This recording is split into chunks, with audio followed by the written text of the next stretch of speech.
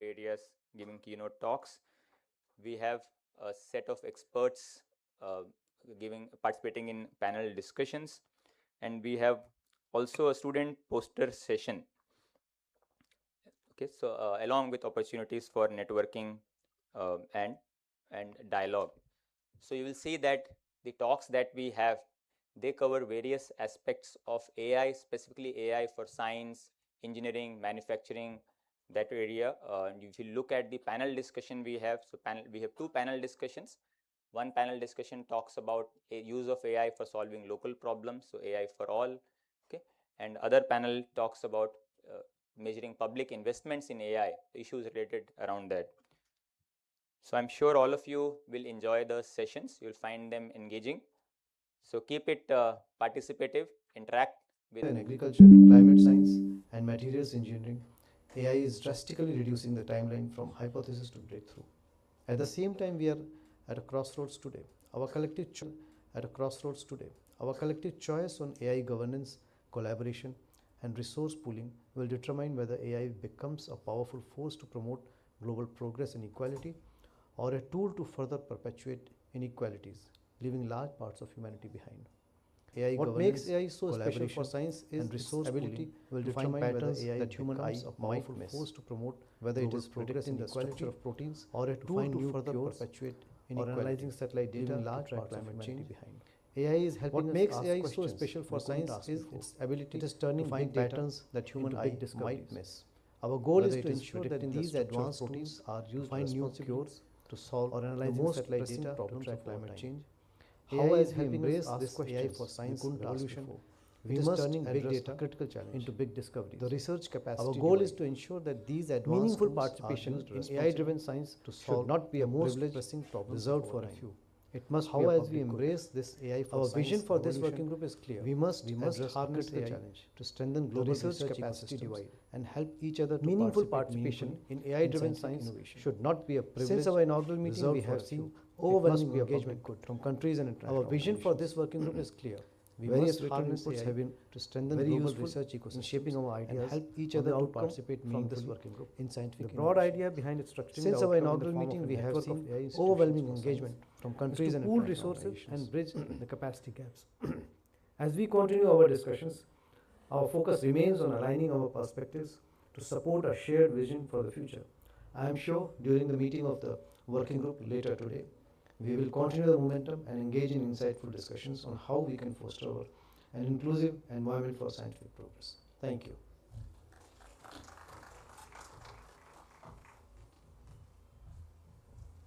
Thank you, sir.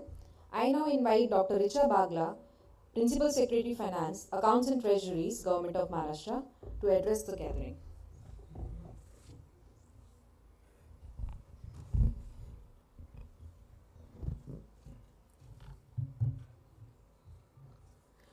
A very good morning, Honorable Chief Secretary Sir, Government of Maharashtra, Honorable Professor Karandikar, Secretary DST, Government of India, Professor Shirish Kedare, Director IIT Bombay, Shri Amit Shukla, JS MEA, Director IT, Government of India, distinguished dignitaries on the dais, distinguished faculty members, domain experts, researchers, industry leaders, esteemed delegates, ladies and gentlemen.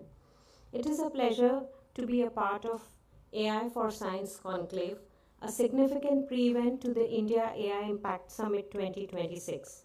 I compliment IIT Bombay and the organizing team for creating this important platform where science, technology, governance, and policy converge. I would like to now share my views on role of AI in governance and public finance. In government, especially in the domain of public finance, we are custodians of public money, public trust, and public outcomes. Digital platforms today are no longer just systems of record, they are systems of intelligence. Our Integrated Financial Management System, or IFMS as we call it in short, is one such mission critical platform. It processes salaries, pensions, receipts, payments, budget execution, and accounting for the state. IFMS handles large scale, real time, sensitive financial data, making it an ideal candidate for responsible and targeted use of AI. There are various opportunities which I would like to throw in front of the participants, which can be used in the IFMS ecosystem.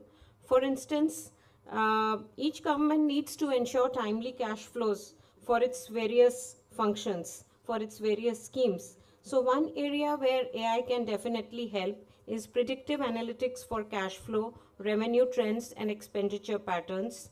It can help with early warning systems for abnormal transactions, fraud detection, and risk profiling.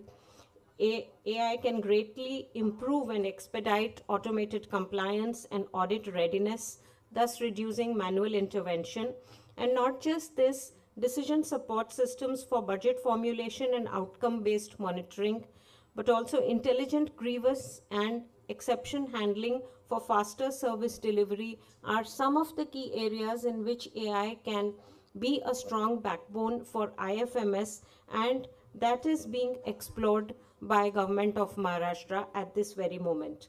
These are not futuristic concepts. With the right data governance, security frameworks, and institutional capacity, AI can meaningfully engage with augmented decision making in IFMS without compromising the accountability.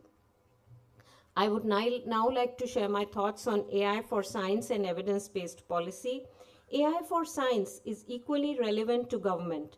Scientific methods powered by AI help us move towards evidence based policy making, whether it is forecasting fiscal stress, evaluating scheme outcomes, or assessing long term sustainability. AI enables us to shift from reactive governance to anticipatory governance, which is very important in today's time and age. However, I would like to emphasize that in government systems, AI must remain assistive, transparent, and auditable. Human oversight, explainability, and ethical use are non negotiable, especially in financial systems that impact millions of citizens.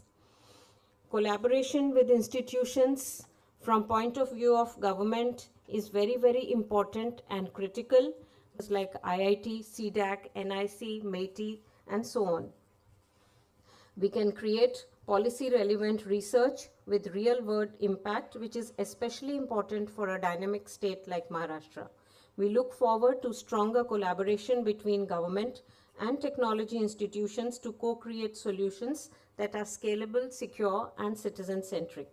I am confident that deliberations in this conclave contribute significantly to shaping India's AI journey, not only in science and research, but also in governance, public finance, and service delivery. I once again thank IIT Bombay for the invitation and for hosting this timely and very impactful conclave.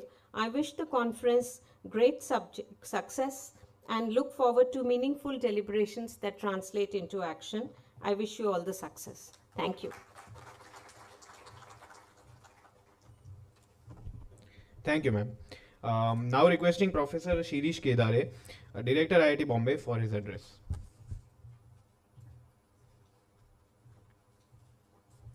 Thank you. It's my pleasure to be here with Professor Karandikar, who is, of course, our professor in essence. That's what I'll say. Then, of course, Rajesh Agarwal ji, the Chief Secretary of Maharashtra, Richa Bagla ji, Amit ji, who is also an alumni of IIT Kanpur, and his brother is from IIT Bombay. So, and Mani Bhushan, my colleague who is managing all these things, our colleague from MAITI, and I see many support system from DST and MAITI, officers from different departments, experts and researchers. I can see many of our alumni who are expert in this domain and other experts, professors, students, and all our IIT Bombay researchers. It's very pleasure to be here, and it's a very critical topic, AI for AI impact. So it said that the short-term impact of AI is mostly overestimated, and the long-term impact of AI is mostly underestimated. So we are expecting too much, but we are not really ready for a long-term thing, how it can change the ways it happens. And that's one thing the AI impact can be described as. And therefore, I will say that we need to use AI, but also address the other part, handle with care, is one of the major thought that comes in my mind. And then AI has a lot of uh, advantages in research. Of course, identifying the questions, contextualizing, encompassing lot of knowledge available in some nooks and corners of the knowledge domain, and integrating, analyzing. So a lot of problems, but still, how do we keep the role of researchers relevant? So researchers doing all these things will suddenly feel that, oh, I am irrelevant. And we now have to get over with it. And in research, the domain specific knowledge in AI, we are many times concentrating on the tools and ways it is used. But each domain has a lot of AI use, and very many, for example, bridge design in civil has to be backed up by a lot of data, understanding of physics, data also, validation, verification. Each domain poses all these challenges. So how do we handle it? How do we structurally handle it as an education institute, as an industry, as a government? How do we restructure the whole thing? These are the many issues as far as AI in research, knowledge generation, science, technology is concerned. On the other hand, in education, it's of course is very good because it can incapacitate the teacher.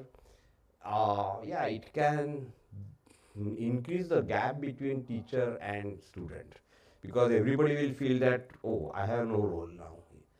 But on the other hand, it can also be used as well as, so if we by other means reduce the gap between teacher and student, then it will be highly beneficial. So how do you do it? It's really a challenge to use AI with care so that we can surmount the limitations. Another major feature is every 1 month the things are going to change. What we feel today are limitations are no more there. So think of the advantages and they are there, something like that. So these are the issues as far as research is concerned. But all said and done, the mass approach that AI provides is very important. Integrating the data, especially the languages. We have 22 basic languages, 780 dialects of it, and we are working at IIT Bombay on LLM, sponsored by DST first, and now Bharat Jain, supported by Maiti. We are very grateful for them. This is a pioneering work. Actually, I should mention Professor Pushpak Bhattacharya, who started this work on languages, and he's unfortunately passed away recently. But his pioneering work in Bhashini and language models, which is taken ahead by our other professors, including Ganesh and others. So this is very important, and we are working on Bharat Jain, our own platform, to reduce the susceptibility on other countries and have our own sovereignty protected. So this is very important, especially with AI. Now we can take governance to everybody. We can take economic activities, financial activities to everybody in his own language or her own language is very important. So it's an integrating force. It's a force which will take all everybody along without losing identity. This is extremely important, and these are the positive points of AI which need to encourage, harness through maybe the entrepreneurship challenges, various applications, but a lot of basic work needs to be done in this domain. Will it address the issues of sustainability? Yes, that's one of the thing, because it also has an energy footprint, and how we can do this. Otherwise, these two challenges, AI, sustainability, and The third one is healthcare. Will they help each other to go ahead, or will they cross each other? Only future will tell. I think AI impact, again I will come back to think the long term impacts of AI are much underestimated, and we need to handle AI. It will be very impactful, no doubt about it. How, future will tell. That's my thought. Thank you.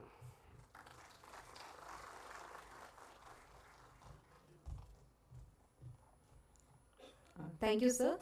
We are honored to have a special address by Shri Rajesh Agrawal, Chief Secretary, Government of Maharashtra. Please, sir.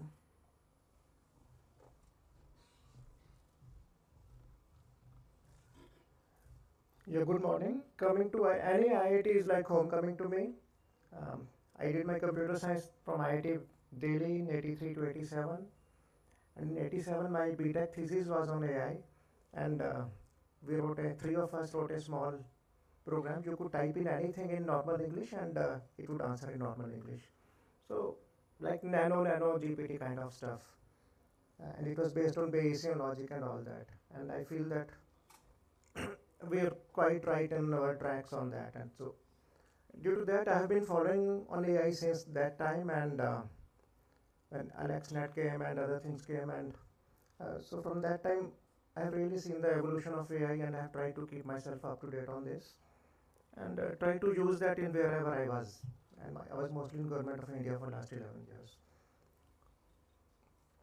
So usually I think on my feet. I don't have a prepared speech. So today, since I'm in IIT Mumbai and the topic is on AI, so let me talk about the dance of hydrocarbons and silicon. So long back our ancestors, and I'm a fan of Yuval Harari, so sometimes I start on that. So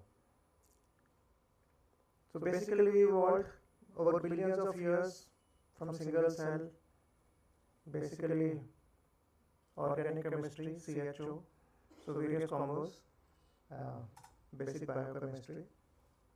And then somehow a few million years ago, we stood on our 2 feet.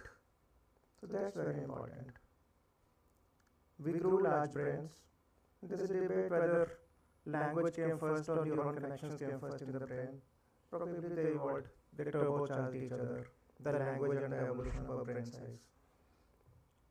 And then very interestingly, we have opposable thumbs. Opposable thumbs. Very difficult for robots to do even today. And we have 26 degrees of freedom in our thumbs and fingers. So that's where now robots are also evolving. And we had human empathy, which is quite different from other animals. You can't put 500 chimpanzees in this room and they will not sit so silently. So we collaborate with each other. We have empathize with each other. We can role play how the other person thinks and feels. And we have gut feelings. So standing on feet, opposable thumbs, large brains, empathy, gut feelings. So if AI and robots evolve then either we have competition or we have extremely good collaboration with that new life form. So let us see where the things go. And science is basically PCM, physics, chemistry, maths. So AI has started cracking maths now. It has gone beyond just token prediction. So math, new conjectures, new theorems. So probably new mathematical discoveries. That is going to be a very interesting part. Same thing on physics. So a lot of discovery of new physics. Again, playing at nano or atomic levels. So we will see good pharma, good new materials, which will help us go to space much faster, much better. Design of new engines of cars, vehicles, so on. So life is going to change quite dramatically. So that way, this Summit AI Impact Summit in India, it's very important for us, for our sovereignty. Very interestingly, we saw Americans just going to another country and picking up their president very silently, very recently. And obviously, people have different conjectures. No one knows outside really what happened. But probably they had full grip over their power grid many months back, and so on into many of their systems.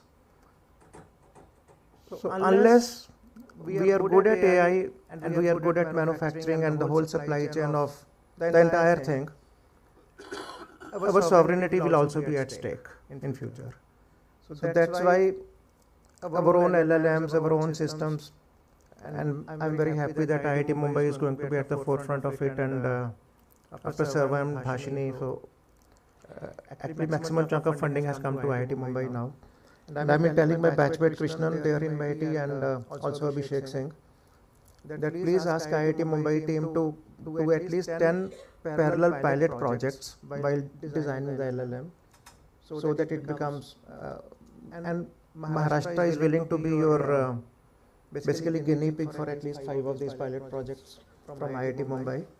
So that will be win-win for both of us, and IIT Mumbai being in Maharashtra, so I think we should be able to do some good work on that. We might not have sovereign LLMs at the moment, or really working very well kind of LLMs, but at least we have a huge supply of professionals, including students and professors from IIT Mumbai, who are really doing good work and getting into global solutions also. So we are good users of AI at the moment. At retail level also, whether it's Google or Meta or anyone else, we are a very good market for them. I was talking to Microsoft guys also, so Microsoft Azure APIs, etc. Our business is really latching on to those also. So we should have our own algorithms, we should have our own people, and next is data should remain in country. Data and the questions asked should remain in the country. So I'm very happy that India is now improving on data centers, and at the moment 60% of India's data center compute is in Maharashtra, Mumbai, Pune, other parts of Maharashtra. Yesterday I was having a good chat with AWS teams also, and they're also really expanding in Maharashtra, and we are working very collaboratively with all the industry. So anyone from this industry sitting in this audience, whatever is your wish list, the bureaucracy headed by me and the Chief Minister and the entire political leadership would love to work with you and ensure that Maharashtra is a good destination for you guys. So you have obviously a choice of states within India, but we believe that Maharashtra is a progressive professional state, and with all kind of skill sets, and will be willing to work with anyone on this. And so let's work together on this and ensure that we remain sovereign. AI is going to be a very different beast from other inventions till now, and if we lag behind, probably we will be slaves again in a different way. Thank you so much.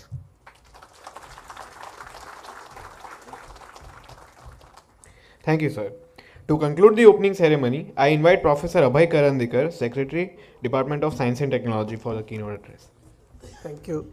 Thank you very much, Shri Rajesh Agrawal, Chief Secretary of Government of Maharashtra, Professor Shirish Kedare, Director of IIT Bombay, all the distinguished guests who are attending this event as a part of the AI working group in science. Also, my colleagues from the Ministry of Electronics and Information Technology, Department of Science and Technology, and also Ministry of External Affairs.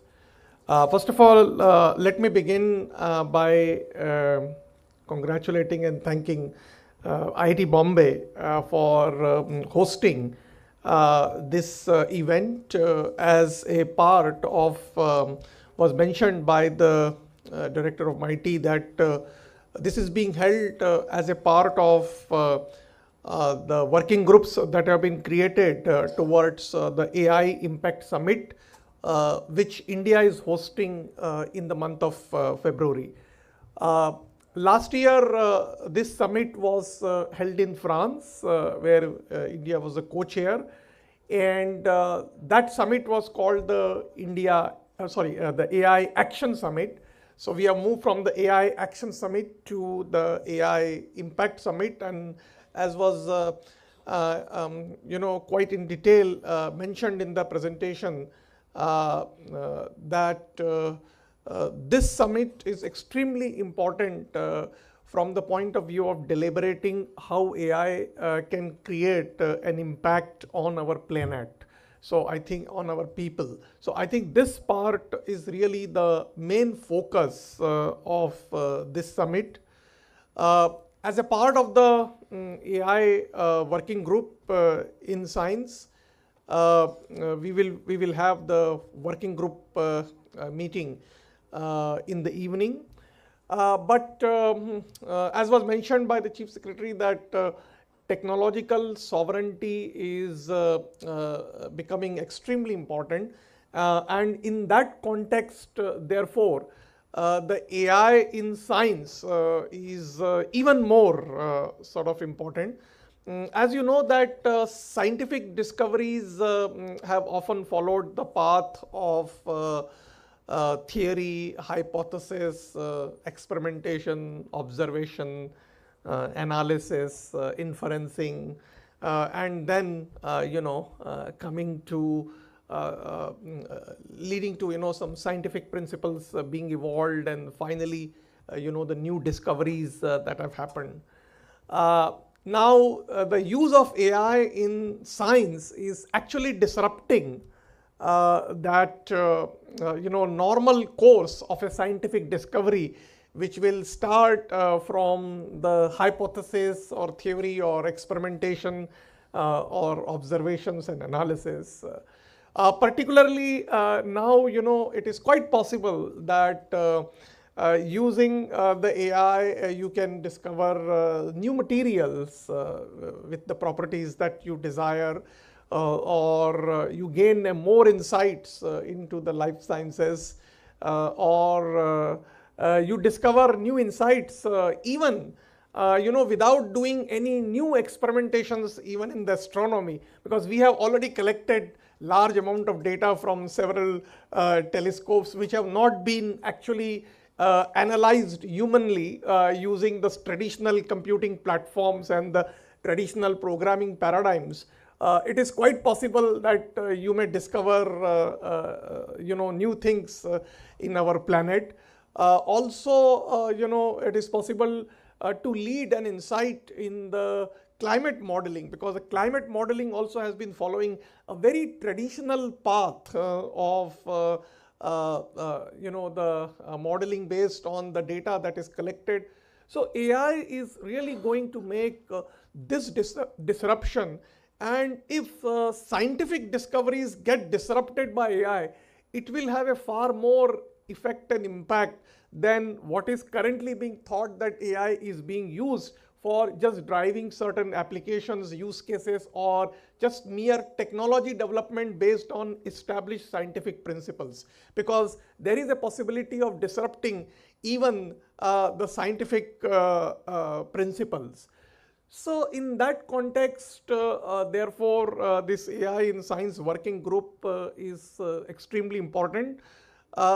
We, as a part of this working group, we are hoping that we create a network of AI researchers in science across the globe who will come together, will share their thoughts, will share their data sets, and see how we can create scientific discoveries crossing the borders. And I think that is really the most important aspect of this. We will be deliberating this in the working group meeting which will be held today evening. From the Government of India perspective, as you know that we are giving a significant importance to the artificial intelligence in general. Ministry of Electronics and Information Technology is driving a large mission mode program on India AI mission.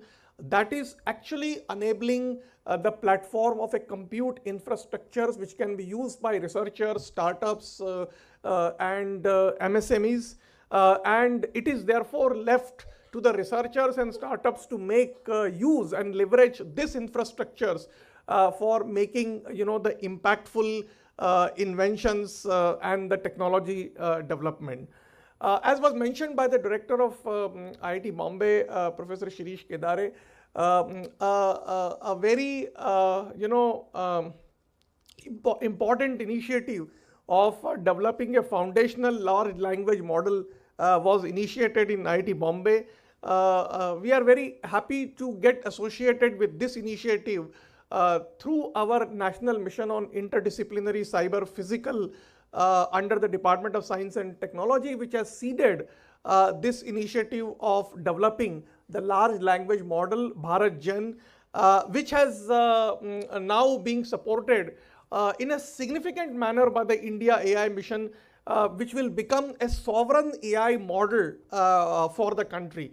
And we believe that once the sovereign AI model is developed, one can actually do the distillation of this large language model and create smaller language models for different applications and use cases. So in that context, actually developing a large language models even for a few billion parameters may be important, because the distillation from this for the smaller language models can become extremely important.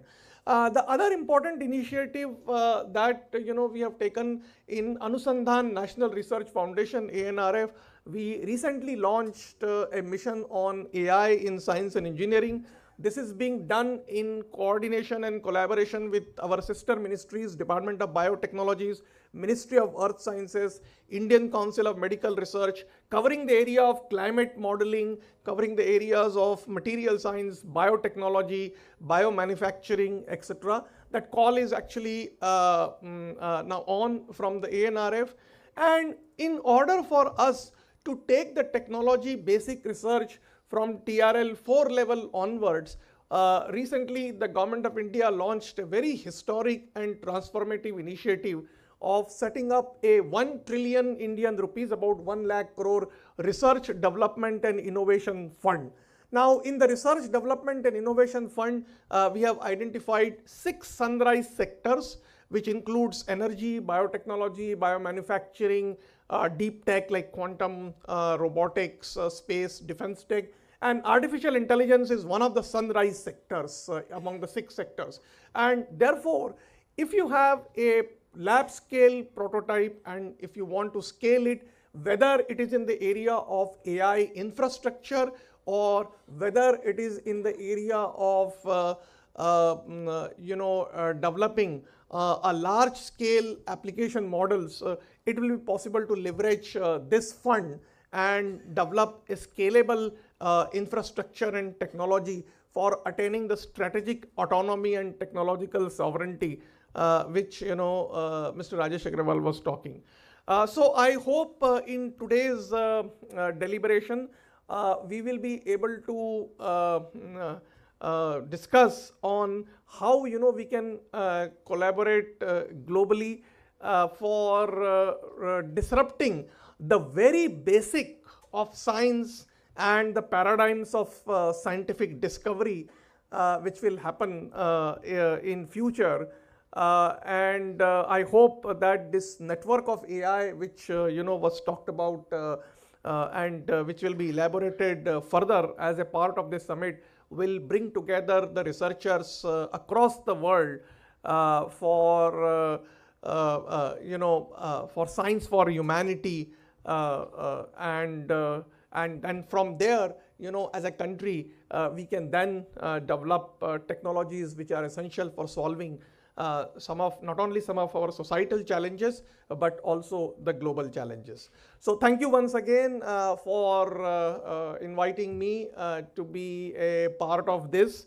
I would also like to take once again this opportunity to thank IIT Bombay, which is hosting this meeting in collaborations with the government of Maharashtra. And as was mentioned by the Chief Secretary of Maharashtra, I'm sure the IIT Bombay can work with the government of Maharashtra to provide the support for use of AI in different sectors. The India AI mission, the Ministry of Electronics and Information Technology, and the central government in general will be happy to support any such initiatives which are meant for the welfare of our society. Thank you.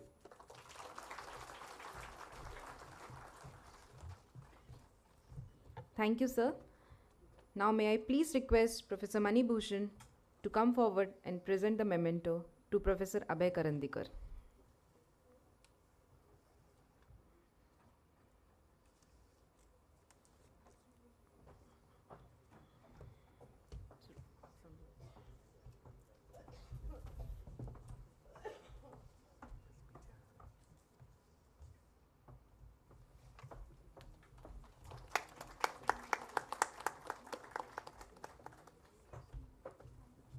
Sir, I would also request you to present the memento to Sri Rajesh Agrawal.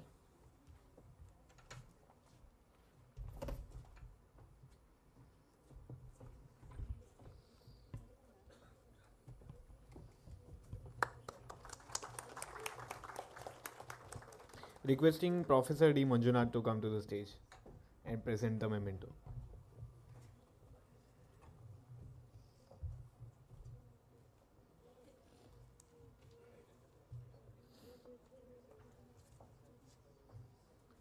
So Professor Manjunath will be presenting a memento to Professor Shirish Kedare.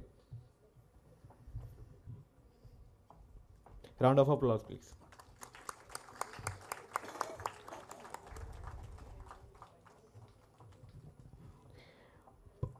Also, Professor Manjunath to kindly remain on the stage and present the memento to Dr. Richa Bagla.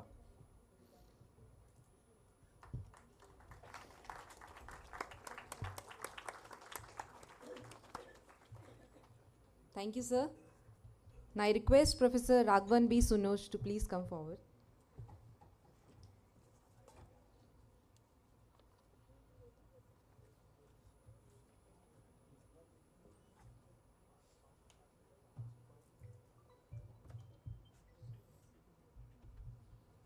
I request Professor Sunoj to please present the memento to Sri Amit Shukla.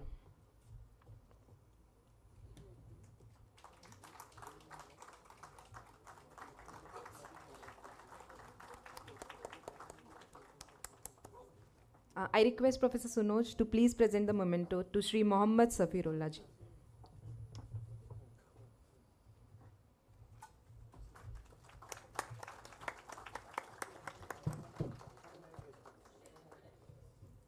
Thank you, sir. So everyone, this is the end of the opening ceremony. We will break for tea and poster showcase. Posters are displayed on the designated exhibition area on the 10th floor. Kindly note the next session will begin shortly at 11:25 sharp.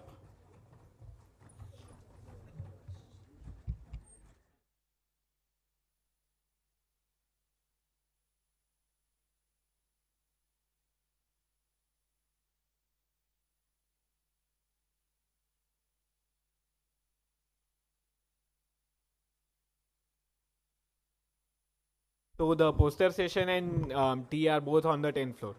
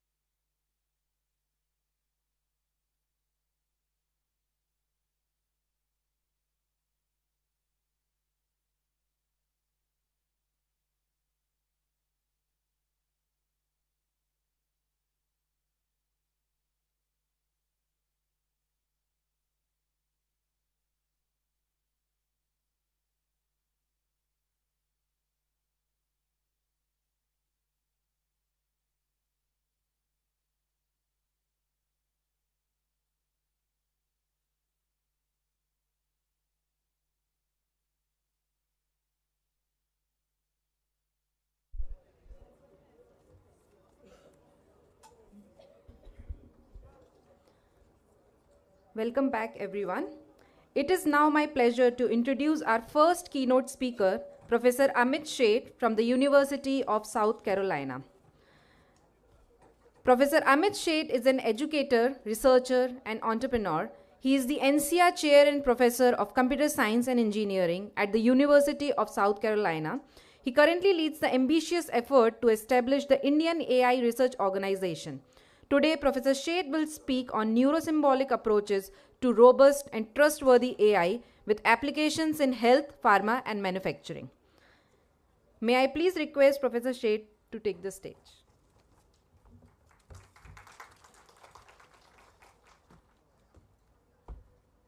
Thank you very much.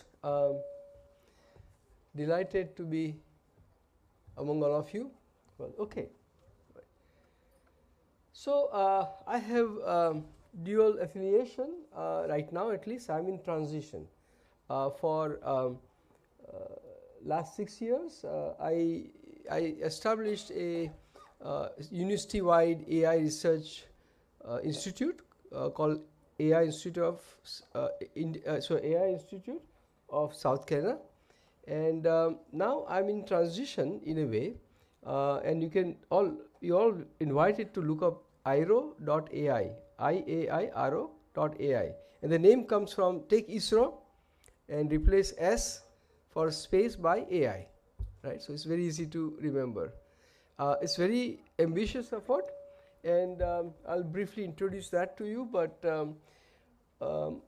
let me give you this very quick background. So at IRO we do, sorry, not IRO, at AI Institute we do research in a number of core AI areas, but at the same time we also do extensive translational research.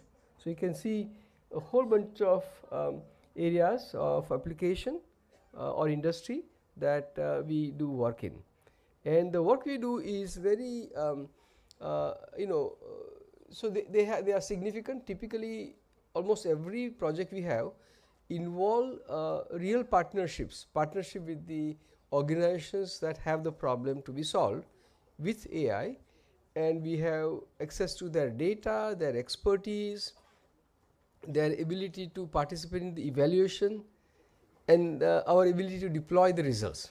So in that way we have been able to have exceptional impact. One of the most important things we have done there is to train world-class researchers and students and innovators. Just to give you a simple example about what I graduated 38 PhDs so far, 9 are on the way, and about 1/3 of recent PhDs had 1,000 citations or more before they graduate, and the average citations for these students that I have graduated is significantly more than 500.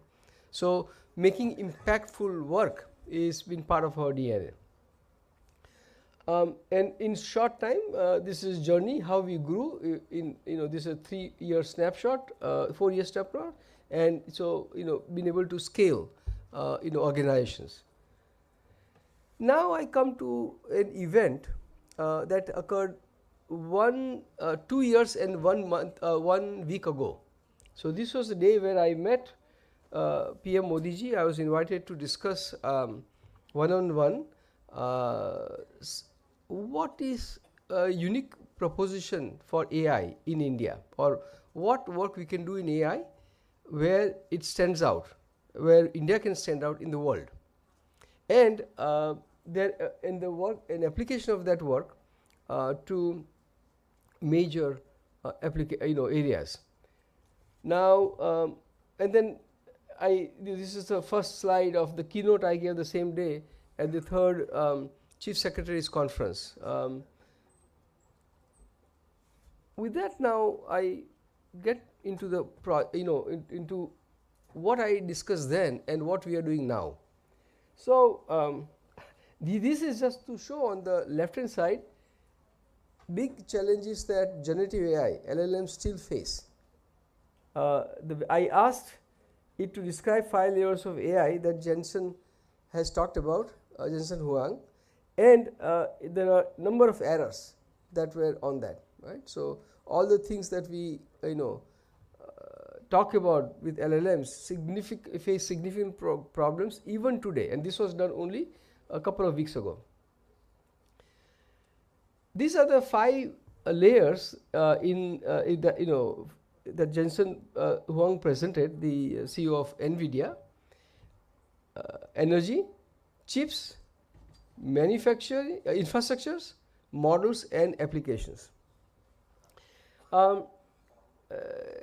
If you think about China has substantial advantage in energy. US is a little ahead or somewhat ahead in chips. US has the best infrastructure like GPUs and data centers on which they are hosted, followed by China. I'm going to talk a little bit about models and applications and where India can make big progress and also lead something at the world level. So if you look at AI today, you'll notice that in what you might call consumer market, US is by far the leader. An example of what makes US leader is ChatGPT and whole bunch of models along that line. OpenAI, Google, Microsoft, many other companies have leadership in this area. But China has already become a leader in enterprise market. So the models of the kind DeepSeek and the innovations that they have done, where they are typically open source or free models with open weights, and you can download that model on your enterprise. So for example, Airbnb is using Chinese models because they can host for themselves and manage it, and that has benefit of privacy and other issues, right, rather than uploading, and cost issues, cost advantage. So that's where, and China has the lead in the world. Jensen Huang noted that 9 out of top 10 institutions in the world in AI are in China, and I have reasons. I mean, this is all solid information, I would say. One of the, I think probably arguably the most important technology in AI has been the LLM. No doubt it is very useful, no doubt it is very influential, but it is jack of all and that no master of none, and that observation gives an idea as to where India can be a leader. And I'm going to, there is one other very interesting thing that Gartner noted, that in 2 years, the majority of the AI task will be focused, majority of AI will be focused on solving the task, creating the task, and for specific reasons. Wherein now, the idea that you get is that if you solve very specific enterprise kind of problem and create the IP, India has a chance of making global products. It is too late. Now, certainly there is certain role for India to work on LLM, just like IIT Bombay is working on BharatGen, or AI for Bharat or Sarvam. They are solving a very, I guess, concrete problems that deal with, let's say, languages. India has a lot of languages and we need to support that. So in that, nobody else is going to do that, and hence we need to do that, and hence these efforts are needed. And so this is that's fine, and I'm glad that the government has provided the resources.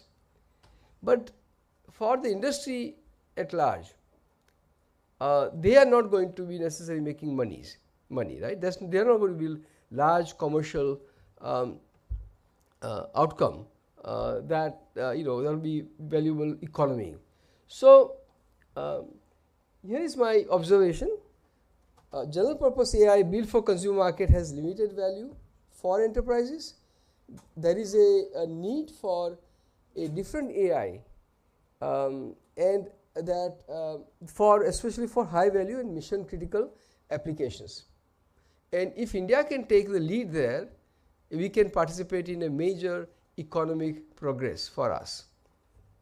and we can even lead in India. So for that, I have been arguing for a different kind of AI, and there we have 4 elements. Compact, these models need to be cheaper to make, small, and they should be you should be able to run them at various places on the cloud, on the edge devices, on the mobile phone. That this should be custom, meaning rather than solving a broad set of problems as let's say LLMs would do typically, they should solve very specific problem, let's say in finance, in healthcare, in pharma, in earth sciences. And when you do those custom models, you need specific data and knowledge to train them, to create them. India can have data because we have industry, we have people working in that. So we'll have our unique data, not the data that is on the crawl from the web, not the common crawl, right? But data that is specific to that industry or use case, and knowledge. People are working here. If they are building, you have healthcare data for Indian patient population, and you have knowledge because our protocols may be different than the protocols in the West. So you have that knowledge also. Then you need neurosymbolic, and that's the thing I'm going to talk about. So let's see that in detail later on. And then composite, because when we create agentic AI systems, one of the agents may call a tool, another may call a large language model, third may call a small compact neurosymbolic model, right? So with that in mind, we have developed 15 elements that are necessary, or at least some of them are necessary in solving some of the real world problems. So for example, you need safety, right? You need user level explainability. Suppose a doctor is going to use a chatbot, and if your system cannot explain how you came to that particular outcome, and the system cannot guarantee that you followed the specific medical guideline for diagnosis, for treatment, there is no reason why the doctor should use that kind of system. And your typical generative AI system cannot do that, right? Similarly, you look at several applications. The type of reasoning necessary for them can be far more richer than the kind of so-called reasoning models. The reasoning models are supporting a very specialized kind of weak reasoning model, a pattern-based reasoning, right? So what you need is quite different than the typical black box generative AI technology would support, right?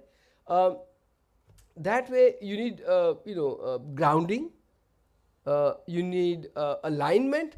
Alignment would be that anything you want to do on a large scale in a society, you have rules, you have regulations, you have policies, you have guidelines, you have laws, right? Human societies work well by having all of those, right? We can't be, in our interaction with others or with the nature, we should not be, we should be bounded by certain things, right? Current generative AI technology cannot be made to, work within those bounds of those policies, guidelines, protocols, right? So you need that kind of thing. So there are 14 of those here. These are some of my this year's dissertations that came out, and they address many of these things, as you can see, right, in the red. That is, I think very powerful and very practical and very important.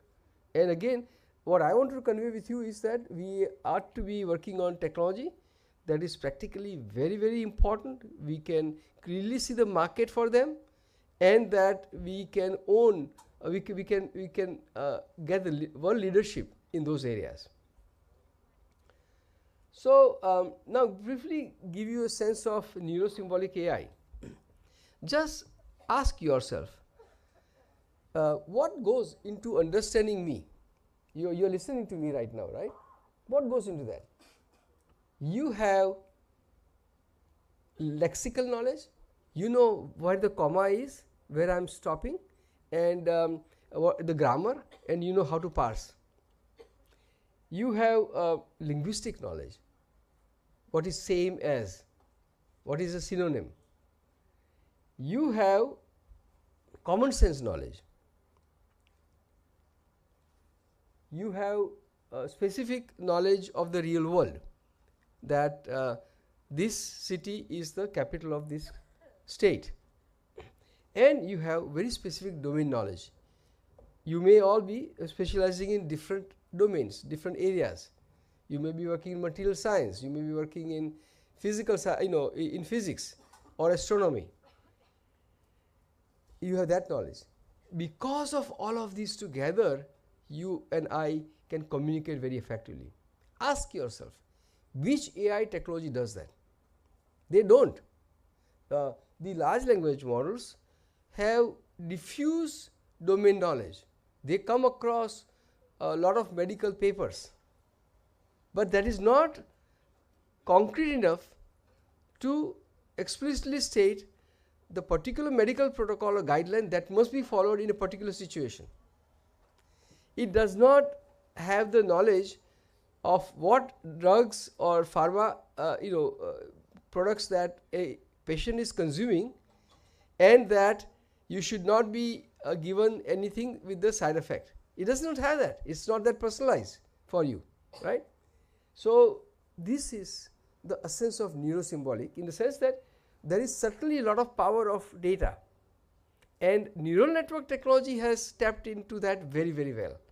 Large data, getting the patterns out of it. So you're taking massive amount of data, you are creating vectors out of that, embeddings, you're creating this parametric space, and you're hitting your query, convert it into vector on that parameter space, and you are, now this is all probabilistic knowledge.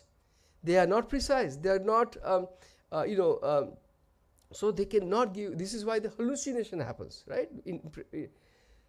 The knowledge is the one that bounds it, makes it, to something that society, medical rules, everything has to follow, right? So there is also another very influential work, Daniel Kahneman, who got Nobel Prize in economics. He talked about thinking fast and thinking slow, and I had independently talked about semantic, cognitive, perceptual computing. So thinking fast is perceptual in my view, thinking slow is cognitive in approach. So system 1 and system 2, our brain can do both of them very well, and these two aspects interleave and work together in very mysterious way. A good system, brain inspired system of future will need to support both of them very, very well, and that is what neurosymbolic is about. This is neurocentric and that is symbolic centric, right? So the idea is neurosymbolic. You want to connect. On the left hand side you see neural implicit parametric representation. On the right hand side you see symbolic explicit knowledge representation, and the idea is to bring them together.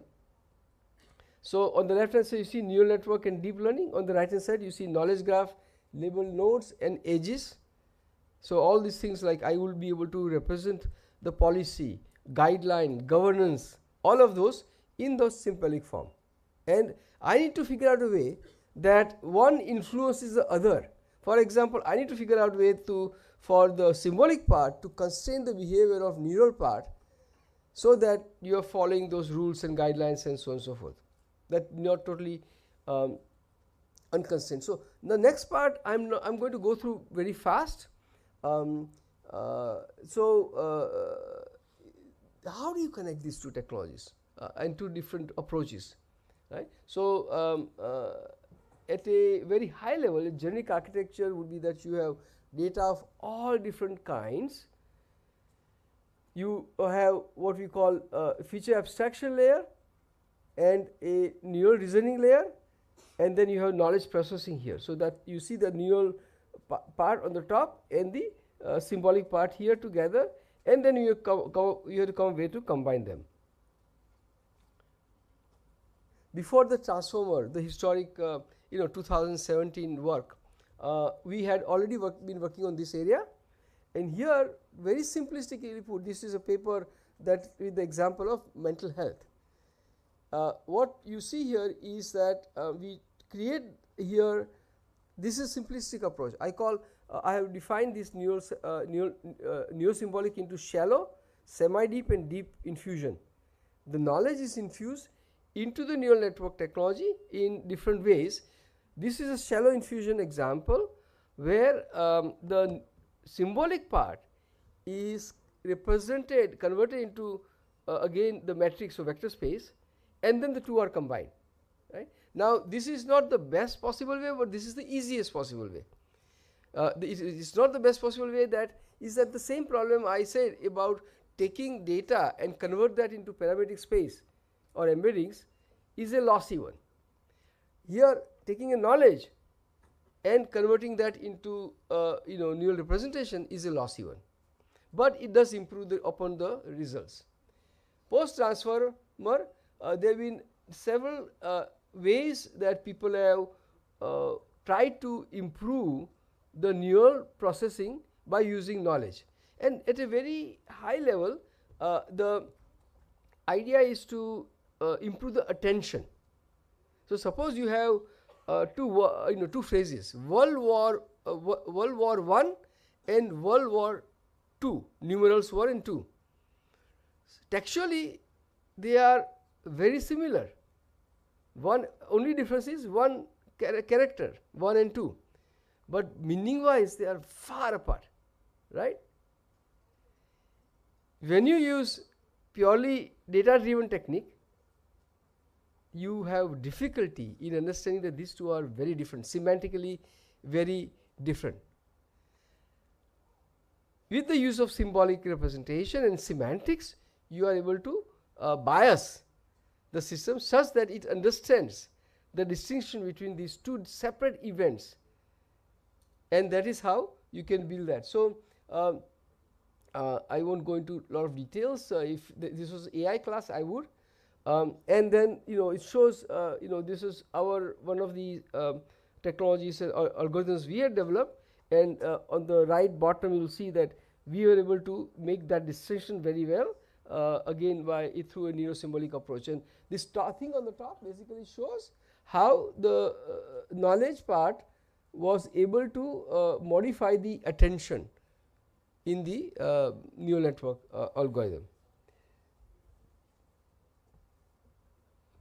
Now, in this particular case, the idea here is that we would so there is another approach. The first set of approach I discussed is to take symbolic part and improve upon the neural part, right? The other approach is that take the neural part and do lifting. Lifting meaning taking out from the neural part, which is messy, massive parametric space, into some graphical representation.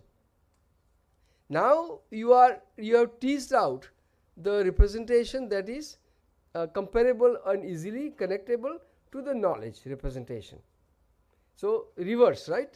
Rather than getting the knowledge into neural, lift out knowledge from neural and connect with the knowledge part. So that is the another sort of general idea that we do. And in one of our papers we discussed see lowering part on the left hand side, lifting part, symbolic to neural, neural to symbolic, right? And there have been multiple, there are two, along with that there are generally two broad strategies about knowledge. One is logical representation and the other is representation knowledge graph.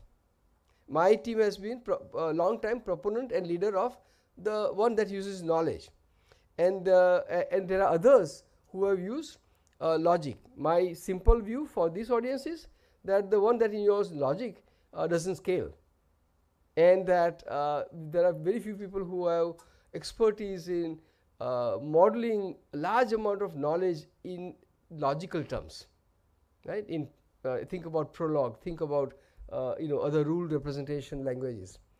But we have scalable, practical approaches to create very large knowledge graph. For example, we work with pharma industry, and I think have created world's largest pharma knowledge graph with millions of entities and tens of millions of facts, right? So, and this was created by a tool that we have developed for creating knowledge graph and managing knowledge graphs, and we could take unstructured, semi-structured and structured sources from which we will extract out graphical information that and connect all together and basically create a knowledge graph.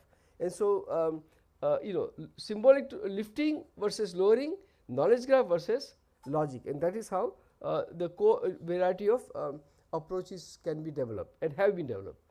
In this one slide, I show that there have been number of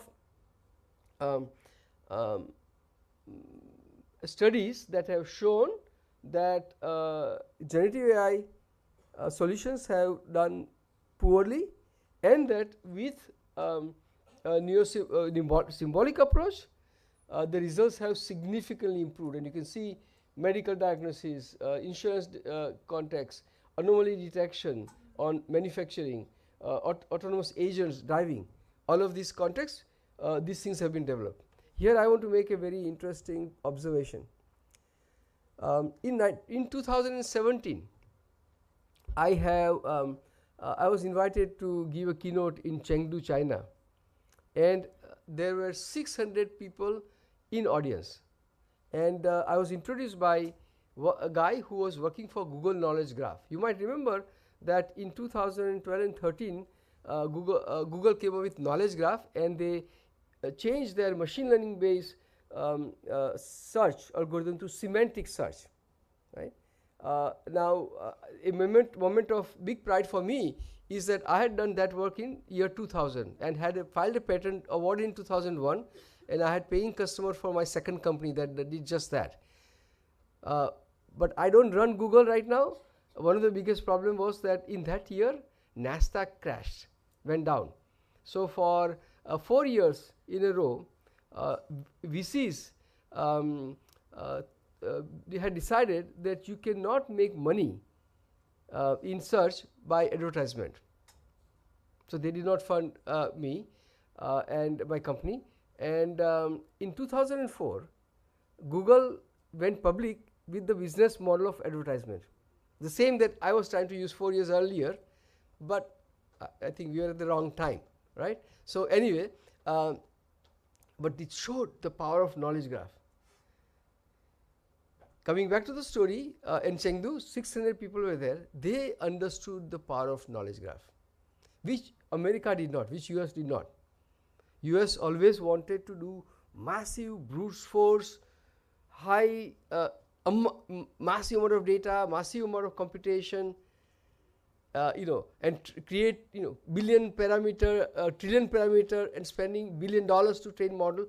That is what they did. There was some success, and have been some success, but you'll see that practically all AI companies are actually making loss, right? OpenAI making massive loss, and it does not have business model to succeed. We'll not go into the business part. Happy to discuss later on. Now we have built multiple applications. I guess I don't have the way to start these videos right now here, so I won't. But all these slides are on. If you go to LinkedIn, I have posted this slide, and you can play all of this video. So I'll just read the title: Allure multimodal guided environment for helping children learn to solve Rubik's Cube, Elevate mental health chatbot, and generative AI and external knowledge based retrieval for library science and deep research in library. Now I'm going to give you some snapshot of the kind of things that neurosymbolic approaches do that generative AI cannot. So in this virtual health thing, you see there a text, you see here the knowledge graph, and you see there a definition of what is the definition of OCD, right? Now imagine trying to classify that text into to decide whether it is OCD or not. You can do to using neural network or deep learning, you can do to some level, and it may be useful in some case, not useful in enough case because the quality would not be that high, but it cannot explain that the AI system has followed all the aspects of that definition to come up with the decision or to explain the decision. Here, by use of knowledge, you are going to do that, right? I can see whether all aspects that obsessive is obsessive, intrusive thoughts, ideas or sensations that matter. All these aspects can be validated here through the use of knowledge.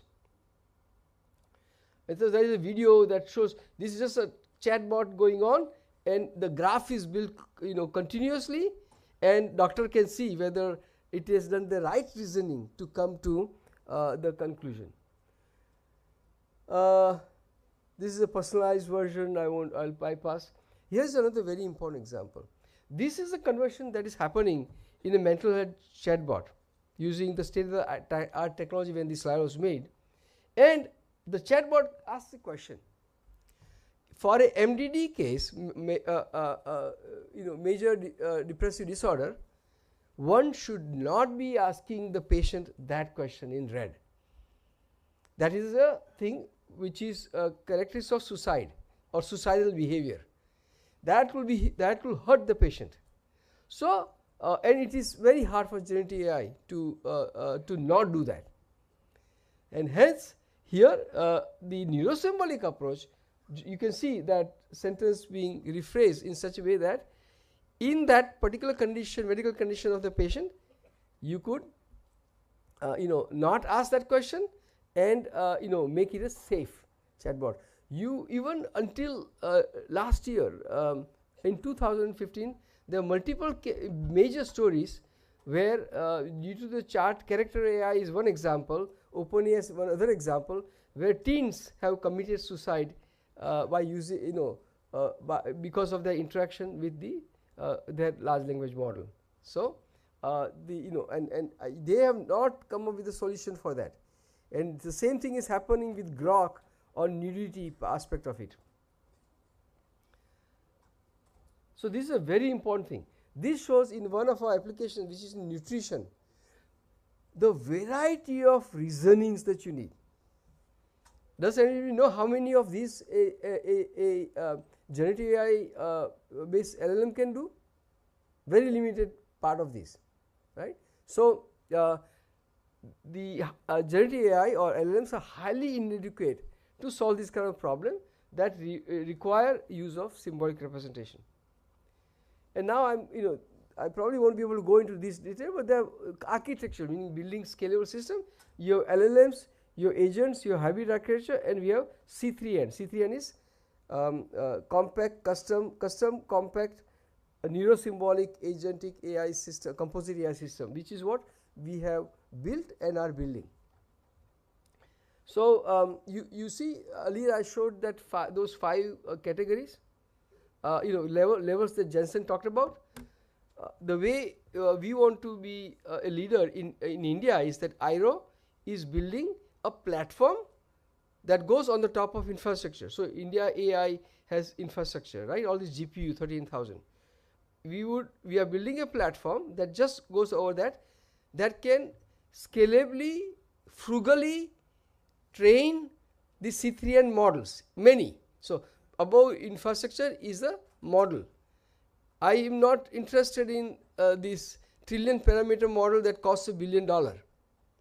I am interested in models for financial services, models for know your customer, models for mental health, models for diabetes, models for manufacturing automation. They just do that very well at much lower cost with high IP, so that Indian startups and Indian corporates can build high value global products. The number of people, influential people, IRO's board includes Sarar Sharma, iSpirit, first CEO of Yahoo, and Ajay Chaudhary, who has written about Aspire, and both have talked about India not, should be a product nation. That is not. We have been great in IT services. That's not going to, that's skill oriented. We need deep talent that is necessary to create products. And so that's what IRO is working on, is started to work on. So we have built some example applications again, and these are, again, I very much invite you to look at the videos as an example. And there is a healthcare for behavioral health, nutrition, and smart pilot for highly automated factory like Mahindra's highly automated EV factory as an example, or a semiconductor foundry in Gujarat that is coming up. That's where those kind of technology will be useful. Okay, I'll bypass some of these other thing, and then I have details thing on smart manufacturing. So thing to understand is, look at this slide. It is pretty significant. What do you see here?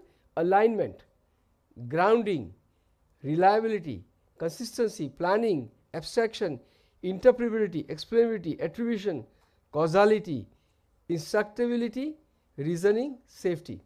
We have in this one application, we have detailed specific example for the need for each of these, right?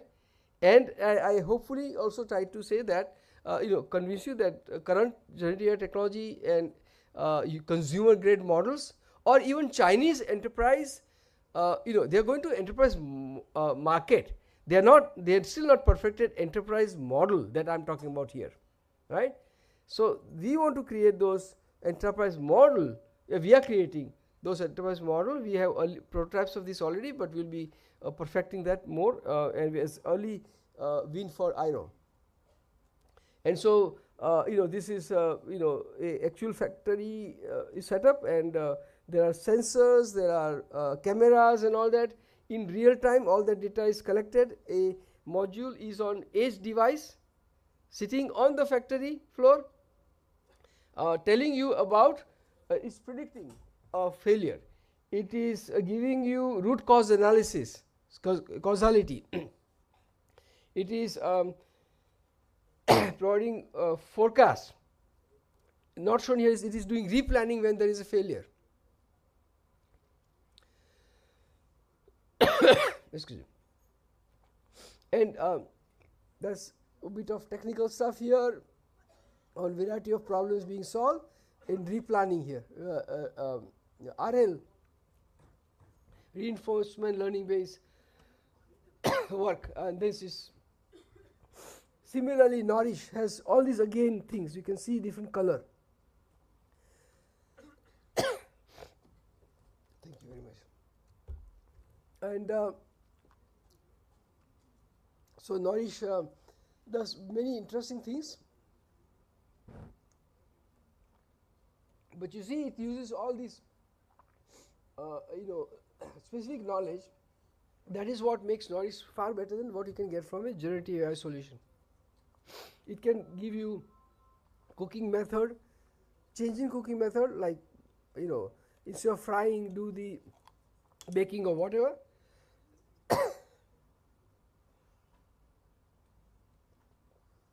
Of course, understands multimodal, but for that particular patient who has diabetes, it can help you make right choices on a continuous basis, right? So here, again, there is a recommendation is giving knowledge graph, explainable and traceable results. So he says pork and grill, it creates carcinogens, avoid. And so many other things. And it also shows the tells you about the source of knowledge that was applied in this situation. So now towards the end, the IRO that we are building, Indian AI Research Organization, and has several interesting things. First of all, it has a partnership of totally world-class people at one place. So if I were to put it one way, it has people like Ramesh Jain, go and meet him. He is the father of multimedia and runs Institute for Future Health at UCI. Similarly, it has some of the top-notch researchers that have trained a lot of highly successful PhD students. Every year in the last 3 or 4 years, my team has published 40 to 60 publications. Some of them have won awards. But what is important is that half of them have, on the average, 2.5 students. Typical papers these days have 6-7 authors. So 2.5 of those students, co-authors, have been from India.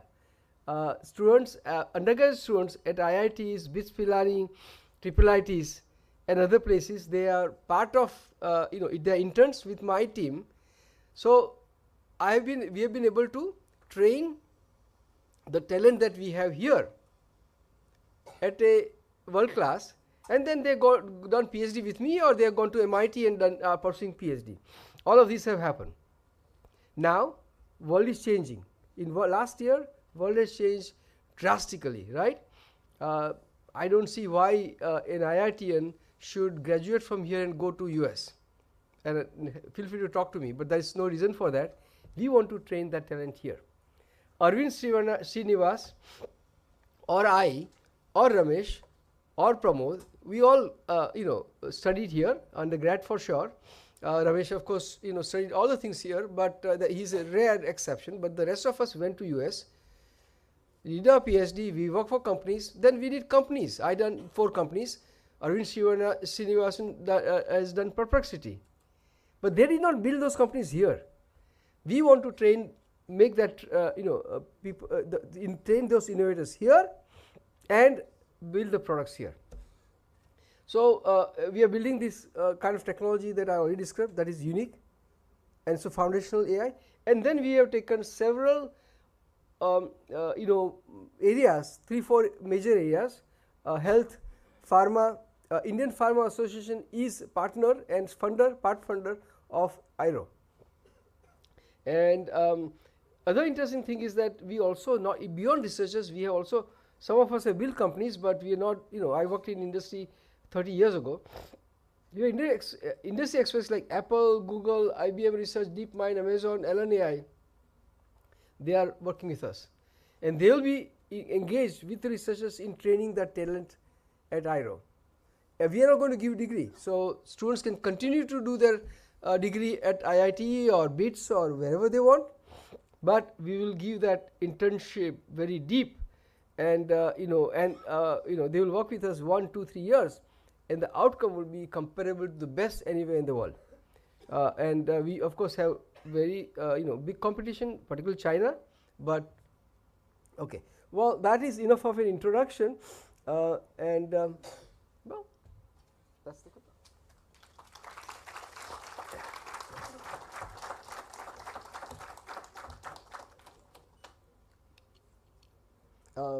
Do I have time or whatever? Take over. So thank you, Professor Sheth. I'll request you to stay on the stage. Requesting Professor Shivgaonkar to come to the stage and present our token of appreciation.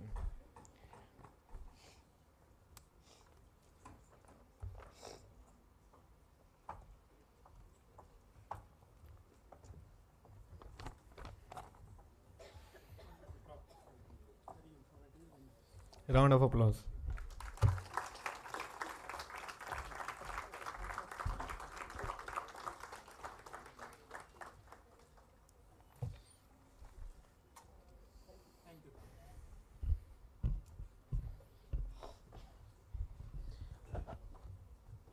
Thank you, sir. So we now move to the second keynote of the day. I am delighted to invite Professor Pramod Khargonekar from University of California, Irvine.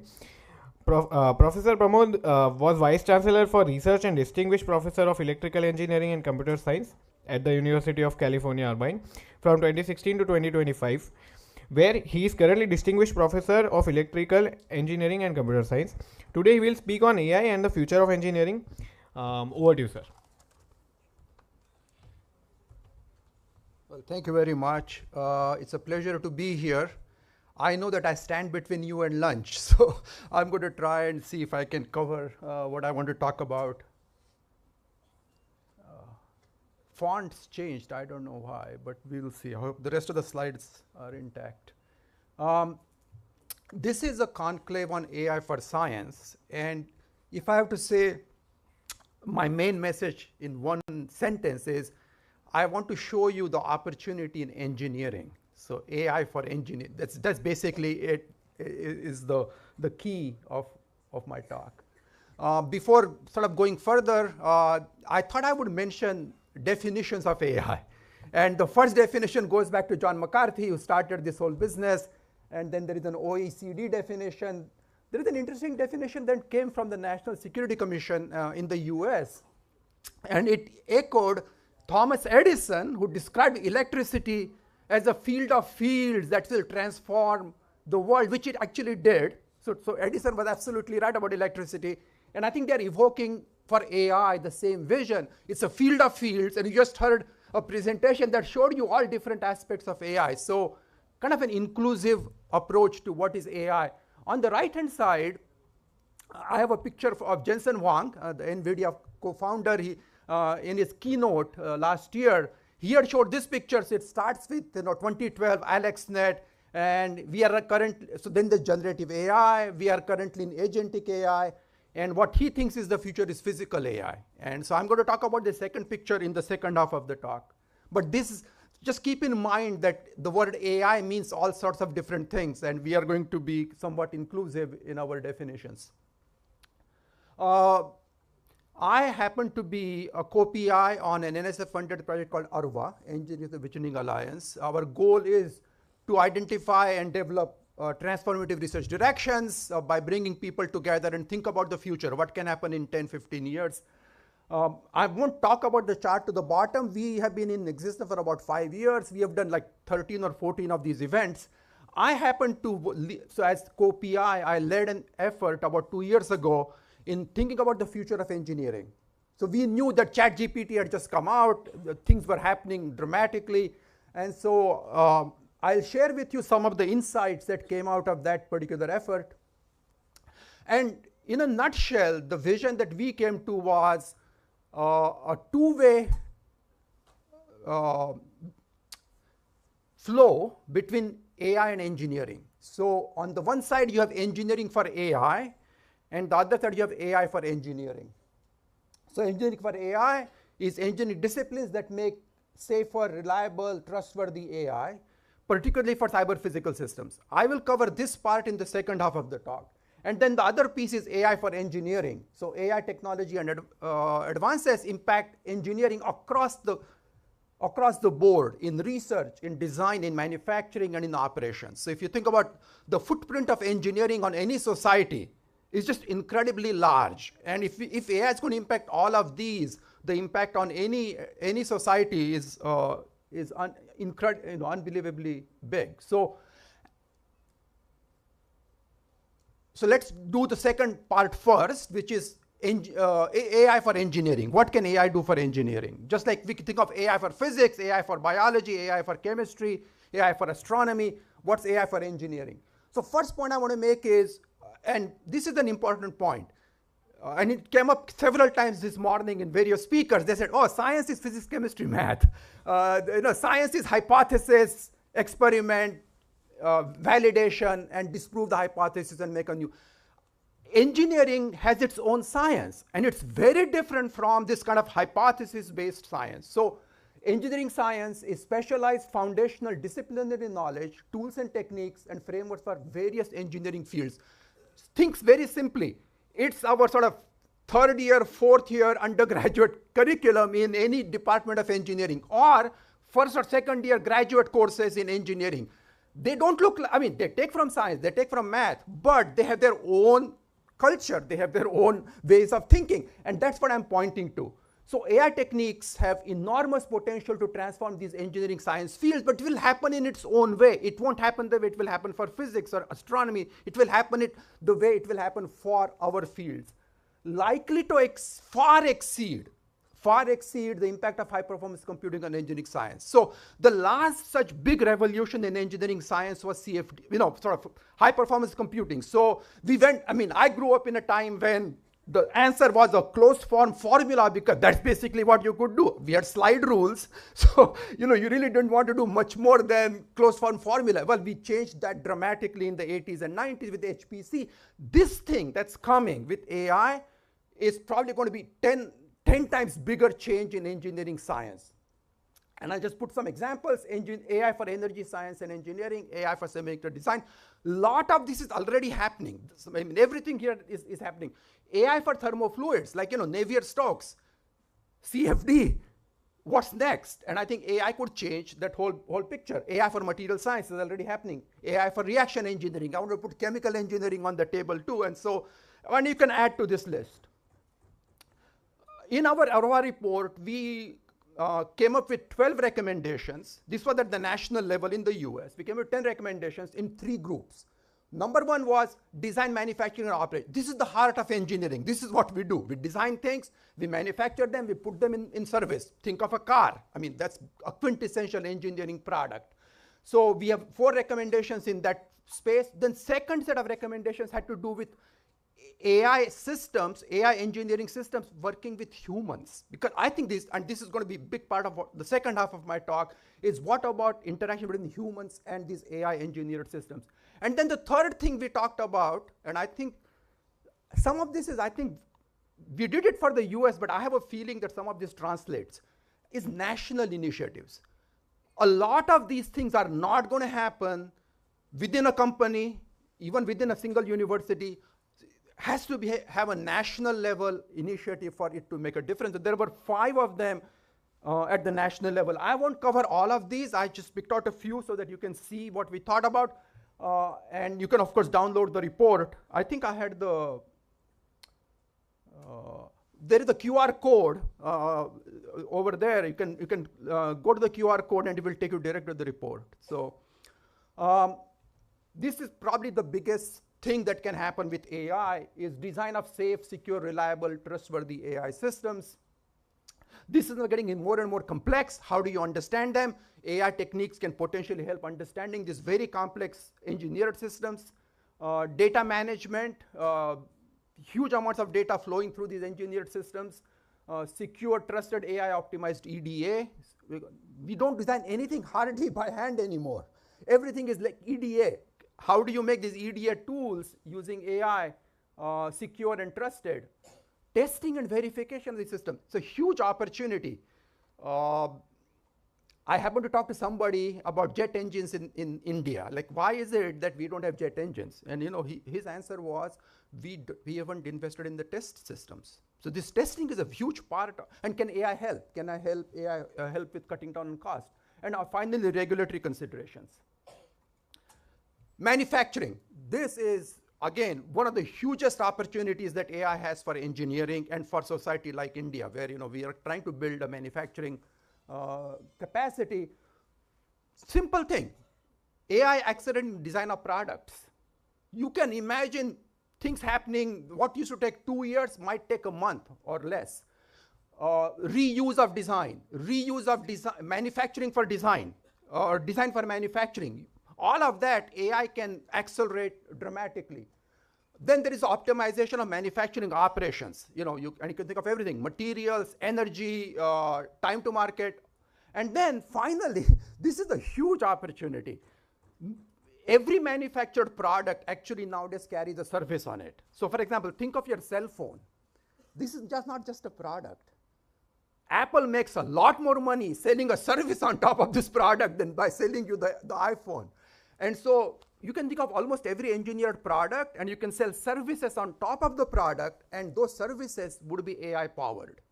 Just think of the enormous possibility here.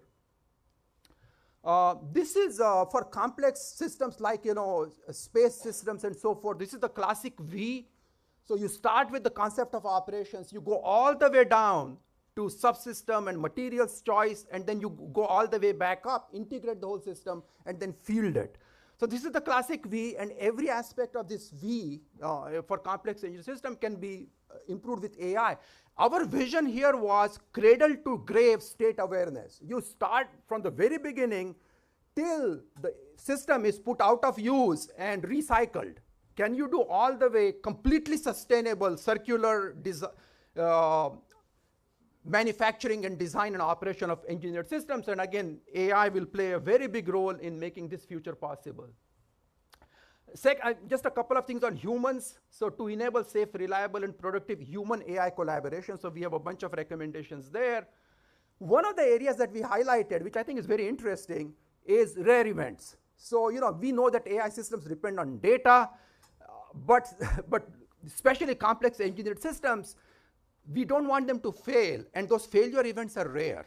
And by definition, getting data on those rare events is very, very difficult. So I think this is going to be a real challenge in implementing AI in the physical world, is this issue of rare events. So we have some recommendations on how we might mitigate rare event mishaps, like airplane crashes and things of that nature, and some specific technical directions that one can use for that. Then the other big piece when it came to interactions with humans was ethics. So we have a big piece on how do we incorporate ethics in the design, operation of these AI engineered systems. So intelligibility of these AI systems where there are pretty big problems, accountability, privacy, and bias. And so we address all of these things in our report and say that we need to put this front and center in the design of these AI engineered systems. This was a national level imperative because we felt that no single organization is going to solve this, and I think it applies here just as well as it applies anywhere else, is none of this is possible without data, and no single entity is going to have enough data to solve these problems. So we sort of challenged the national leadership on developing curated approaches to collecting data, sharing of data so that people can use this data to build products, just like Amit talked about. So develop decision-making algorithms and systems that can determine what data should be collected, establish infrastructure at the community level and make the data available. It's a big challenge. I think China actually has got this covered. Of all the countries, China has got this covered. I think most other nations are actually struggling with this. And maybe Sweden has got it covered because they have a very homogeneous situation, but I think most countries are struggling with this. This was another big opportunity that we identified, domain-specific models for AI engineering. So we have the big LLMs, and Amit talked about in all its issues with big LLMs. Can we have foundation models for specific fields? So a foundation model for thermofluids, a foundation model for structural engineering. A lot of this is happening, so what I'm saying to you is not fiction. All of this, like there is foundation model for robotics. So in each case, you can think about foundation models. And again, this is a national level challenge because no single entity can build these models. You got to say, we are going to build these 5 foundation models, and here is the money, and here is a group of people that's going to do it. BharatGen is a great example. And what I'm saying is that we should have BharatGen for engineering domains where you can build these foundation models and then build applications on top of it. And then establish dedicated research institutes. So we came up with some ideas. So there is NSF, National Science Foundation, and in the US has funded all these AI institutes. And they are, I think, for all fields of science. And what we argued for was engineering-oriented AI institute that are focused on engineering questions, engineering fields. And we came up with some examples where there could be big impact if somebody were to do this. Our work was not focused on education. It was focused all on research and what can we do for the future of engineering. But we realized that none of this is possible without education. And so these are just 3 or 4 thoughts we had. I think things are happening. I don't know what's happening at IIT Bombay, but for undergraduates, there has to be some kind of an AI fundamentals requirement. And will it be department specific? Will it be across the board, across the institution? I don't think people have figured out this. I just saw an announcement that Purdue is the first university to have an AI competency requirement for all its graduates. So it's going to be some kind of an AI competency requirement at Purdue. I think this is a wide open thing as to how to do this for all our undergraduates. So, but there has to be some kind of an AI fundamentals requirement for all undergrads. Different curricula for academic research bound and industry bound grad students. Right now we have the same curriculum for those who go into industry and those who want to go become professors. We felt that for AI there has to be completely, really two independent tracks. One that trains in deep foundations, sort of like what Amit talked about, neurosymbolic. Well, you're not going to get that without a deep experience at the grad level. But for industry bound, there may be a different track. Experiential learning in industry, a big piece. And then, in my opinion, this fourth bullet is probably the biggest opportunity. Professional education, short courses and certificate programs. Something that you are a working engineer in a company, you go through a 3-month thing at IIT Bombay, and now you are able to use these AI things in an effective way. And I think industry, places like IIT Bombay can really lead in development of these kinds of things. And it may already be happening for all I know. But this is important. I'm going to now switch gears and talk a little bit about engineering for AI. Okay, so far I talked about what AI can do for us. Now let's talk about what we can do for AI. First, before I go sort of in depth into one particular example, I want to show you 3 other examples that are very real, and they are at the heart of AI revolution. Semiconductor and computing hardware for AI. You cannot imagine the layers that Amit showed you, the Jensen-Huang layer, the second layer on chips. Actually, here is a virtuous cycle. So you get these GPUs that make better AI, and then you use the AI to make the next generation chips. So there is this virtuous cycle in semiconductors that's in operate. So this whole AI engineering vision is actually happening in semiconductors as I speak. So all the EDA companies like Synopsys and Cadence, and they have incorporated AI tools. And also it's happening in mechanical design, So I forget the name of the company, but the leading EDA developer for mechanical is putting AI tools in their products. Power grid, okay. This has become like a very big problem, at least in the US. Amit kind of mentioned that China's got it covered. In the US, we have a big challenge. I think in India, my sense is that this is going to be a big challenge. How do you power these data centers? So again, it's a virtuous cycle. Without the power, which comes from electrical engineering, my home, you can't have these data centers. You can't have, so yeah, we need, and in fact, there's actually a very interesting technical problem there about instability in power grids caused by these data centers. So this is not a non-trivial problem for power grids. So you have power grid that supports AI, but then you use AI and machine learning to make for stable power grids that can supply. So again, the virtuous cycle in power. Third virtuous cycle is not as well understood, but I believe it is really crucial. We know that these AI systems are hungry for data. Without data, they can't really do very much. Well, who produces this data? Well, some data comes from the web and the Wikipedia and all that. We have used all that stuff up. I think the next set of data sources are going to be sensors operating in the real world. So think about sensor networks, physical sensors. There are examples in smart cities where a car becomes like a sensor for the whole city. And you got a fleet of millions of cars on the roads giving you data on the city in real time. So I think this idea of engineered systems producing data streams to feed your AI, I think is another big virtuous cycle. And then the fourth one is what I'm going to talk about, which is intelligent machines, which was John McCarthy's definition. So John McCarthy says AI is the study of intelligent machines, specifically intelligent programs. So I would argue to you that so far we have talked about intelligent programs. I think we need to be talking about intelligent machines. So that's sort of, I'll try and cover that as, in short order. So intelligent machines. They changed all the color scheme on me. Anyway, and the fonts. Cyber physical systems. So these are physical systems. So think cars, think agriculture, think energy, think power grids, anything that's physical that has computing in it. Hardware, software, real-time systems, etc., etc. Control, which is my home field, which is why I'm interested in all this. And there are examples like in transportation, so cars, airplanes, transportation networks, energy and industrial automation, healthcare and biomedical is a big piece of cyber physical systems, and then critical infrastructure like roads and power grids and so on and so forth. there is a very interesting paper, and again, I've got QR codes on all the slides. So if you get interested, you can just take a picture, take the QR code, and you'll be able to go there.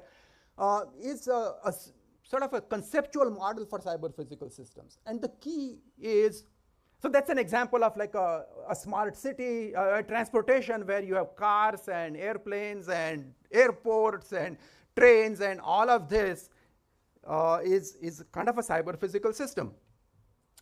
And their point is that a cyber physical system is at a device level. So you can think of a little chip in your car. That's a cyber physical system, okay? A chip that's controlling emissions, or a chip that's controlling how your engine is working. Then there is a system, which could be a car, and then there is a system of systems, could be like cars, airplanes, airports working together. So they have this idea that the CPS things are not just devices, they are systems, and there are systems of systems. And we need to think about all of them at the same time. What's happening, if you forget about AI for a second, all of these cyber physical systems are becoming smart. I mean, everything that you have thought of before, people want to make them smart. So you have smart manufacturing, you have smart grids, you have smart and connected health, intelligent transportation, smart agriculture, autonomous cars. So everywhere you are trying to get more intelligence into these dumb systems. I used to use an example that my shoe, which is one of the dumbest system there is, right? Like there is nothing in it. One day we'll have a little sensor and we'll have a little computer that will adjust its flex depending on the road I'm on. Okay, so that day may come. Nike might do it. So there is the cyber physical systems, and then I think in the last 5 or 10 years we have realized that these CPS systems really cannot be understood unless you put humans next to them, because humans are the users of the system, whether that's a car or a biomedical device or what have you. So then, we actually, this is one of the first books on cyber physical human system that I was one of the editors on. And what's happening now, so that book is already kind of dated because we didn't focus on AI as much. But now with AI, cyber physical systems meet AI. So that's sort of my tagline on this slide is cyber physical systems meet humans and AI, and that's the future. So AI integration, so how will AI get into these CPHs? And it's going to happen at all levels. It's going to happen in devices, it's going to happen at the system level, it's going to happen at the system of systems level. So it's not going to be like just one single AI that goes and controls the whole thing. That's my view. There will be a variety of AI technology. This is where my first slide is really relevant as to what do you mean by AI? So there would be, like old-fashioned analytic AI, just some data set and you want to say something about what's happening. You can have predictive AI, and then of course generative AI that's happening right now, agentic AI, and then what Wang is calling physical AI, which is really at least for now, the ultimate expression of AI into cyber physical systems, as I interpret what he says. So AI integration will happen at all 3 levels. I think it will be heterogeneous. It will be distributed and be decentralized. And there will be no single thing that's going to actually control and coordinate all this. So as we put AI into these various pieces of our world, how will that work together? How will all that happen? I think remains a big open question. These are just plug for my own papers. I don't want to spend much time, but I've been talking about this now for a few years. So back to my definition and the picture of Jensen Huang talking about physical AI. World Economic Forum, this was 2025, so not just a couple of months ago, released a report on physical AI powering the new age of industrial operations. So they are also thinking about how AI gets into the physical world and what happens to engineering and industry in the future. So again, there is QR code at the bottom. You can go and look that up. I just picked out a couple of charts from that World Economic Forum report. So what their claim is, and I think this is true, that the technology stack for physical AI is coming into view. So you have the robotic, so they take example of robotics, which is I think a very good example to keep in mind as we think about physical AI. So you have the robotic hardware, and actually that's for engineering, it's going to make a huge difference, right? I mean, so you think of dexterous robots or, like I think who was it? One of our speakers this morning talked about opposable thumb and talked about how many different degrees of freedom we have in our hand. I think robotic hardware will make a big difference in this physical AI. edge hardware, operating system, robotic operating system, simulation and training and application. And the piece that I'm personally somewhat comfortable with is all the control and simulation stuff. So they have, sim to real transfer, synthetic generation, digital twins, all of that becomes part of this physical AI technology stack. And this is now coming. So you can imagine an acceleration towards realizing these physical AI systems in the not too distant future, because the technology stack is almost here. So I'm thinking ahead, and I'm saying, okay, this stuff is going to happen. It's going to happen in a way where AI gets everywhere, it's uncoordinated, it's distributed, nobody is in control. What now? And I want to think about that today, so that when that happens, we are not saying what now. We are kind of awake and been ready for it. So my main driving question has been for now some time is, how will humans collaborate with intelligent machines? So we are building these intelligent machines of the kind I just showed you. How will humans collaborate with them? Now there is this whole line of thinking which is AGI, ASI, where AI just takes over the world and we become kind of slaves. I'm not in that. I don't worry about that. I don't lose sleep over it. It may happen, maybe small probability it may happen. I worry much more about what's happening and what is likely to happen and how will humans deal with this. So more of kind of the AI as a normal technology, not ASI, where ASI takes over everything. So just a few thoughts on this as to initial answers. So first is this very nice paper 2021, which had a very nice description of what we are looking at. So first they looked at mechanization era. How did humans and machine work in industrial revolution? So manual operations, role of the machine was just a tool, and human-machine interaction was a human operated the tool. Think of steam engine, think of initial machines that were used in manufacturing. Then comes the computer era. So then you have more task for the humans. It's doing, of course, manual work, but it's also monitoring what this system is doing in the computing era. So think here like industrial automation, initial computer controlled manufacturing. That's what humans were doing. Role of the machine is now no longer a dumb tool, it's an assistive tool. So it's a little bit smarter than it used to be. And then the field that kind of captured it was the HCI, human-computer interaction. In the AI era, we change quite dramatically. So we go to a collaboration with AI-based intelligent machines. Collaborative teammate is no longer an assistive tool. So I still hear people thinking of the AI is just a tool. I think we've got to change that mindset. AI is not just a tool, it's going to be a collaborative partner. And I think that's, at least the hypothesis here is that that's where we are going. And then it's no longer interaction. The HCI is an insufficient model for what needs to happen. It's human-machine collaboration. So I'm going to talk about that. A couple more ideas before I sort of talk about this collaboration. There are two different axes here. One is automation, and second is autonomy. Now we use these two words most often in a confused manner. We sort of interchangeably say automation, we say autonomy, but they're actually very different. So I'm laying out here. So automation is really who does what. So level one is machine offers decision choices to the human. Machine says, okay, here are the things. Human makes a choice. I want to go left, I want to go right, I want to drive at 55 miles an hour. So automation is giving choices to the humans, and human is making the decision. So level two is machine gets a little bit more automated. It executes with human approvals. It will do the thing, and all it is asking for is, do you approve me to do this? Third is machine executes if no human vetoes. Okay, so here it's only a veto power. So I have to proactively say, machine, please don't do this. Otherwise, the machine is going to go do this. Level 4 is machine executes and then says, I just did this. I did this for you. Okay, and then finally, machine executes fully automated without informing us. So that's the highest level of automation. Now, what is autonomy? There are two different ideas on autonomy. There is the human autonomy, like me as an autonomous entity, right? I mean, I'm not talking about that. I'm talking about technical autonomy of sort of engineered systems. So technical autonomy is level one. Lowest level is deterministic, transparent, and closed system. So your thermostat is kind of that, right?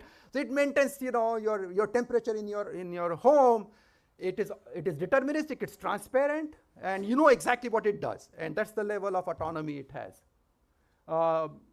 Second is deterministic, non-transparent closed system. So it's still deterministic, it does exactly the same thing every time, but it's not transparent. You don't know how it does it because it's too complicated, but it's closed. So it doesn't, it does what it does, and it's in a closed box, and that's about it. Level 3 is non-deterministic, non-transparent, and closed. AI systems are getting there. So they are non-deterministic, they are non-transparent, and at this time they're kind of closed. Okay, they are not seeking out new resources and new information, although we are on the verge of breaking the level 3. Level 4 is adaptable but closed. So in this case now you are saying that, okay, this system, the engineered system is adaptable, it's adapting to the environment, to the changes, to what's going on, but it's closed, it's not seeking new resources. And finally, adaptable and open. So when you think about the combination of adaptable and open with ASI, that's where if you believe in all of that, that's where you need to really, really worry. Because if it can gather resources, the paperclip example, if it can gather resources, then we are in trouble. But if it can sort of stay within up to closed systems where there are limits on what resources the AI system can commandeer, then I think maybe we are going to be okay. So the big issue for human-machine collaboration is on the x-axis, you have the technical autonomy, and on the y-axis, you have the automation. Where are we going to place these future AI engineered systems in this diagram? We surely will worry a lot if it is in the top right corner, okay? We are very happy and we are very used to being in the bottom left corner. I think this is where we are very comfortable. We are probably going to be comfortable somewhere in the middle of this thing, but the further right and up you go, the more we have to worry.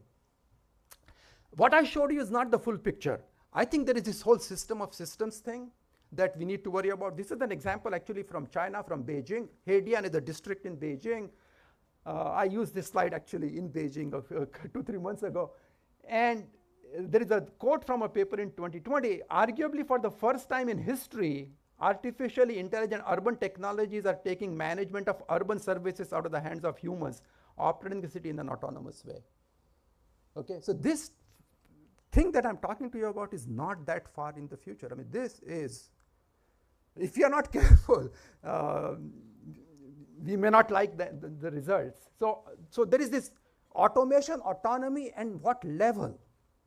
So the system of systems level. So because that's clearly a system of system. The full urban system is a system of systems, and AI components everywhere. So final thoughts, and then I'll close out.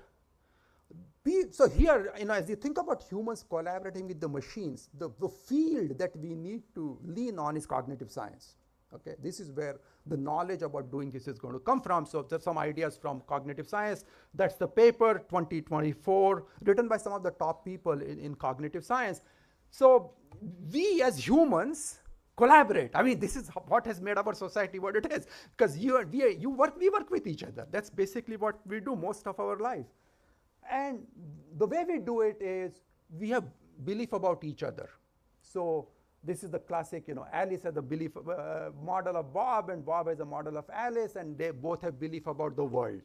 And without these models, we really couldn't collaborate. Now, many times these beliefs actually are inconsistent, right? So I believe in something, and Ramesh believes in something else, and the two beliefs are completely inconsistent, in which case our collaboration becomes very difficult. But if our beliefs are closer and closer, and that happens through collaboration, maybe we work together to achieve something great. That's how humans do it. For machines and humans to do this, we are going to have something similar, where the human will have a model of the machine. And I think that's almost like, almost surely going to happen, because we humans are built to make these models. Our brains are designed to make models of things that we interact with. So we will have an internal representation of these machines. The question is, will the machine have an internal representation of us in a way that we want? And so I think that's the piece we're going to have to design into these systems as a thought partner. So Alice and machine, beliefs about the world and beliefs about each other. So human should have a mental model of the machine, machine should have a model of the human, and the model should help predict actions of the partner and in fact bring the beliefs closer to each other. So that is going to be a very key piece of this human-machine collaboration, or these models. And there is a lot more detail than I'm showing you, so you can read the paper, but there is collaborative planning and strategy, collaborative problem solving and learning, collaborative deliberation and reasoning, and sense making, creation and ideation. So this collaboration between human and machine can really go very, very far if we do it right. And this is sort of the positive future for us with these machines is sort of on this slide, where we become partners, humans and machines become partners and do all these wonderful things. And I think it's possible, but it won't happen by itself. It will happen only if we sort of design for this future. Second piece that I want to sort of highlight, and this is now coming to an end of my talk, is what is called inferential social learning framework. One of the things that humans really, and I kind of hinted at, excel at, is thinking about other people, either implicitly or explicitly. And a great example is that, and I'll just say this to you, and you have to think about it and see if it agrees with your intuition. Anytime two people interact, anytime, we very quickly switch mode between teacher and learner. So right now I'm standing in front of you and I'm kind of in the teacher mode and you're in the student mode. As soon as it becomes Q&A, which we won't do because we don't have time, you will ask me a question and then you become my teacher and I become then the student. In a interpersonal interaction, this switch between learner and teacher is many times in 10-15 minutes, okay? We go from one to the other very quickly. But there's a whole theory that's built on top of this observation called inferential social learning. So characterize the interactions between two agents, one who wants to learn, learner, and the one who wants to teach, as the result of mutual mental state reasoning and planning. Now you can use that between the machine and the human as this inferential social learning. And the picture on the right is basically to say that as the two interact, their overlap about what they know about each other and what they know about the world increases, allowing for better and better collaboration. So there is like a whole bunch of cognitive science that goes underneath the picture I'm showing you, but these are the kinds of things that we are going to need to have humans interact in a collaborative manner with these machines that we are unleashing on the world. So these are sort of specific techniques like probabilistic models of cognition, theory of mind, resource rationality, and probabilistic programming. So these are specific tools that you can use to kind of instantiate what I'm talking about, and there is a lot more here, and I'm actually not an expert. I just am very interested in this because I think this is a piece that we are not thinking about. So when we say AI for science, AI for physics comes naturally, AI for chemistry comes naturally, astronomy comes naturally, but we should be thinking about cognitive science and neuroscience and those types of fields to inform what we do. Final slide, and this is the end. And this is a little bit at a higher level. The current path to building AI is basically scaling. Okay, so we learned in 2020 or something around that time, the more compute, more data, more algorithms, the better the system gets. And just, there's all these scaling laws that say that if you increase the data by 10x or compute by 10x, you get like, whatever performance gain on the evaluations. And the scaling laws have so far been valid. I mean, I haven't seen the latest with Gemini 3 or whatever came out, whether the scaling laws are still valid. But last I checked, they were still okay. I mean, so people are still on track. They're going to do 10x more compute, 10x more chips, 10x everything, and hopefully for better. This is not how humans developed intelligence. Humans or animals developed. This is not the way we did it. This is not the way we did it.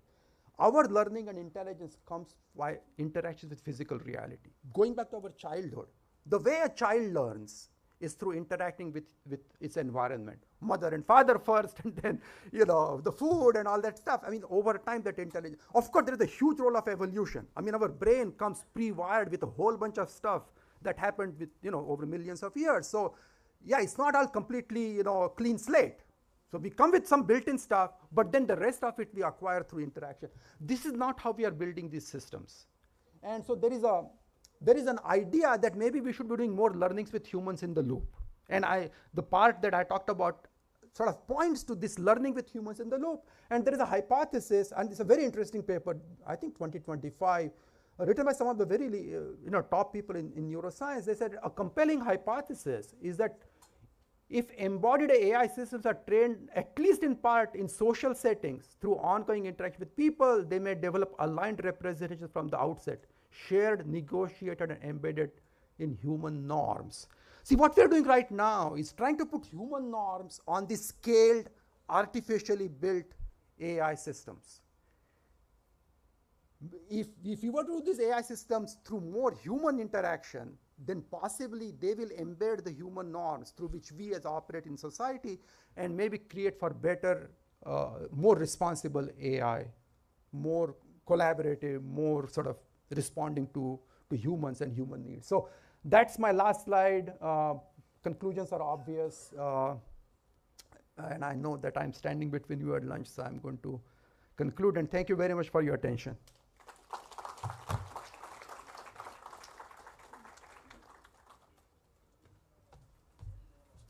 Thank you, sir. May I request Professor Sujit Jogwar to please come forward and present the memento to Professor Pramod Khagonikar.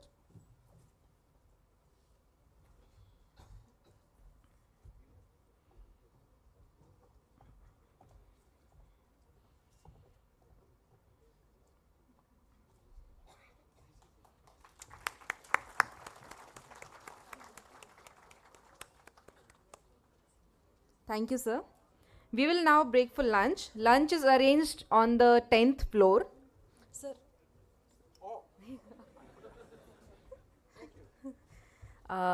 Lunch is arranged on the 10th floor.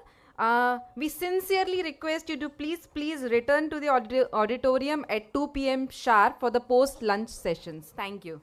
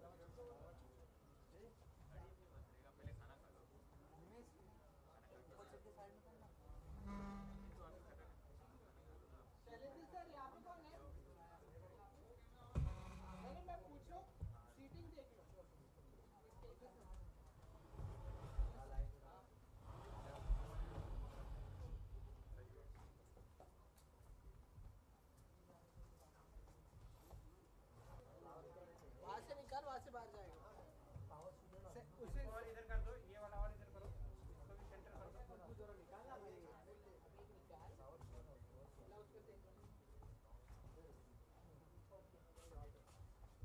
उड़ाट मारा गाने centre पे थोड़ा ले ले ले ले alignment भी सीधा है।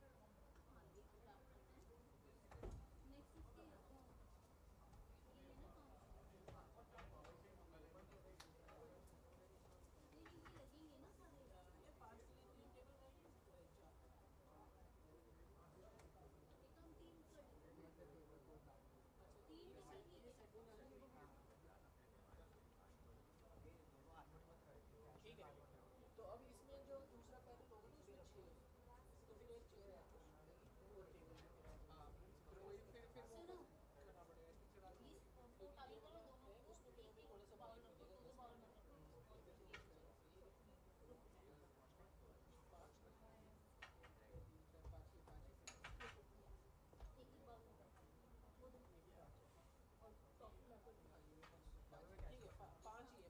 थोड़ा सा बाहर कर देगा लेकिन लास्ट में हमें इसमें हमें क्या करें 3 करना पड़ेगा 2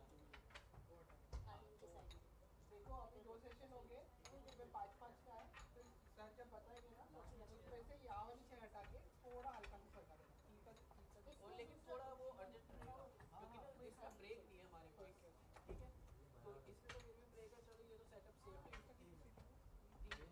इसमें 3 का सीटिंग है लास्ट वाले 3 का सीटिंग तो 2 टेबल रखना और 3 ठीक है तो वो फटाफट से 2 चेयर और ये देगा तो इसको तब मैं तो ये बोलूँगा यहाँ से खटा यहाँ से पास से खटा वहाँ से खटा तो वो ये सेंटर वाला रहेगा ऐसे ठीक है कितना टाइम है हमारे पास बीच में नहीं है सुनो ना अभी जो पैनल 1 है ना उसमें 5 है पैनल 2 में भी 5 है 2 टिपर पैनल 1 250 पे खत्म हो रहा है 2 टिपर रखना है नहीं तो ये 5 है ये भी 5 है 3 टेबल लास्ट वाले 5 है अभी 5 का सेशन यहाँ पे हमें 5 का ब्रेक नहीं है लास्ट का ब्रेक होगा थोड़ा अर्ली मतलब समझ लेंगे तो हटानी पड़ेगी लास्ट में फटाफट से ये 2 हटवाएंगे एक उधर से कोई ये 3 सीट हो गई ये 2 एक इधर आएगा एक इधर अरेंजमेंट में इशू है एक टेबल जाएगा एक टेबल बाहर वहाँ से चेयर बाहर यहाँ से चेयर हाँ चेयर उठा लो और टेबल यहाँ से उठा लो और तब तक ये 2 मैं भी लग जाऊँगा साथ में 2 इधर कर लेंगे अरे कोई बात नहीं सुनो ना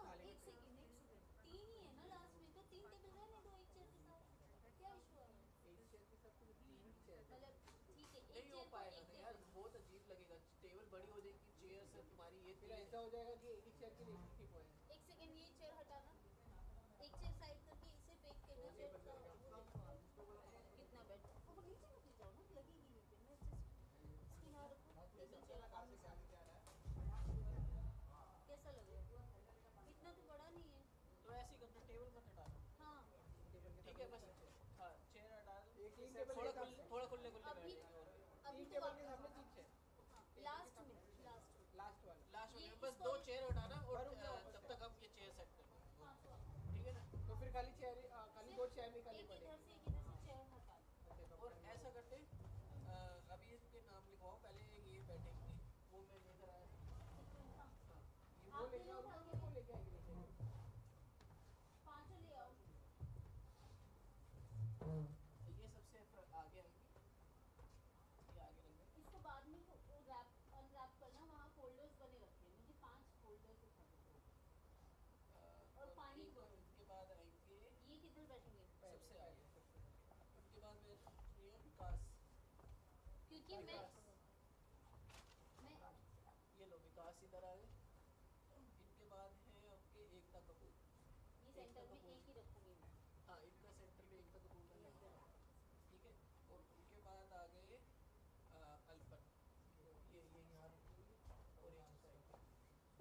सबके फोल्डर्स 5, ठीक है, वाटर बोतल और माइक 5 यहाँ रखो, माइक आप माइक ला दो और पानी ला दो, माइक पड़े थे यहाँ पे, क्या टेढ़ा था क्या? हाँ नहीं टेढ़ा हो गया था उसका, बाहर से नहीं आ रहा है, नहीं बराबर है बराबर, ये जो माइक पड़े थे वो कहाँ गए, वहाँ रखे तो हैं, ट्रे के ऊपर रखे थे, तुमसे कंसोल वाले लेके गए माइक, क्यों? माइक यहाँ से लिए कलेक्ट किए, हाँ वो दे दो 5 माइक दे दो,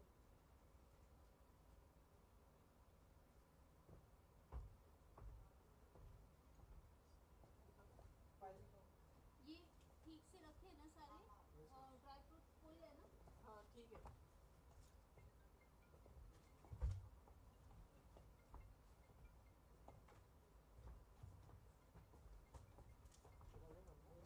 मिसिंग है चीजें मिसिंग है इनमें फोल्डर में, नहीं सब ठीक है, एजेंडा बस नीचे है, इसमें कुछ नहीं है, फ्लायर्स नहीं है, इसमें छोटे वाले, तो आप सेम वाला ला लो, बड़े वाला होगा,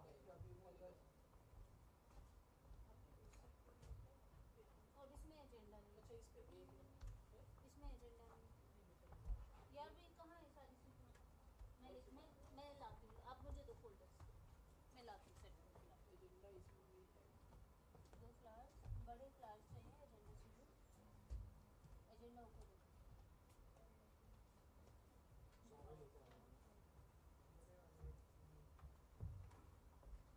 बड़े वाले फ्लावर्स चाहिए, फ्लावर्स बड़े चाहिए, छोटे छोटे नहीं नहीं, ये जो पेज है ना पीछे, ये ऐसा बड़े वाला पेज वाला फोल्डर लाओ,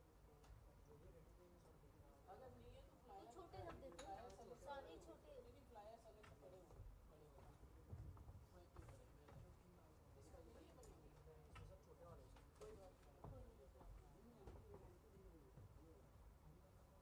कितने चाहिए तुम्हें? 5 का पेयर, नहीं बड़े वाले 4, अरे नहीं वहाँ पे ऑलरेडी लगे पड़े हैं ना, दो में लगे पड़े हैं, अरे नहीं भाई सब में लगे पड़े हैं ना, रुको ना मैं देख रही हूँ, इसमें नहीं है, इसमें है ही नहीं, इसमें है, ये तो छोटा वाला है,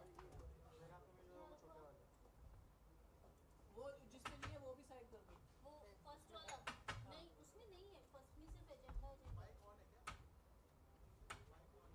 कौन सा, हाँ ये तो आने आवाज आ रही है, वो बंद कर दीजिए, हाँ मैम इसमें खाली एजेंडा, ये भी वो अच्छा वो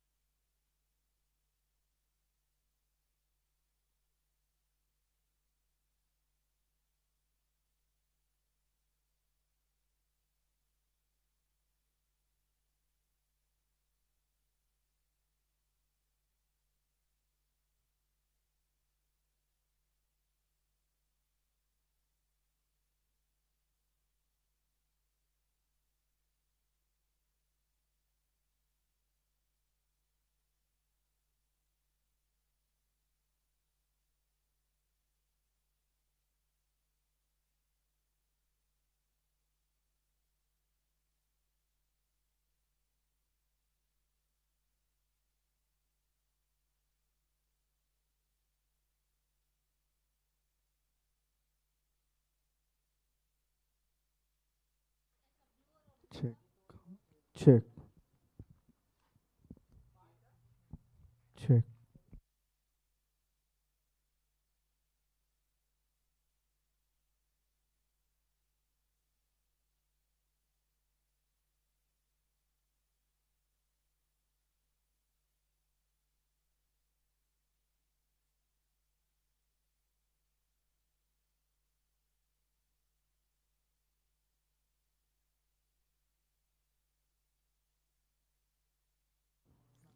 Check.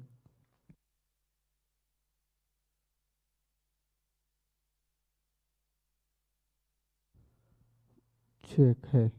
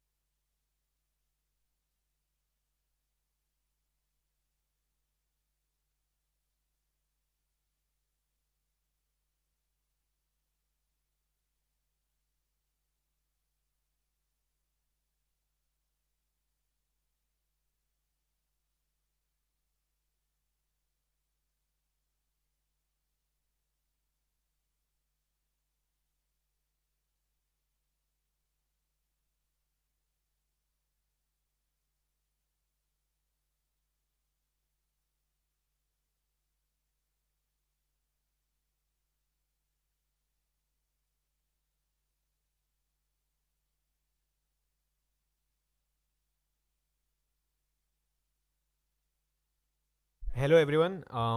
Kindly settle down. We'll start. Okay, so next up we have the first panel discussion of the day. So welcome back from the lunch.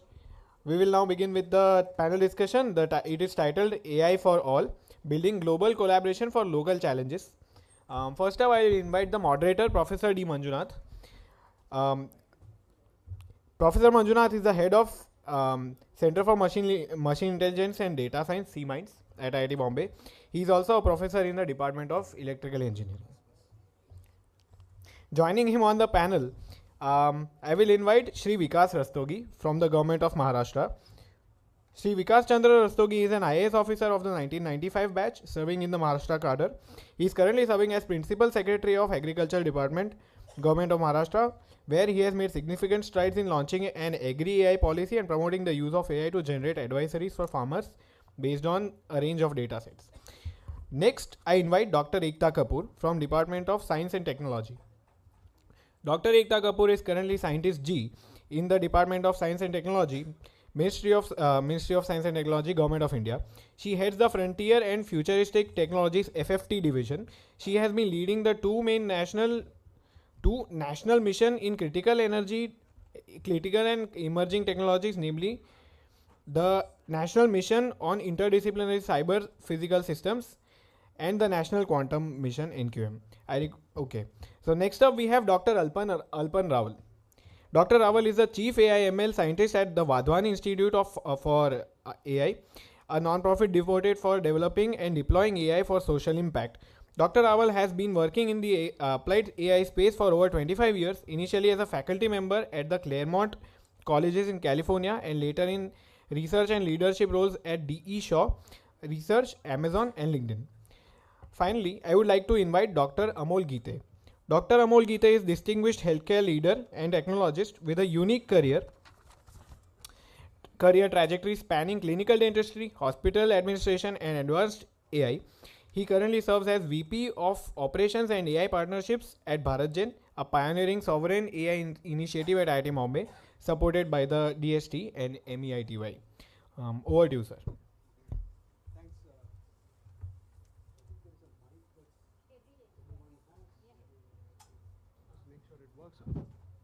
Thanks, Ninad.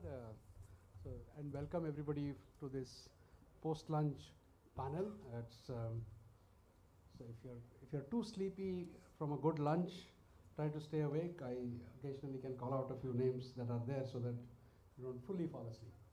Yeah. So let me just remind you of, at least I'd like to recall the C-Minds logo that we have, the tagline that we have in C-Minds, Center for Machine Intelligence and Data Science at IIT Bombay. Our tagline is local relevance and global presence. So in some sense, the theme of this panel couples with that very nicely. So we believe that the global presence will help build global collaboration networks to address the challenges that government, society and businesses face in India at C-Minds. That's our belief in C-Minds.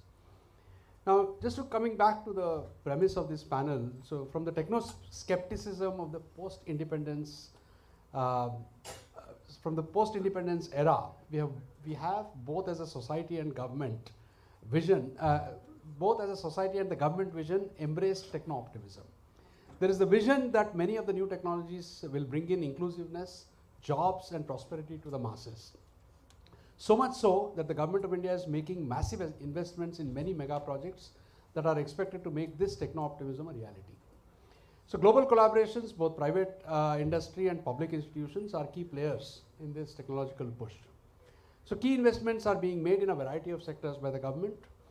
AI intervention, for example, in healthcare is expected to bring about a major transformation, especially at the bottom of the pyramid in both urban and rural populations.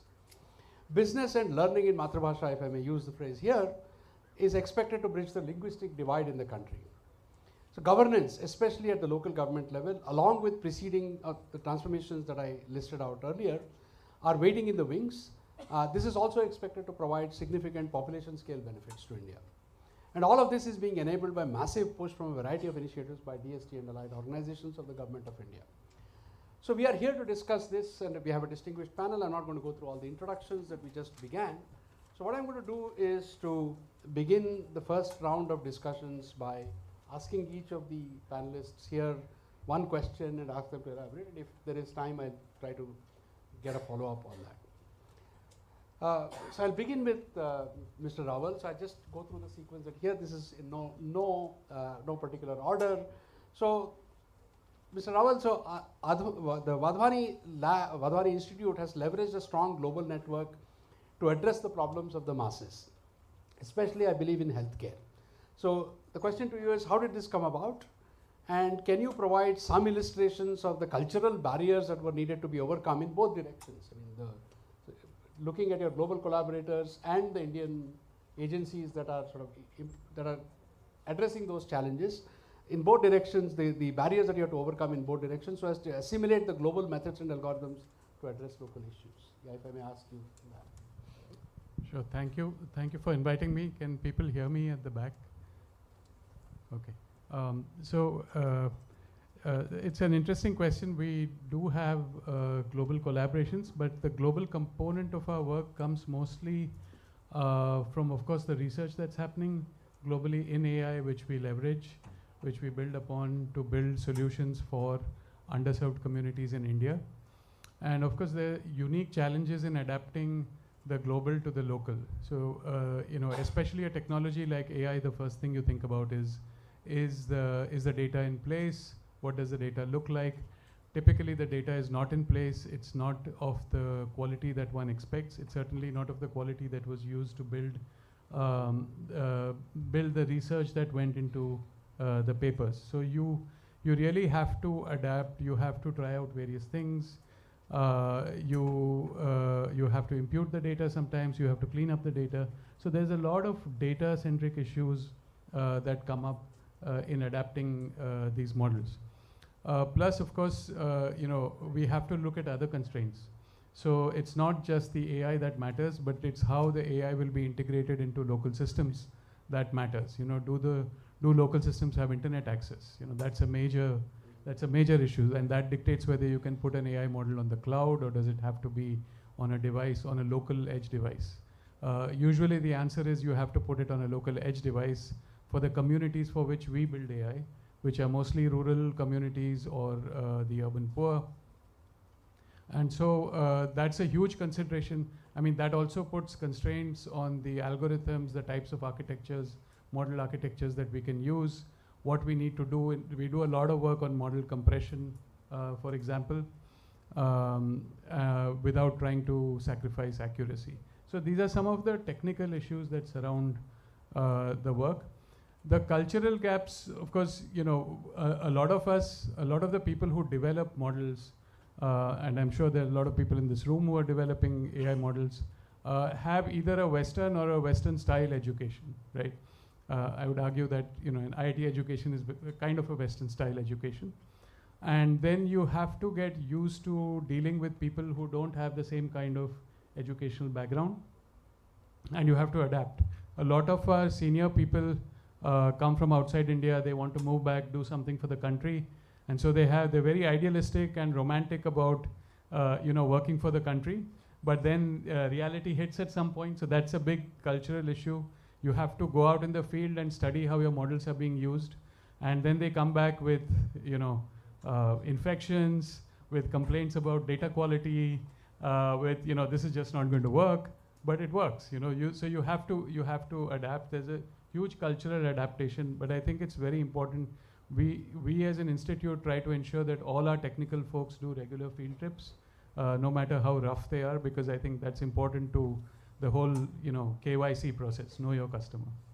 So any specific examples of a cultural barrier? I mean, I could understand the technical barrier in terms of the quality of the data. Yeah, several examples. Yeah. So, I mean, some of our projects, one of our projects, for example, in the maternal and child health space, it involves taking a video of a baby in their rural home setting and inferring the weight from video, right? So it's a 20-second video that an ASHA worker takes of the baby. Of course, if somebody is coming from a sophisticated educational background, the first question they ask is, why do you even need video to take weight? Why can't you use a weighing scale? And so and then you have to get into those issues, which is that a digital weighing scale is not scalable in India. It has to be calibrated. There's various advantages to doing this through the phone, including the fact that the data, the inferences can be uploaded to the cloud and then sort of stored on the back end. You can do analytics on the back end. All you need is a simple smartphone. Things like that. To cultural taboos where mothers in rural areas are often very reticent about people taking pictures of their babies, people holding their babies, and so on.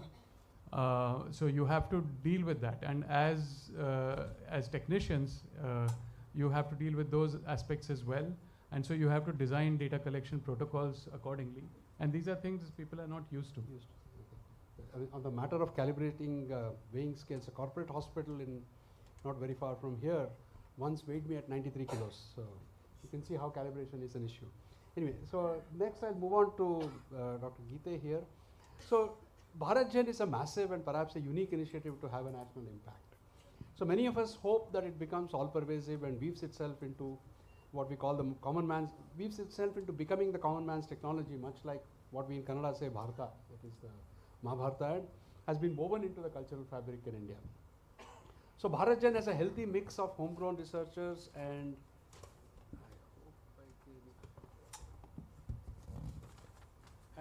those that are trained overseas.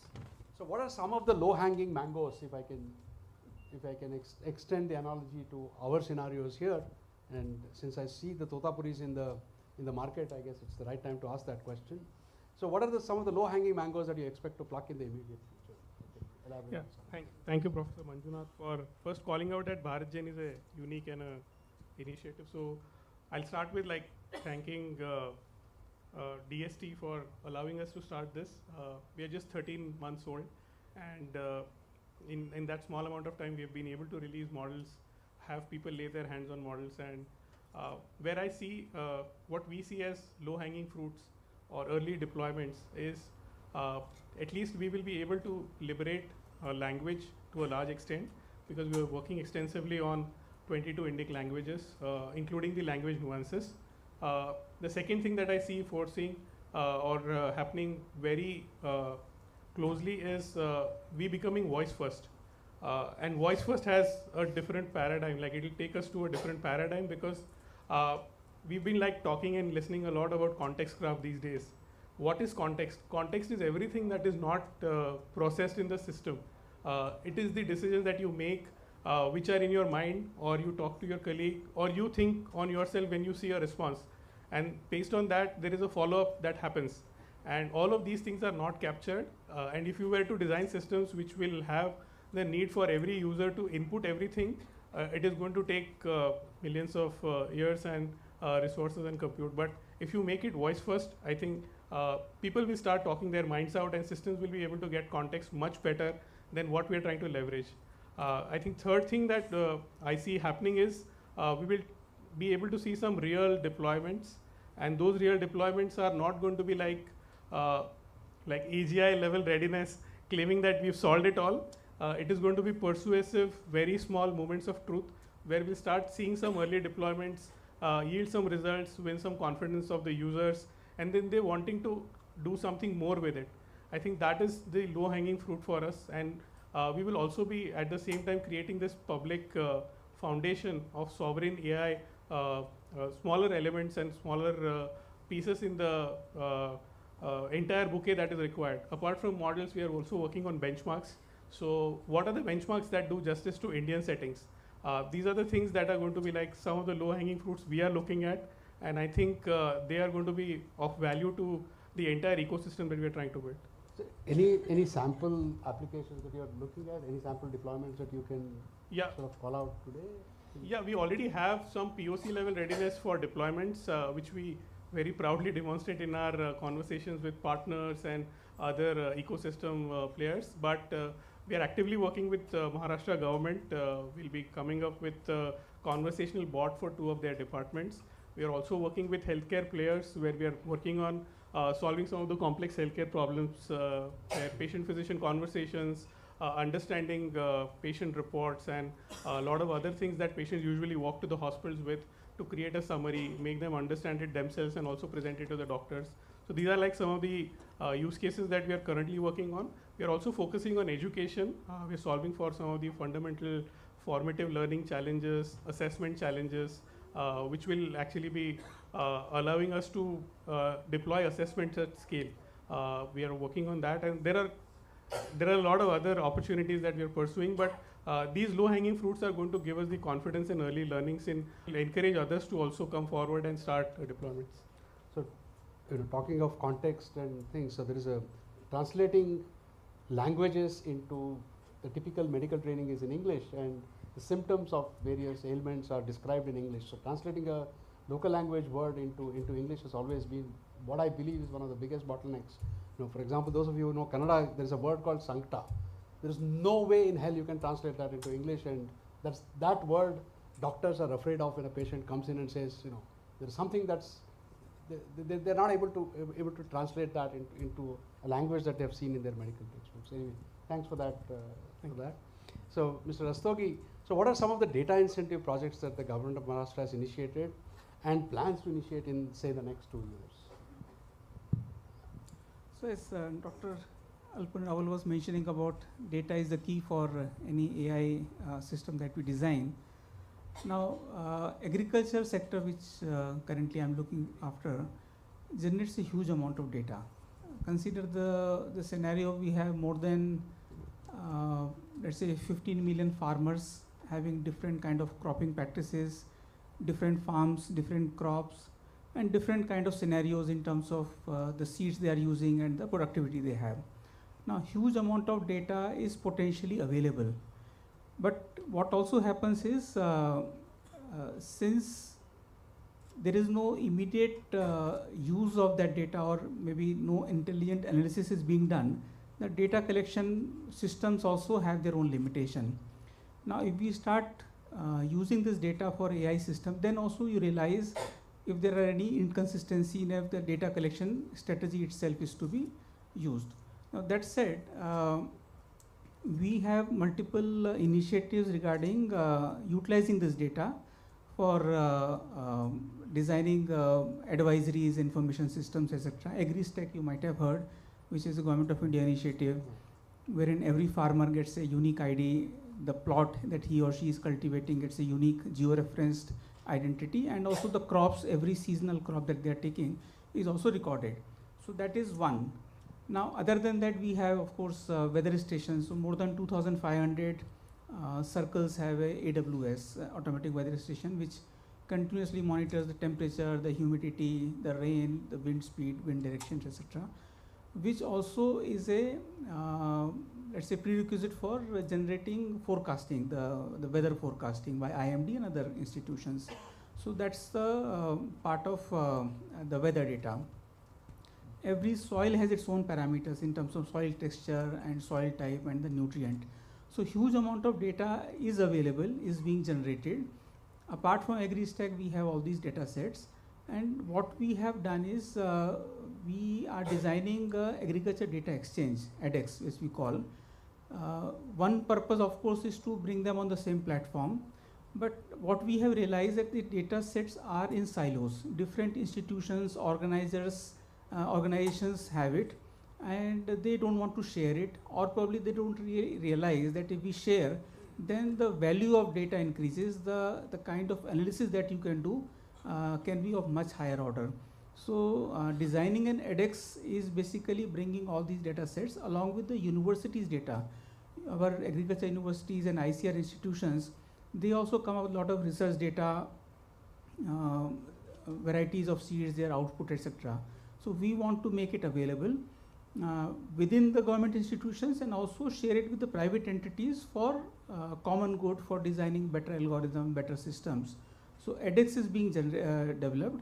Apart from that, we also are developing a sandbox wherein the startups and companies, they can play around with this data and then test their algorithms.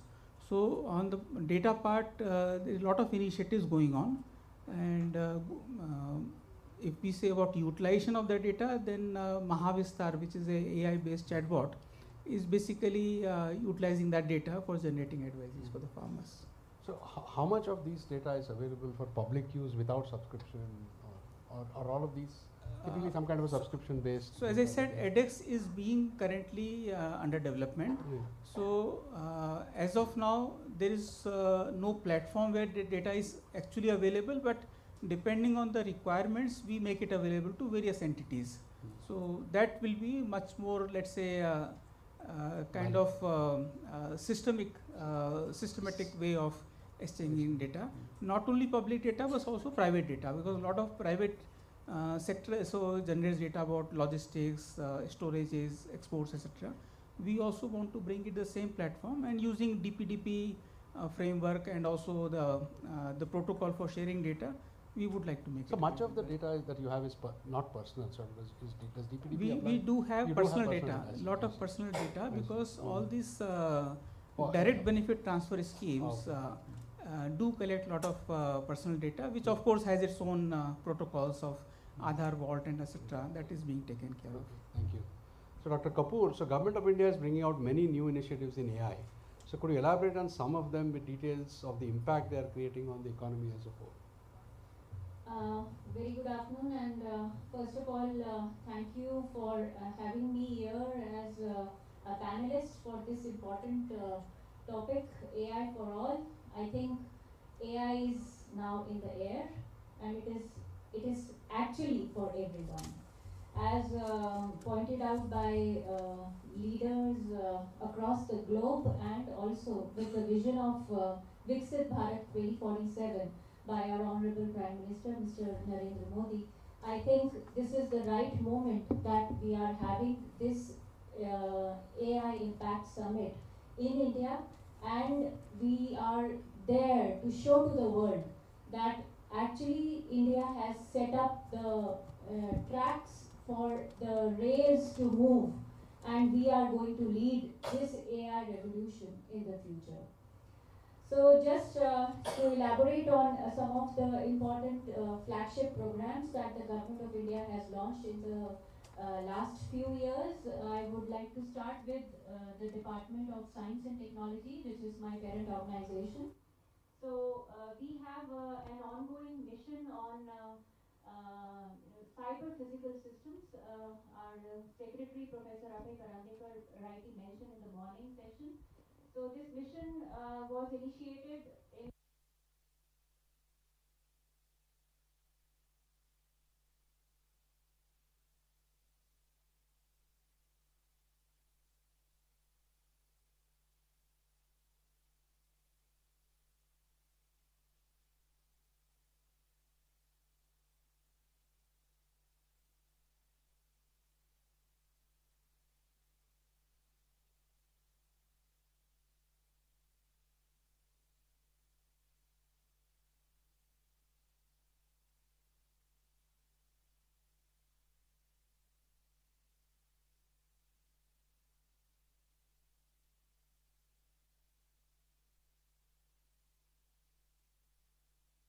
the mindset of academic institutions to move from paper publications and patents alone to doing translational research, developing products, and commercializing them. And this is the beauty of the TIH, that it actually functions as a catalyst to carry out translational research. The TIHs, which have been set up under this mission, carry out activities under 4 different domains to cover technology development, entrepreneurship or startup ecosystem setup. They also work on skill development, enhancing the CPS researchers base across India, and they are also working on international collaborations in their respective technology verticals. All the technology verticals, the 25 of them, are belonging to areas of critical and emerging technologies, to include AI and ML, to include cyber security, data analytics, IoT and IoE, etc., etc. So this is, in a nutshell, what NMICPS is doing. And I will come to Bharat Gen after. I think we already have Dr. Geeta here, who's representing Bharat Gen. But this is also one of the flagship initiatives of NMICPS, and it is now being supported with a whole of government approach with the extended support of MIT, which has come up to the tune of more than 1,000 crores for Bharat Gen in the India AI mission. As I speak about the India AI mission, I think again we all are, witness of the great initiative which has been launched by the Government of India. It is being implemented by the Ministry of Electronics and IT, and the mission aims to provide a huge compute power to the country, to the researchers, academicians, to MSMEs, industry, startups, and this actually will empower each one of us to use this AI power to translate and develop technologies which will be beneficial, which will be available for the service to the society. Then, of course, in the ANRF, the Anusandhan National Research Foundation, there has been a mission which has been launched very recently. It is the Maha Mission on AI, Science and Engineering. The calls for proposal are open for that, and it's again, I would say, a whole of government approach with our other departments of the Government of India also supporting it, namely the DPT, the Ministry of Earth Sciences. We also have MIT, and we have ICMR, the Department of Health Research, contributing to this call.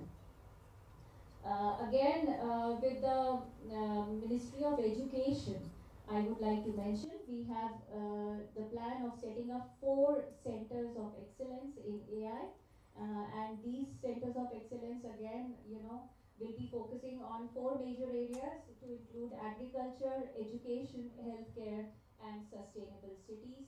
The centers have already been set up at 4 different locations in IITs in the country, and I think this will again give a great boost to research in AI in the country. Lastly, I would like to again mention that as a part of the research, development and innovation, the RDI scheme of the Department of Science and Technology, which is being implemented by DST, rupees 1 lakh crore RDI fund has to be disbursed in some key sectors which are called the sunrise sector.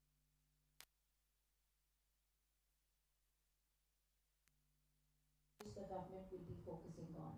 So I think with this huge plethora of activities and the programs that have been set up, the stage has been set up for each one of us to perform and to leverage the talent that is available in the youth of the country for the betterment of the society. Thank you.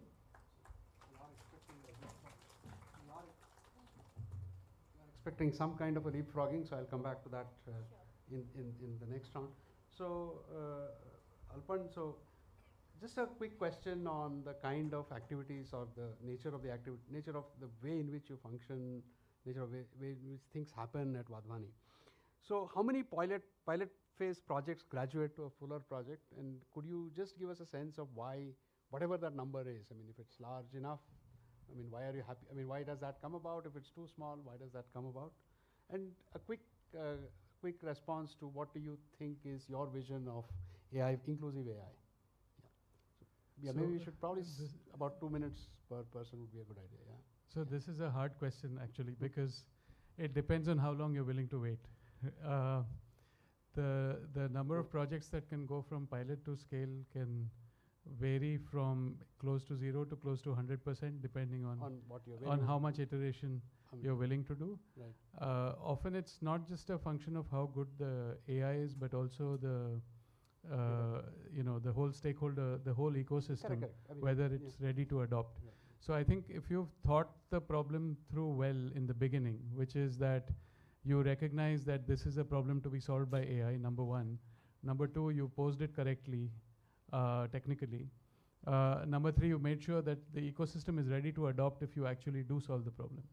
So if you have all your ducks lined up, then I think chance of success, meaning going from pilot to scale, is actually very high. Currently among our projects, we're roughly at 60% or so, but that number is very dynamic, so it doesn't mean anything. Yeah. If you had asked me a year ago, it would be much less. A year later, it may be more.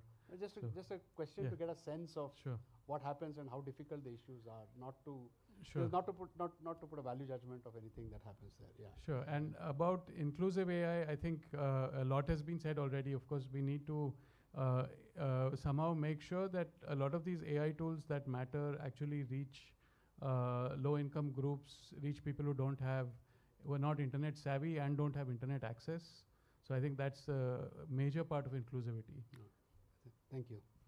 Yeah.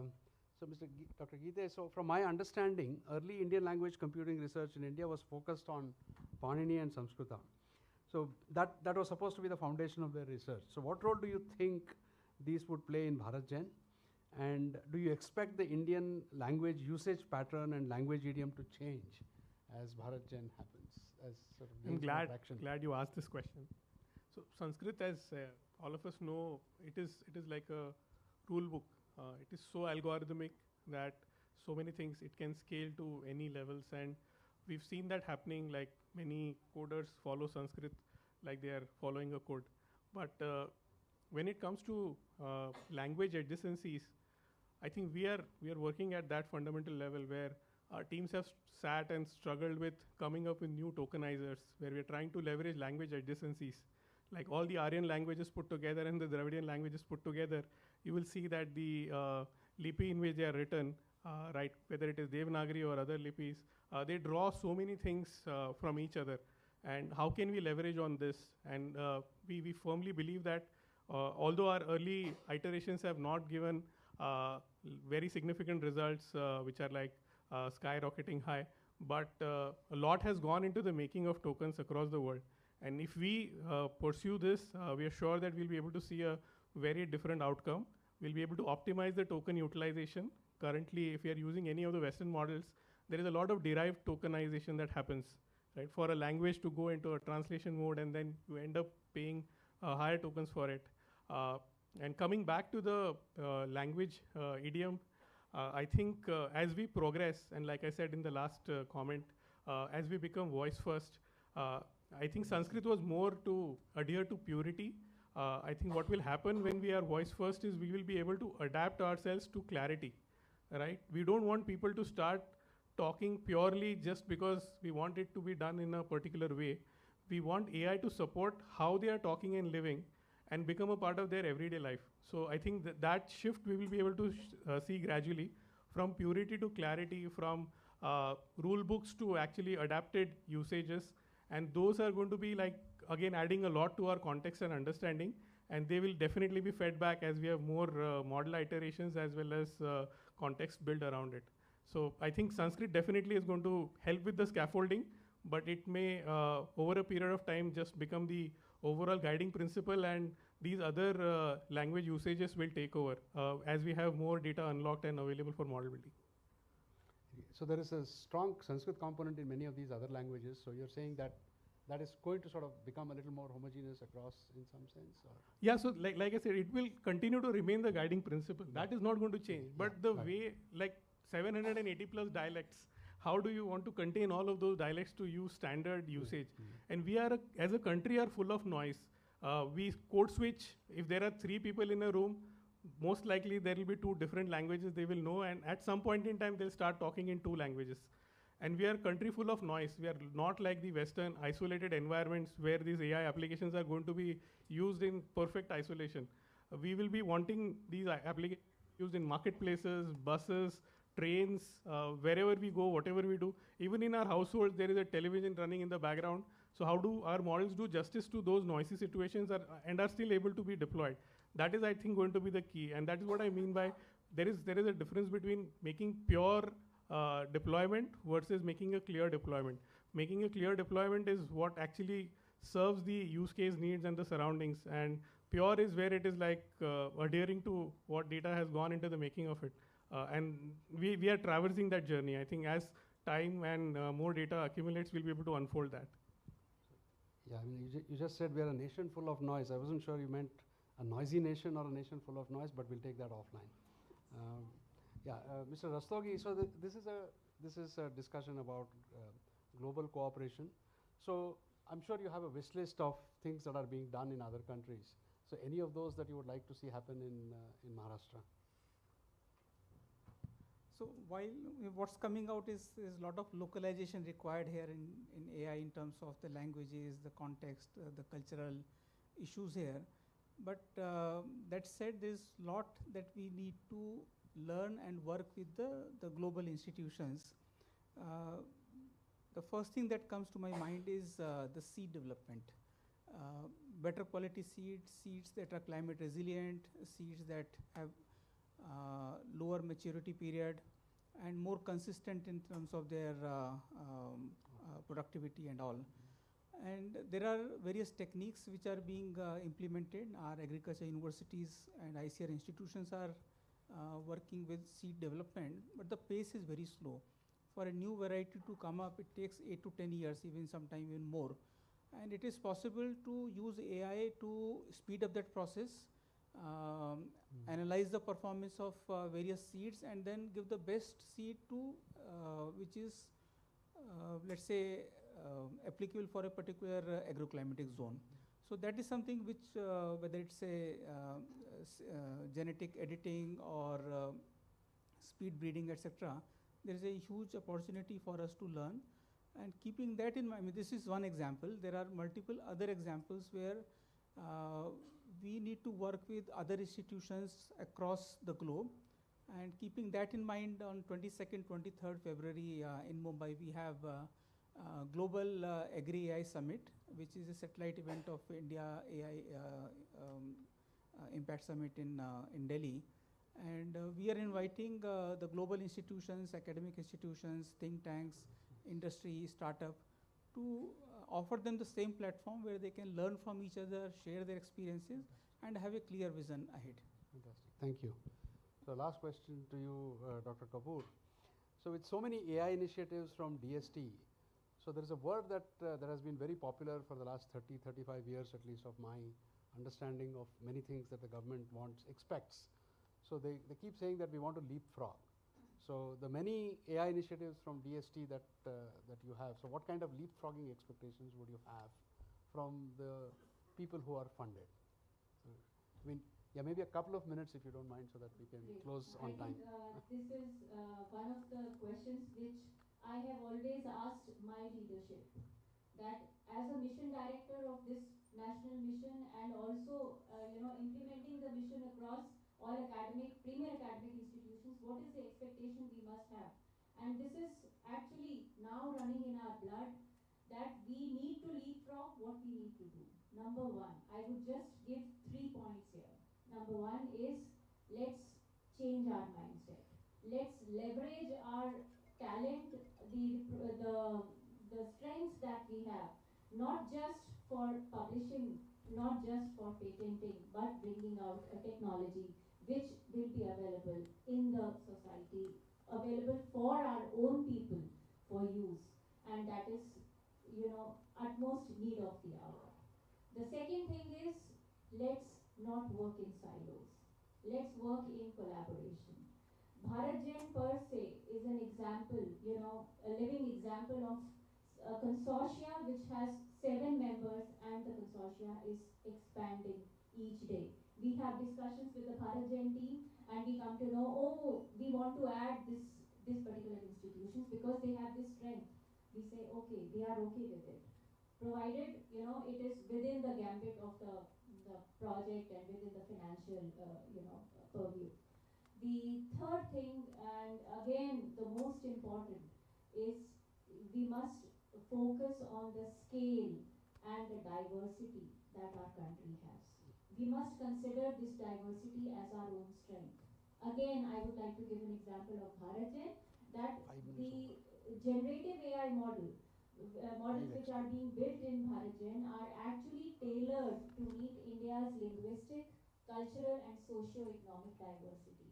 We should scale up our projects, and our technologies developed should be for our own people, but they should be scaled up to cover the entire diversity of the country. Thank you. Thank you. Okay, I think I'll end by being Narada for a few minutes. So I'll try to pit the two people who implement projects to people who fund them. So first question to you, Alpan. If you had one thing to ask the government, Government of Maharashtra, so you're doing local impact. So your impact could be 3 dB or even 10 dB higher. What would you ask Sri Rastogi? And not money.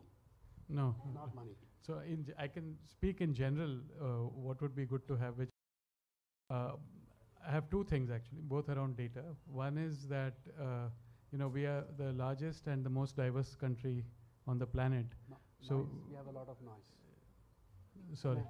Yeah. But so we have the largest and the most diverse data sets on the planet. Can there be a rational policy for making these data sets available to the general public? A policy that's uniform and applies across the country. Second is the government owns these massive platforms, especially in health, like eSanjeevani, Nikshay, and so on. Can we make sure that the data that's collected through those platforms is of high quality at source? And it's not very difficult. It's just simple quality checks that have to be done at source, so that then the data that comes in can be used in a meaningful manner. I think so far what was happening is a lot of this data was used in aggregate form to create dashboards and to create reports. And for that, the quality levels were okay. But I think as the data starts getting used into AI models, it's very important that there are better quality checks. Would you want to respond to that? I was expecting some friction. So no, not at all. We are completely in sync. So regarding the first point, as I said, our edX is under development and the data sharing policy is also under development. Within a month or so, we should be able to launch it. And the idea is to make it open, except of course the personal data kind of thing, because without that, the new development and initiative will not work. Regarding the second point of data quality, I think it's extremely important. But what has happened is, if the data is only collected without any end use insight, and where people are not really understanding the importance of what they're doing by collecting data, then the quality suffers. Now, when we use AI models, we have seen that we are getting sometimes irrational results, and we try to find out why is it happening. The data sources, we are able to identify that there is a problem in the data set.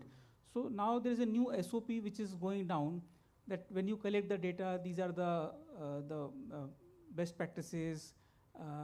Of course, now everything has to be done through some portal or an app.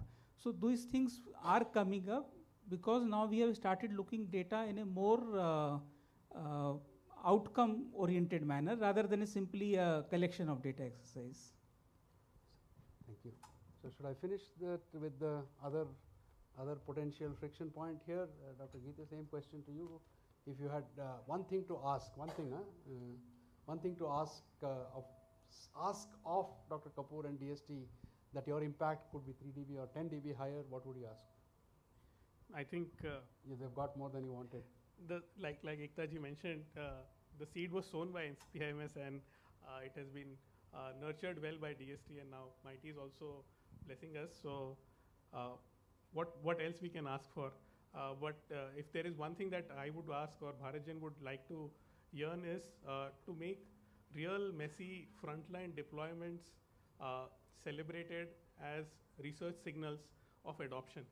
And there is going to be like the labor pains we have to go through, right? We have to make this happen, and if the government departments participate, partner, if the public systems partner with us in these deployments, we will be able to have a lot of learnings to be taken back to the model's next iteration. And if we are able to make this like observed, celebrated, even if they are failures, and I'm not saying that there will be failures only, there will be a lot of learnings, right? Because the infra ecosystem, where is the model to be deployed, how is it to be, what is going to be the UI UX, what is the user's expectations, user journey, and all of these are going to be only learned through making deployments. So we would want every district, every state, every taluka or block to have some AI deployment plan, and they should participate.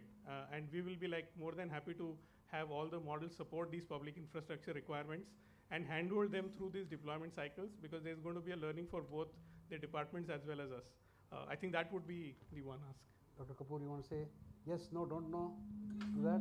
A big yes. Yeah, okay. And we are already there. Thank you. All right, thank you very much. I think I wanted to have a roundup of final remarks from everybody, but I think we are sort of running out of time. There's a red flag going up. So with that, I'll thank all the panelists here for their sparing their time and giving their mind to whatever, to helping us know what's in their mind. Thank you very much, everyone. Thank you. Thank you, Professor Manjunath and the panelists for an engaging and insightful discussion. Now, I would request Professor Manjunath to please hand over the mementos. Request Professor to present the memento.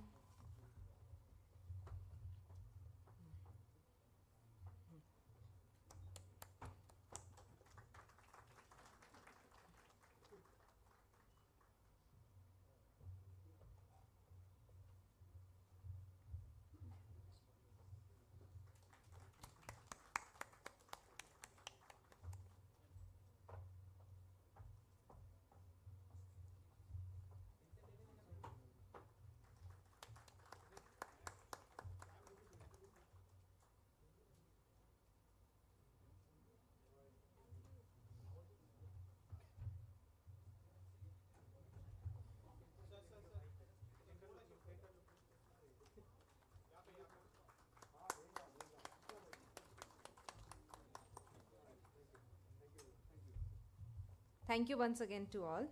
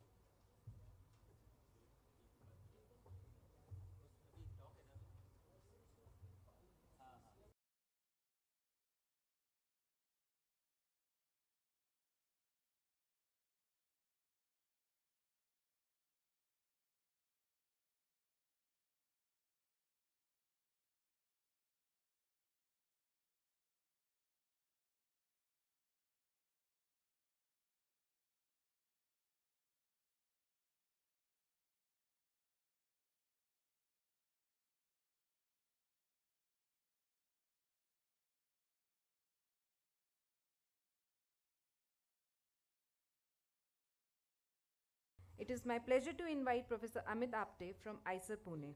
Professor Amit Apte is an applied mathematician working on data assimilation and dynamical systems in earth sciences. Before joining IISER Pune, he was a faculty member at the International Center for Theoretical Sciences and the Center for Applicable Mathematics. Today, he will speak on understanding complex systems with AI from an applied mathematic perspective. May I request Professor to please take over. You can use. Okay. Well, I usually move around, but I shouldn't. So let's see how it goes. See, I started moving. Okay, firstly, thanks a lot for inviting me to give a talk here. I have learned a lot. I hope you do at least a little bit after 30 minutes of my talk. So what I will talk about, a part of it touches upon what was covered in Pramod Khargaokar's lecture, which was complex systems, but slightly different perspective. So let's see how it goes. Yeah. Okay. Some caveats. What I think this is not like the main focus of the talk, but points that I thought were important and should be made. So here they are. Right? There are three important aspects when you think about science. And so, okay, firstly, I'll talk about science focus largely. Engineering and will be an important part, as you will see in just a minute, but the focus will be largely on science. And in science in particular, I'll focus on the research part of it, even though the education and outreach is equally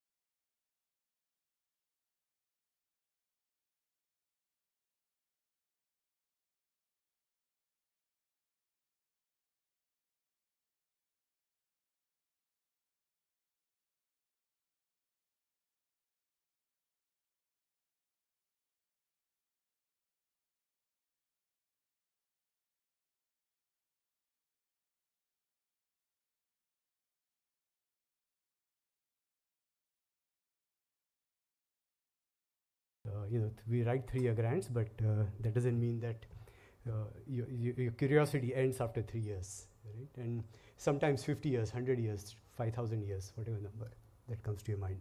Yeah. But engineering clearly plays an important role for a couple of reasons in particular, which is that, at least in my mind, AI is a largely engineering topic right now, which is good, and hence indispensable for future developments, even when you want to apply AI in science. So engineering will come in as an indispensable part of using AI in science, right? And somehow the recently, if you go for a movie to Cinepolis, they are playing this advertisement of Kirloskar these days, as far as I understand. Amazing. I thought it was a really deep, conceptually deep commentary on engineering profession in an advertisement in a theater. But anyway, so hopefully you are motivated to go for a movie now. Not right now, at the end of the evening. So the other thing was that if I guess the agenda is to endorse or expressly support or promote AI use in science, maybe this is kind of like at least a note of caution, if not a vote of dissent. And I'll explain more as I go along. Yeah. And the last thing, it's something I guess part of the part taking on from that essentially is that AI does provide us with tools, I hope companions as well, as you mentioned, not just tools. But AI already is kind of disrupting how our basic notions of scientific development were built. In particular, so I don't know how many of you know about the weather prediction models that are being used currently, that are competing extremely favorably, AI weather models that are competing extremely favorably with traditional models, and they're essentially non-Markovian in nature. Our fundamental notion about how nature develops is Markovian, and these are not, but they seem to work equally well. How do we reconcile these two facts? It's something that we have to really deal with.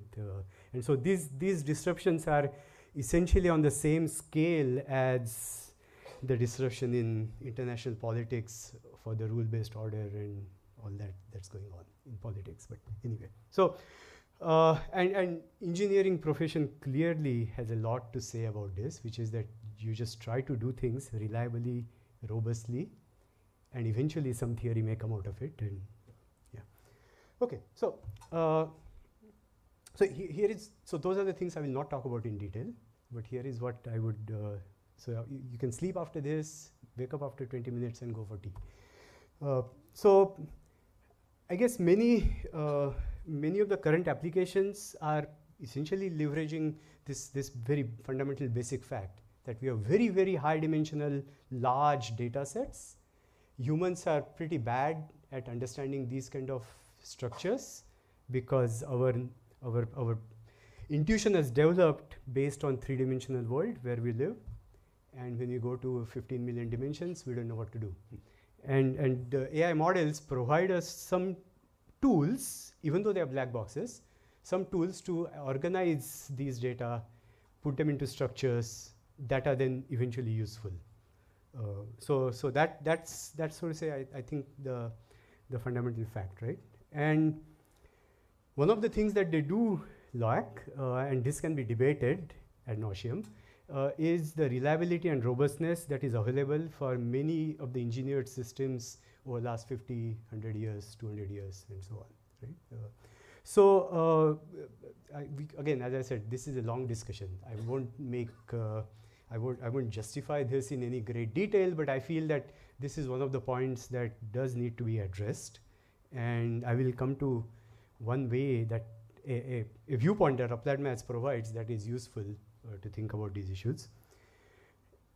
And going beyond robustness and understanding where utility, at least if systems are robust and so to say reliable, then you can use them even if you don't necessarily understand what's going on inside it. But science usually doesn't stop there. What we would like to develop in scientific understanding is how and why things are functioning, and not just that they are reliable, right? And this lack of understandability largely, which is I would eventually argue that that's not the same as explainability at all.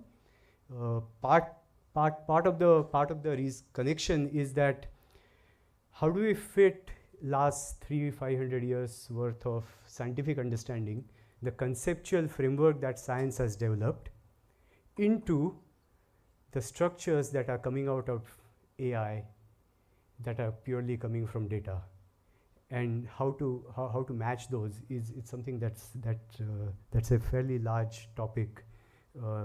Addressing will be essential to apply AI for science, right? Not just as a tool, but as a collaborator, as a partner. And so I think applied maths does provide a framework to think about these issues. Certainly for reliability and robustness part, because you think of typical applied maths topic, a priori estimates on errors or uncertainties, and so on, right? Okay, so that's what I will try to talk about. Slightly different. So I added this phrase after your talk. Complex systems.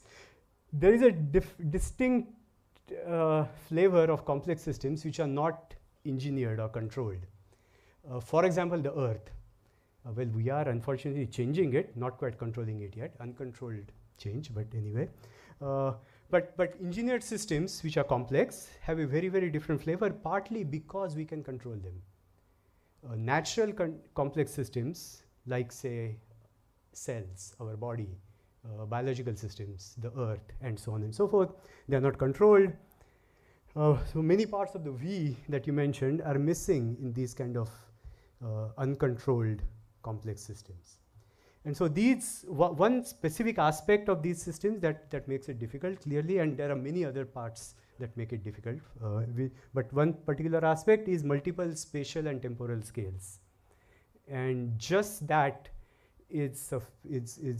throws non-trivial challenges for AI systems. And that is something that needs to be addressed if you want to apply AI to non-trivial scientific problems, not just of the kind of regression or highly complex nonlinear regression. Okay, and that will then open up for it will lead us to actual groundbreaking, so to say, applications of AI in science. Okay, so when I saw this talk some time ago, and then I heard about this meeting, I was thinking, wait, why am I going to give this talk? The talk, I don't know if you can see it because of the chairs. Anyway, I will make the slides available to whoever wants. That talk is quite nice. 2024, so prehistory, no agents in that talk. And now no agents, of course, there is no physical AI either. So a lot of that might be outdated already, which is the nature of things. Okay, so first, just to discuss about what is it that may lack when you want to apply current AI systems into science applications, right? So I thought this may be useful just as a list. I don't know. Going down a list is not a useful or fun way of giving a talk, but here is a list. Why not?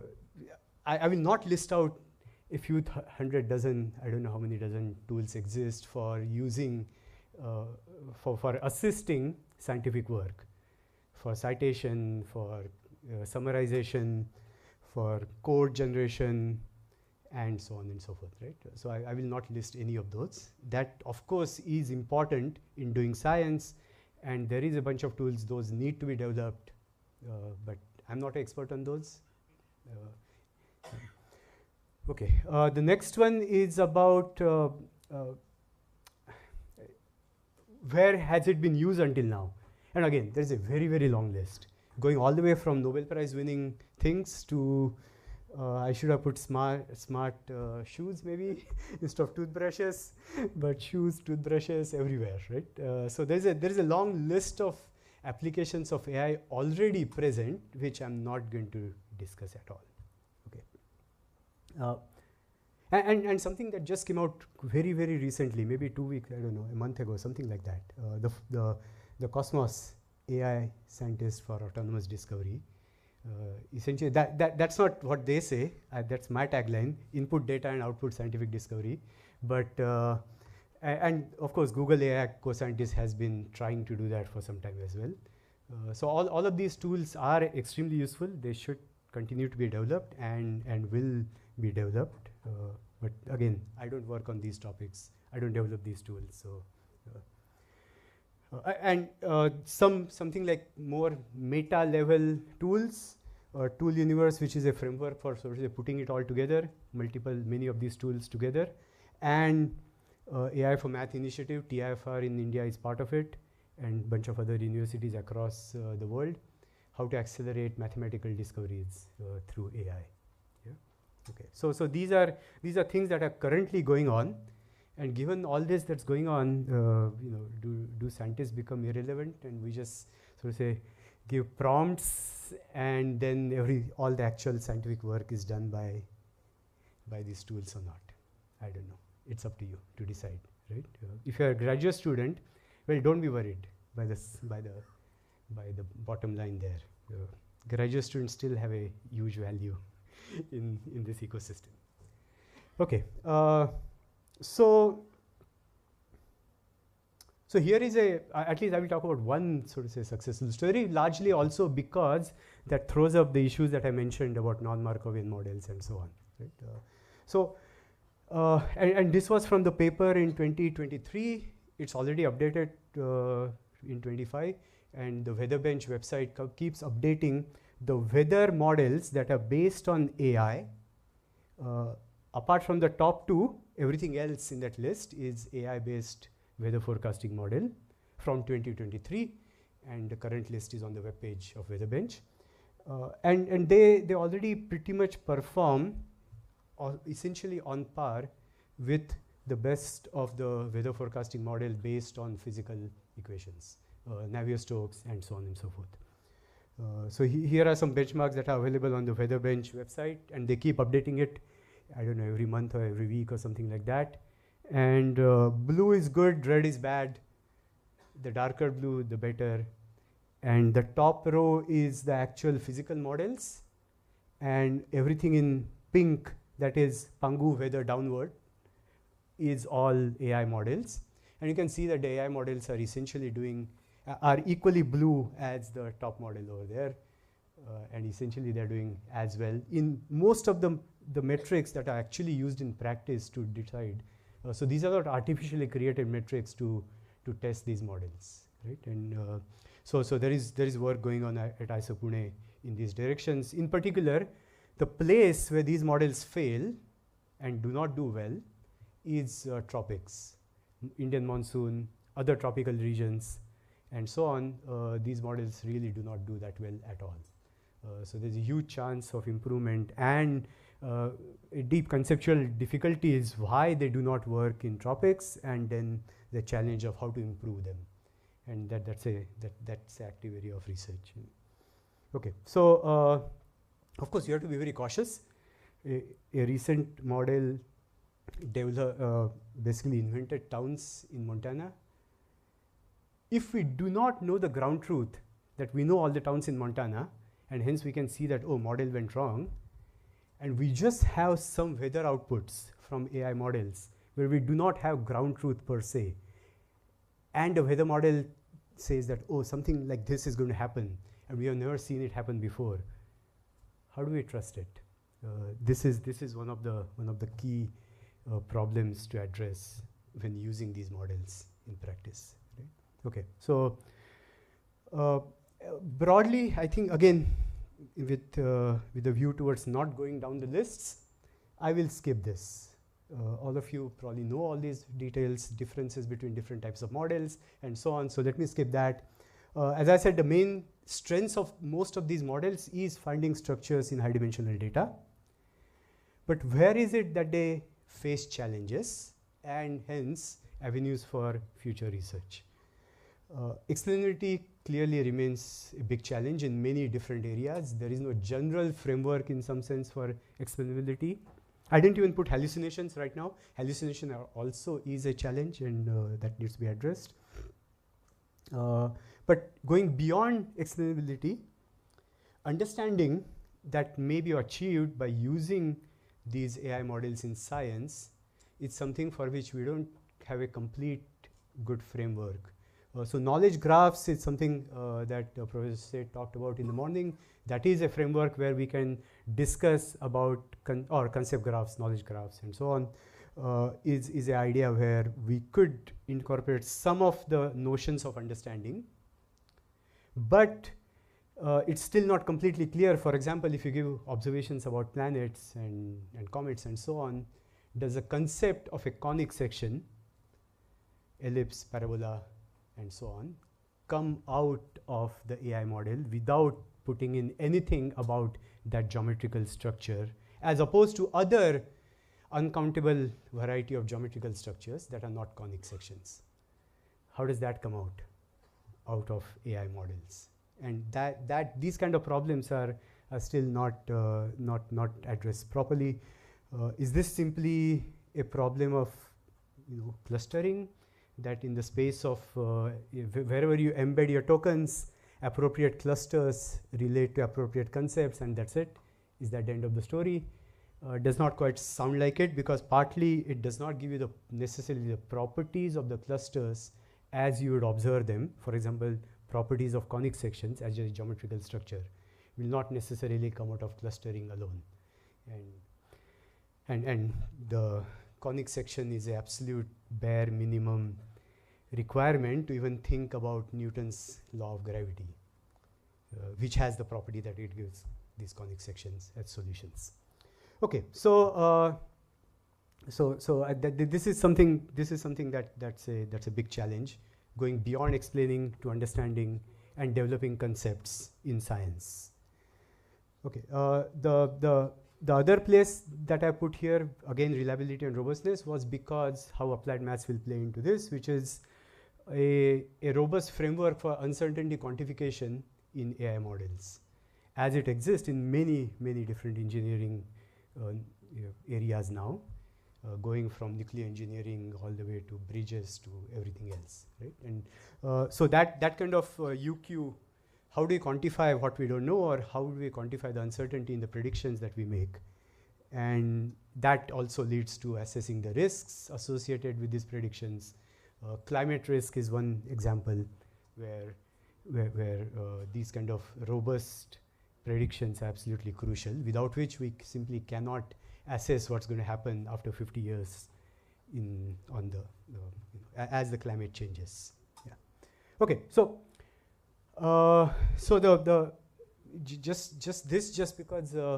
just to point out the differences of a natural and not engineered complex system as opposed to a engineered. Almost everything that you see in this picture is not controlled. We are changing it, as I said, we are changing it, unfortunately, but it's not controlled in the same way that you design a air conditioning system or a speaker and so on and so forth, right? Transportation is controlled by us, yes, but most other parts of this complex system are not controlled by us. Part of the complication on dealing with the earth, as opposed to say biology, which is also complex, is that of course there is just one earth, at least as of now, and we really cannot do experiments like we can do with 1 million cells or 1 million pieces of genome and so on. So drawing conclusions from a single realization of a complex system is an area where I think AI should play a huge role, but for that we need reliable representations of the complexity in this system, which are lacking currently. So, okay, so I'll skip this. Part of this was in some sense discussed about how scientific theories relate to models, and how do you incorporate observational data. So the traditional way of doing this is going from between theories and models is a nice sort of synergy between model reduction techniques, generalization to go to theories the other way around, and incorporating observational data into the models is the field of data assimilation. And there are parallels in studying other complex systems as well. I actually don't know of parallels of languages and images for data assimilation exactly in the same way that it's used in, say, weather prediction.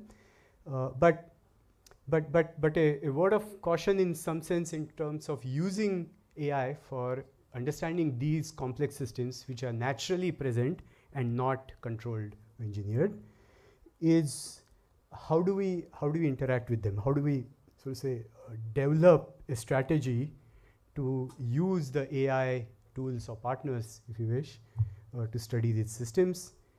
And in particular, I feel that one of the things that humans have, or one of the ways that science develops, in particular by curiosity-driven scientists, is by asking the question that are purely driven by thinking about, just purely curiosity, and that's it. That's all drives a scientific question many times. And I think that agency should still definitely remain with us. And the ethical, moral counterpart to it, which is what questions not to ask. What's a question that we, even if we may have the ability to develop a tool to answer a question, we maybe shouldn't go there. I don't know if you have seen Black Mirror, the Amazon, whatever, the Netflix show or something like whatever the show it is. If we have the ability to put a chip into everybody's brains from birth to collect all the memories, do we want to develop that technology, or do we really want to keep away from that technology? That every memory of mine from birth onwards is stored in a chip, and then I don't know what to do with it, but anyway. Okay, so so I think this is something that has to be addressed. It's something that's not going to be obvious. The atom bomb is example, but anyway.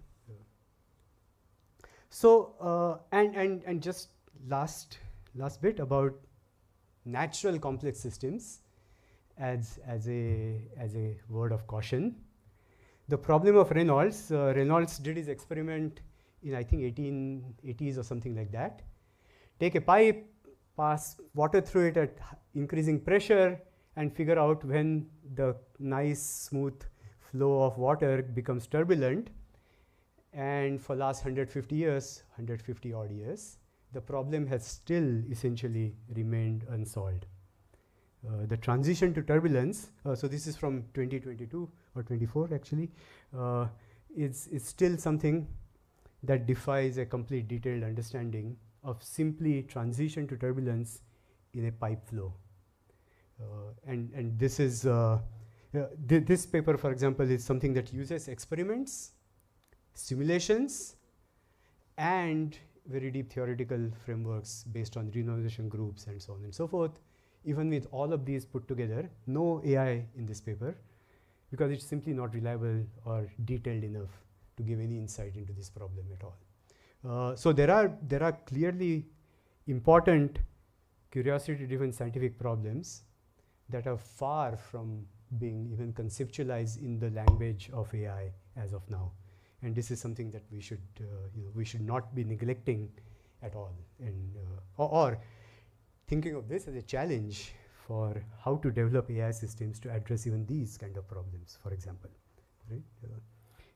And just aside the timescales, October 2022, April 2024, 3 conferences have gone and come and gone, and your AI tools have become completely obsolete before the paper got published. But anyway, so timescales are clearly very different, right? Okay, I think that's pretty much all I wanted to say. So I leave this. Wait, oh, I thought I took away the uncover. I did not. So I'll just leave the summary here, which is what I said. You can sleep after reading this. And I think there is no time for questions, but we can discuss this over tea. So thank you.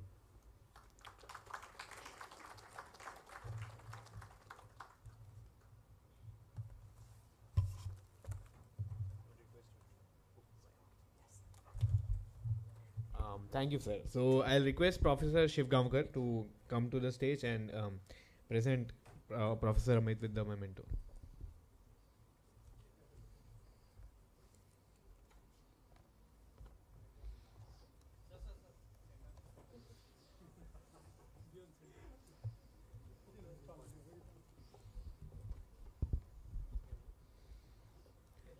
Round of applause.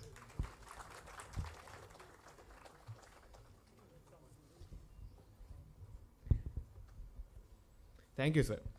So with that, we'll take a very short break of 10 minutes. We will be back at 15:43.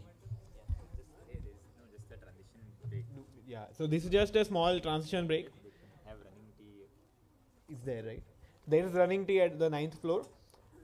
So have it and come back on time. Yeah, so please, this is just a transition break because we will end the session before 5 itself. So please don't go away.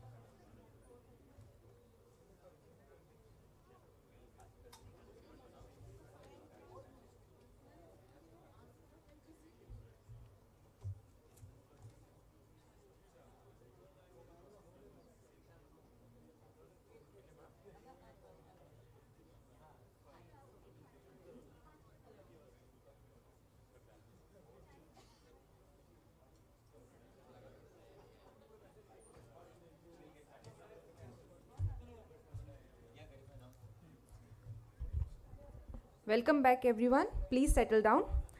We will now begin the second panel discussion of today's event titled Making Public AI Investments Work, Evaluation, Funding and Pathways to Impactful Translation. The panel will be moderated by Professor Ravindra Gudi from IIT Bombay. Professor Gudi is currently the Deputy Director Finance, Infrastructure and Administration at IIT Bombay. He is the AI and ML Chair Professor, a faculty at the Department of Chemical Engineering and an Associate Faculty at C-Minds IIT Bombay. I request Professor Gudi to please come on the stage and take your seat. On the panel we have Professor Ajit Kimbavi. Professor Ajit Kimbavi is a Professor Emeritus at the Inter-University Center for Astronomy and Astrophysics, Pune. He is one of the founders of IUCAA and was director there until August 2015. He was a distinguished professor at IIT Kanpur. I request Professor Ajit to please come on the stage and take your seat. Next on the panel we have Srimati Sunita Verma. Srimati Sunita Verma is the Group Coordinator for R&D in Electronics at the Ministry of Electronics and IT. She is heading the National Supercomputing Mission for development and deployment of 24 PF state-of-the-art supercomputing facilities in the country, development of RISC-V-based series of indigenous microprocessors, NAVIC receiver chipsets, etc. She is also handling the coordination of Center for Materials for Electronics Technology and design linked incentive schemes for enhancing manufacturing in the country. I request Srimati Sunita Verma to please come on the stage.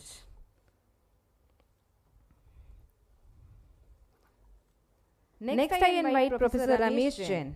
Professor Ramesh Jain is the Emeritus Donald Brent Professor and Founding Director of the Institute for Future Health at the University of California, Irvine, and a co-founder and board member of the Indian AI Research Organization. So please come on the stage and take your seat. Next I invite Ms. Sohini Rajola. Ms. Sohini Rajola is the Executive Director Growth at NPCI. Ms. Sohini brings in a wealth of experience and a strong passion for building impactful financial solutions. With her experience spanning payments, banking and digital, she is a keen observer of fintech developments and mentors startups. I request Ms. Sohini to please come on the stage.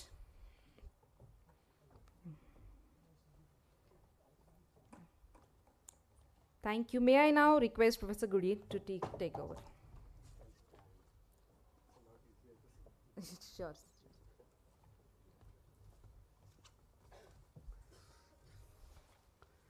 Yeah, I think it's not yet good evening, but yeah, welcome back to this second panel discussion. The title is, as you see here, Making Public AI Investments Work, Evaluation of these investments, Funding and Pathways to Impactful Translations. And we have, as you would have heard, we have a very distinguished panel over here that would discuss some of these aspects, and I'm delighted to welcome them on stage.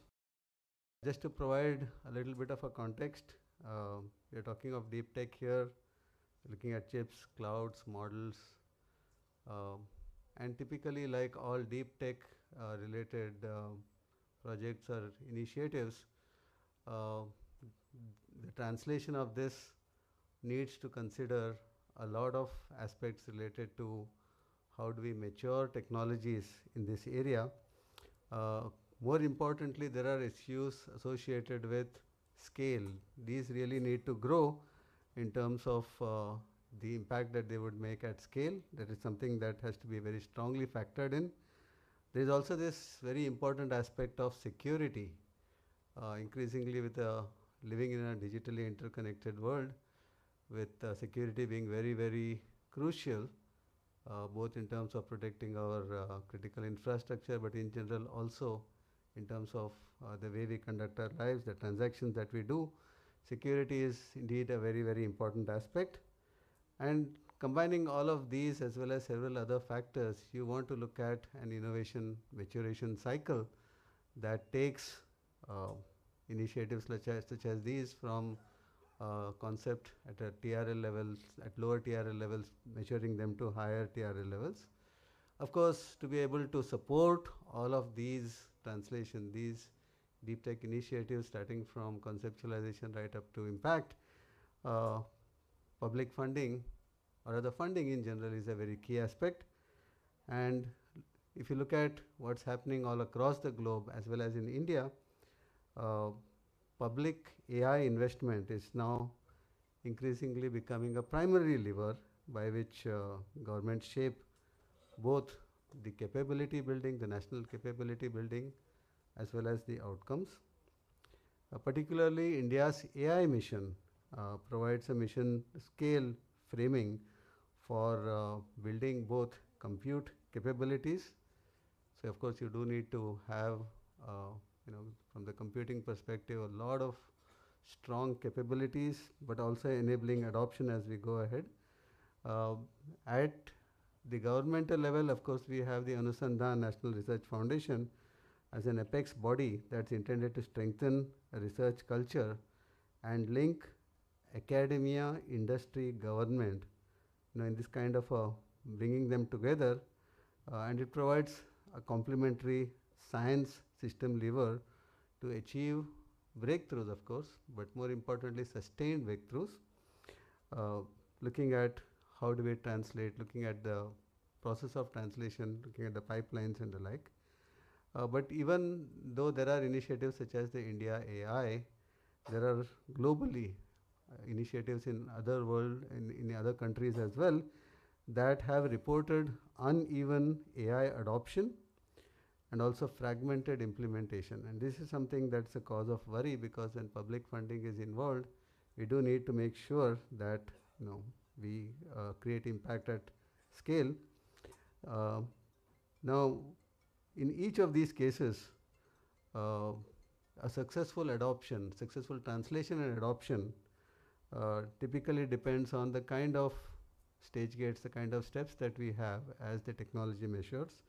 So in specific, maybe evaluation systems. How do we evaluate the maturation of the technology, the procurement models, the governance models, and of course, overall the translation pathways.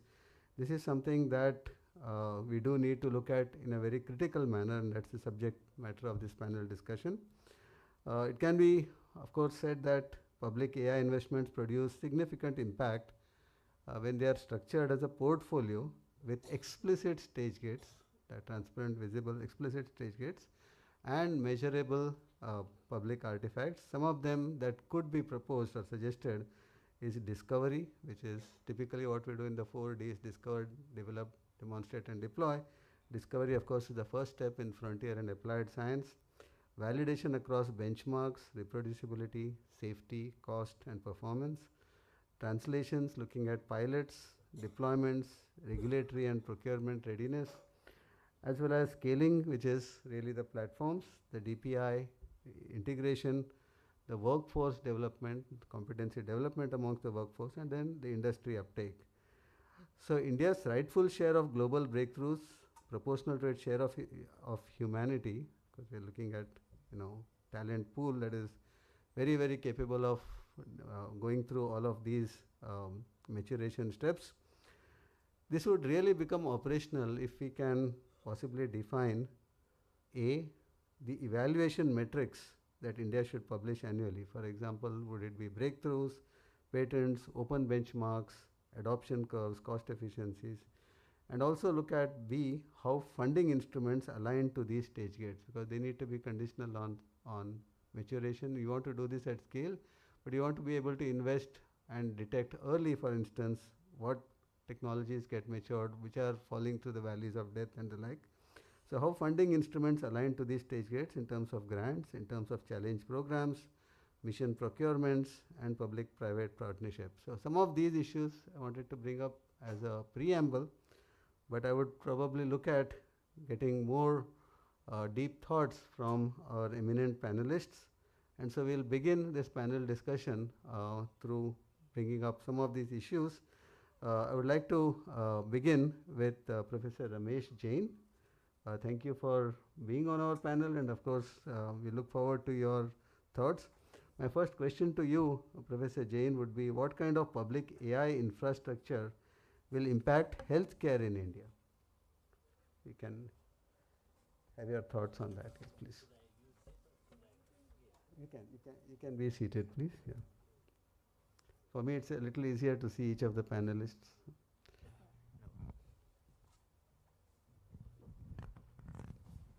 Hello? Yeah. Healthcare is very, very interesting area. On one side, all of us care a lot for health. On the other hand, most of the time, we don't even think about health. Just think about a very, very simple thing. On average, each person, I'm talking about averages, on average, each person does not spend more than 1 hour in an office of a doctor in each year. Each year has 8,760 hours. That means we spend 1 hour there and 8,759 hours outside. We give all the importance when we talk about healthcare to that 1 hour. We completely ignore 8,759 hours during which we are doing everything else.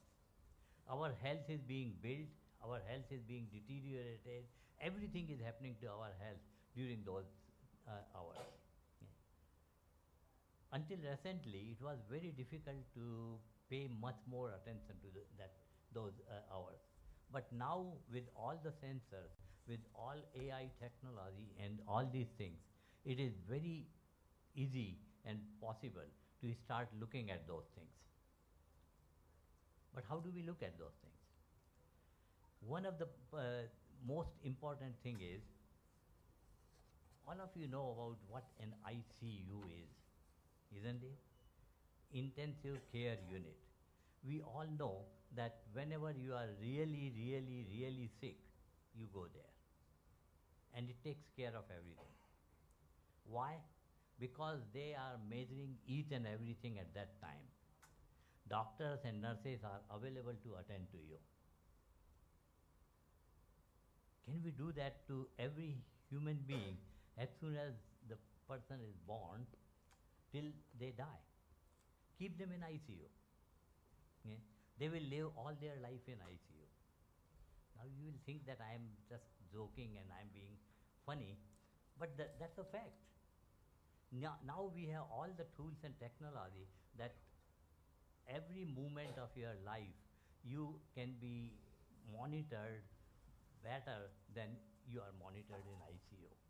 Using all the sensors, using all the AI technology, all the cloud computing, mobile computing, and everything taken together, we can do that. Why not we do that? And this is one area where India can be a leader compared to any Western country. And the reason is, in Western country, legacy is very strong. I sometimes say, because I know two countries very well, India and US. In US, healthcare is neither health nor care. It's pure business, pure business. In India, it is take those two aspects, it's neither health nor care, and add to that Bhagwan Bharose also. Yeah. Yeah. Now, the thing that is most important to us, how can we take care of this? So answer to your question is, can we build infrastructure where we are monitoring people, measuring all the sensor things? We have built already one of the best India stack infrastructure, which involves your Aadhaar card, which involves UPI, which also involves some of the other document systems and things like that. Can we remove some of the limitations of those and put on top of that this health stack, where everybody's information is coming there, is being measured and monitored? Just think about this, what it can do to all the chronic diseases. Yeah. And that's where I think we got to go. Yeah, I think there is, of course, a demonstrated example of how India has played a key role in Aadhaar for identity and UPI for payments, online payments and the like. There is a lot of initiatives in digital health that are beginning to emerge now, and the platform that you suggest perhaps can, of course, build on our experiences with some of these successes and then be able to scale them for digital. That's right. All the innovations take place when there is a serious need, which we have. And there is infrastructure available.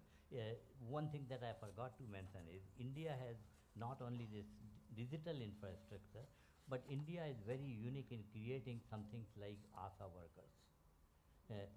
Those things are extremely useful.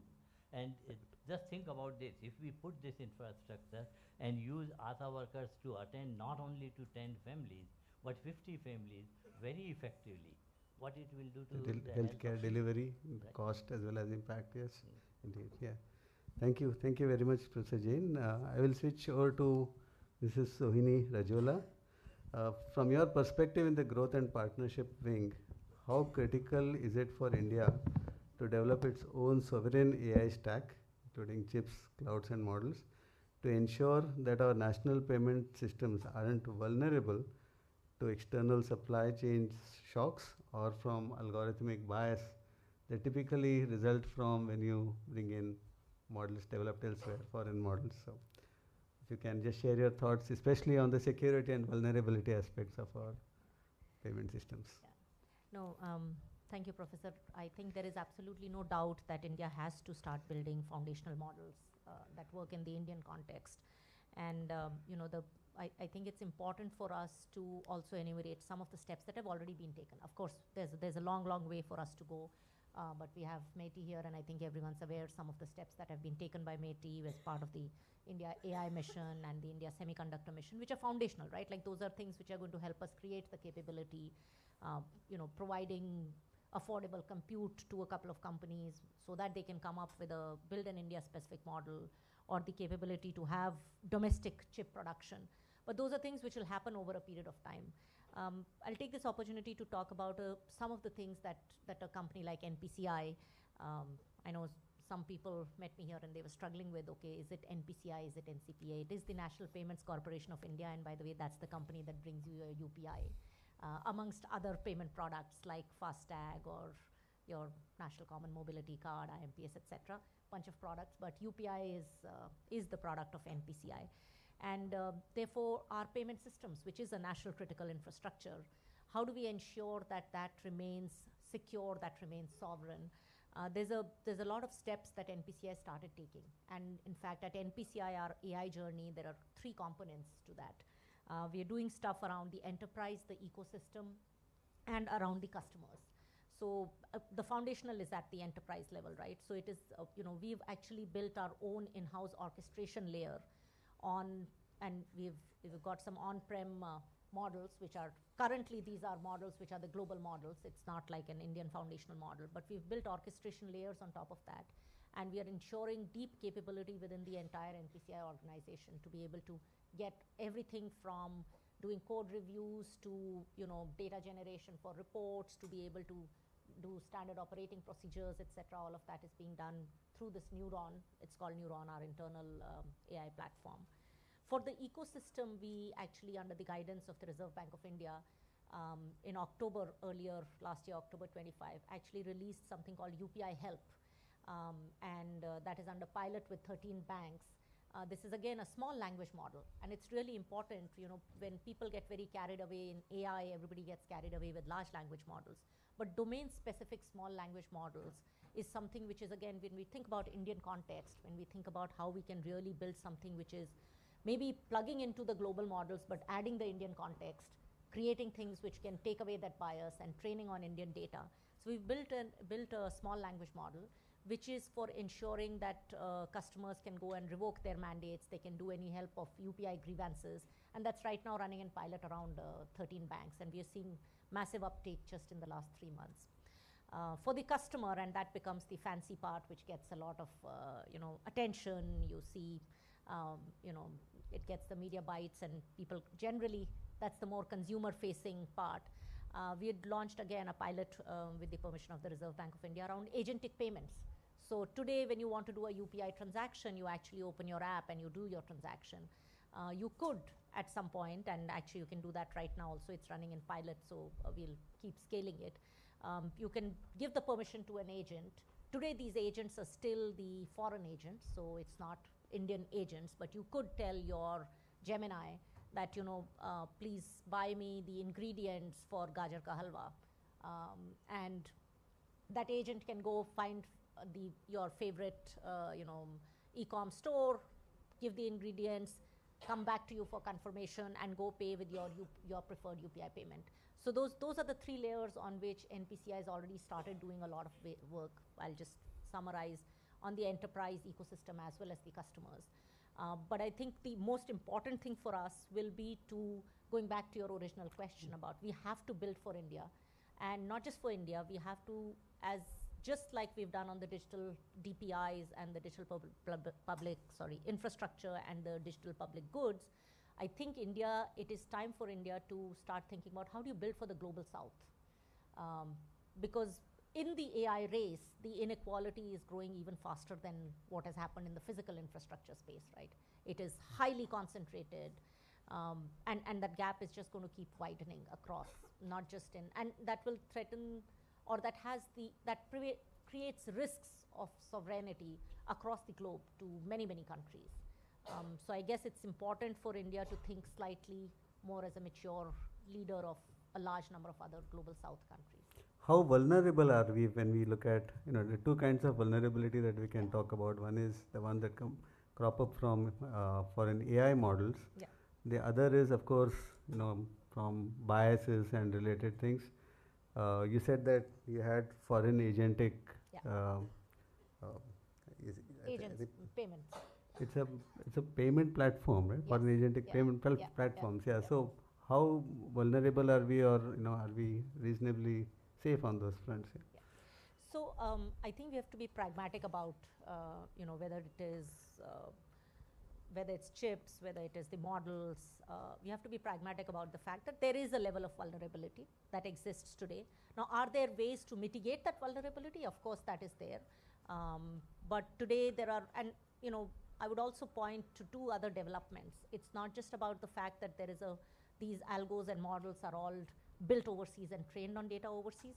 There is another very interesting thing that is happening overseas, which is around the vertical integration across the AI stack. The kind of, if somebody goes and looks at what are the kind of acquisitions that large AI companies have done, it's not just about building a model, it's also about the surrounding infra, the implementation, everything. And also on open source systems, which many of the companies use, right? So there is a level of vulnerability, whether it is on the supply chain side or on the algo bias side. There are ways and means for us to be, while we build our own capability, to be able to mitigate those shocks. But that exists today, and I think it's Can we important. detect Trojans? I mean, payments are important to all of us. Yeah. Can we detect Trojans in them and be able to guard against this is not about the Trojans part. I think that is getting too specific. I don't think there is anybody injecting a Trojan into a payment that is happening domestically. I would look at it more from the sense of when you're trying to build the next set of at a global level. If there is there was this Broadcom acquired VMware, right? Now, as Indian companies are trying to build and on top of VMware, what do they need to do now? So I would say we have to look at from that perspective, not from the specific perspective of can somebody inject a Trojan, because that, I would say, our domestic payment systems are very, very, very secure. So not from that perspective, but I think more from an infrastructure capability development, the next gen of models that we will build, that is where we have to think about vulnerability. Thanks for that assurance, for sure. Very, very good to know. I will move over to Professor Kimbhavi. Of course, there's so much of work that you have done in matured models for shared infrastructure, data releases, and so on, from the astronomical point of view. And we would like to come down to terra firma and ask you which of these design principles transfer to AI for science or AI for manufacturing investments and the like, if you could share your thoughts on that. Like you said, astronomers work on objects which are very far away, which seem to be completely irrelevant for what happens on the Earth, except of course for astrology. So now the point is that we we do work on objects which are very far away, but the data is here on the Earth with us. And astronomers have always been working with big data. It's a question of how big is the big data. So in Aryabhata's time, or in Kepler's time, the data was just a few kilobytes, and they just scribbles in a notebook. But they discovered fundamental laws of nature by analyzing that data. They had to invent all the methods for analysis. So in the 1980s, when I was at JIFR, I bought a disk which was 26 megabytes. And my colleagues all down the corridor used to come to see the big disk. And so now we work with petabytes of data and even hexabytes of data. And so the point is that we know how to deal with the data, and we know how to curate the data. And we have always been doing data analysis. And right now we are using AI for the data. So now my colleagues at IIT and I, we collaborate very closely with the industry. And lately we have started a project where somebody, we take a postdoc who works half the time in IIT and half the time in the industry. And so why is the industry interested in us? And what do they want from us? So I convinced them that, you see, because of all the hype, all the clients want to use the most advanced AI methods. And then these AI methods unravel at astonishing rate. And then people talk about agents, they talk about explainability. So I tell them that explaining things is our job, and that is how we make a living. Right, and therefore there can be a very close collaboration between people who work in the industry. The different kinds of models which have been discussed here, and completely mundane applications which are very, very important, but they can work with us, which we work on very esoteric types of applications. For example, data curation. So we spend all our time curating data. So then data management. So I used to have a big SKI project long ago, just purely for the data management. There is something called the virtual observatory. And India, through our project, made many important contributions to it. And what happens there is that somebody is sitting in Guwahati, let us say, or even in Itanagar. And now I'm talking of about 20 years ago when the internet was just coming on, say 15 years ago. They could download the most up-to-date data because the data is easily traceable. So if I put in the name of 100 objects, it can tell me where the data is. And so the concept of metadata was developed very thoroughly at the time. And then we have, the data is completely open. So anybody can get it cost-free. And then quite often you can run the programs on the distant computers. Right? So in that way, we have developed the expertise which is needed to work with very large amounts of data. We are very open with it, and we are able to successfully collaborate. And that is where I believe that we bring it back. And in fact, and that is why whenever I keep meeting senior officials from the government, I keep telling them that they need to have a very strong patch between pure science and the industry. If I take an analogy of space and a reflection of that on Earth and go subsurface, we have problems associated with oil recovery, especially enhanced oil recovery, tight oil reserves, So do you think that these models that you have adopted for astronomical, or rather for astronomy domain, how easy or, because you are really talking of making decisions on large subterranean surfaces, let's say carbon dioxide sequestration, oil extraction, all of these are typically problems of a similar scale. So do you think that we have a mature technology to be able to address these at scale? And very certainly, in two different ways. Because, for example, the motion of the flow of fluids is very important for us. And the fluids that we deal with are gases mainly. But you've got the hydrodynamics, fluid dynamics is the same. Right. And therefore the methods developed there can be developed here. There's also another thing, which is a little bit, it's an extreme case actually. So there is something called general relativistic magnetohydrodynamics. So hydrodynamics, in the presence of a magnetic field, Einstein's theory. So you would imagine that this has nothing whatsoever to do with our affairs here. And if you do a PhD in that, then it will end of the road for you. Okay, but what happens is that those people are approached by investment banks and finance companies. So that is because they need people who have extreme knowledge about partial differential equations. And somebody who does GR MHD has exactly that knowledge.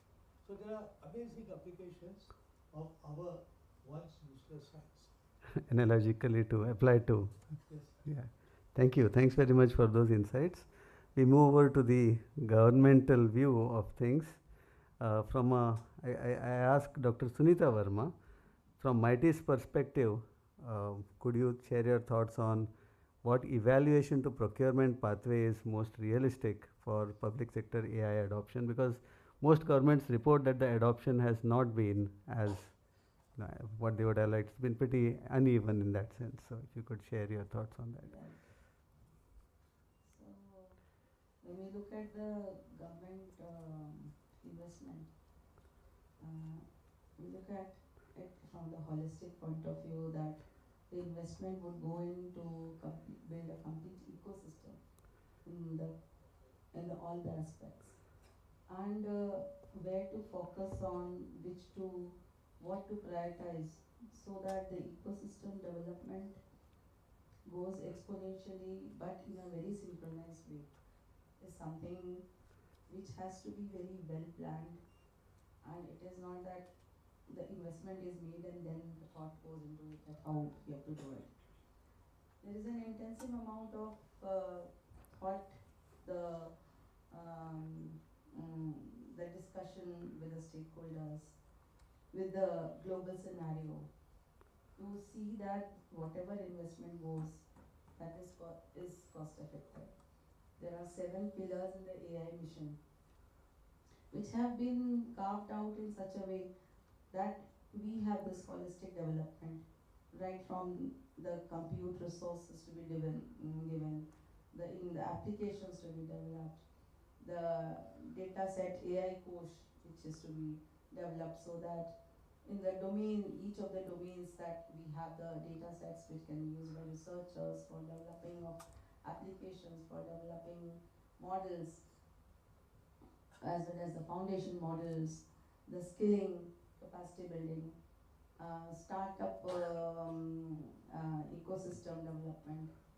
So all these pillars are moving for the holistic development, and all of the ultimate goal is to develop the economy, build the capabilities of the country, national capabilities, so that we come out with the products which are of commercially deployable. And whenever so under the AI mission, there are different initiatives which are there from the skilling point of view at all levels, because we understand that the type of requirement of engineers, especially from the software point of view and from engineering aspect, even from the different engineering perspective that we see, basically maybe for manufacturing or healthcare or agriculture, the whole perspective is changing with the AI being brought in. So the skill set requirement is very different, and the models that are to be developed, the foundation models to be developed, we require huge capacity resources as well as expertise. So government is working towards that, so that the solutions so developed are leading to products. There is enough sandboxing mechanism there, so that the validation takes place, biased development of algorithms, and also the security aspect and the safety aspect is the most important, which needs to be kept in mind. So with all these aspects in mind, I think government is pushing all the 7 pillars equally at the evaluation and the effective development of this. Yes, Thanks very much. I would like to use this platform to also acknowledge the support from MIT for our Bharat Gen initiative, the multi-language one. Thank you very much for that. I'll just pause to take maybe one or two questions before I quickly go to round two. Are there any questions on at the end of round one? Yes. Yeah. If you can just mention your name and a short, quick question, please.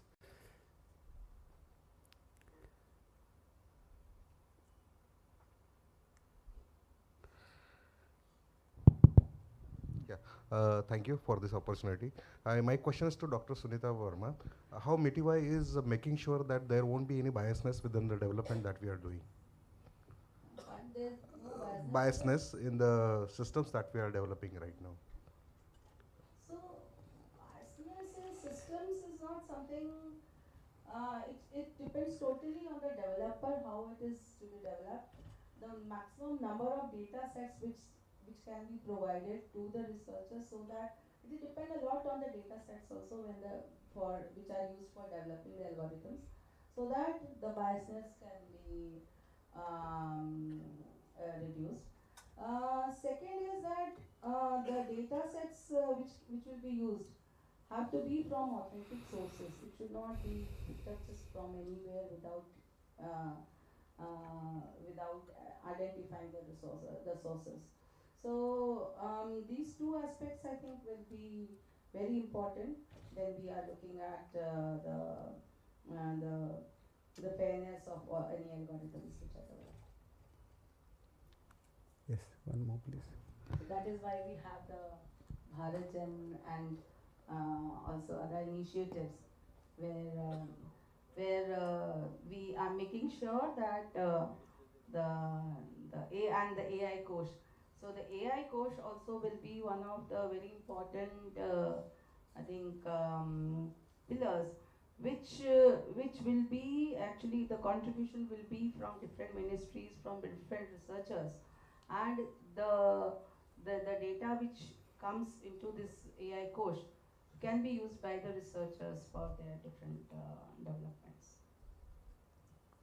Yeah, if you can quickly. Yeah, thank you. I am Somdeep Kundu. I am from Sitara IIT Bombay. So my question is to Sohini ma'am. Like lot of fraud is happening nowadays with UPI. So is NPCI is thinking about that? How can we protect that? I'll just start with saying that as a percentage of the overall transactions, our fraud is absolutely minuscule and extremely well contained. Having said that, even one case of fraud is one too many. So NPCI is actually doing a bunch of initiatives, and one of the things that we have developed, again, it's a federated AI model. It goes back, and it's a great question because it goes back to what needs to be built for the Indian context, right? So NPCI and lots of all the banks and the various financial institutions obviously have their own risk models and monitoring models.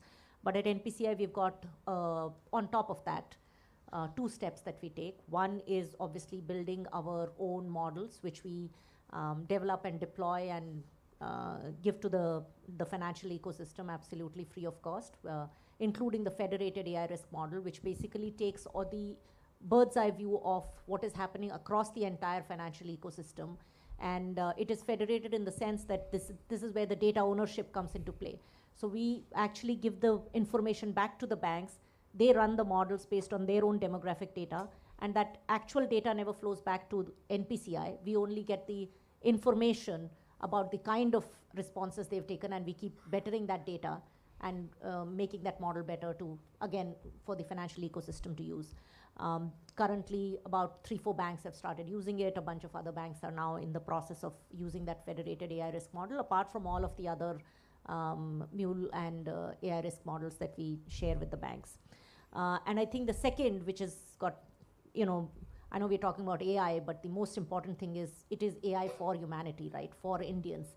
And that's where at NPCI we spend a lot of time, effort, and money on ensuring public awareness.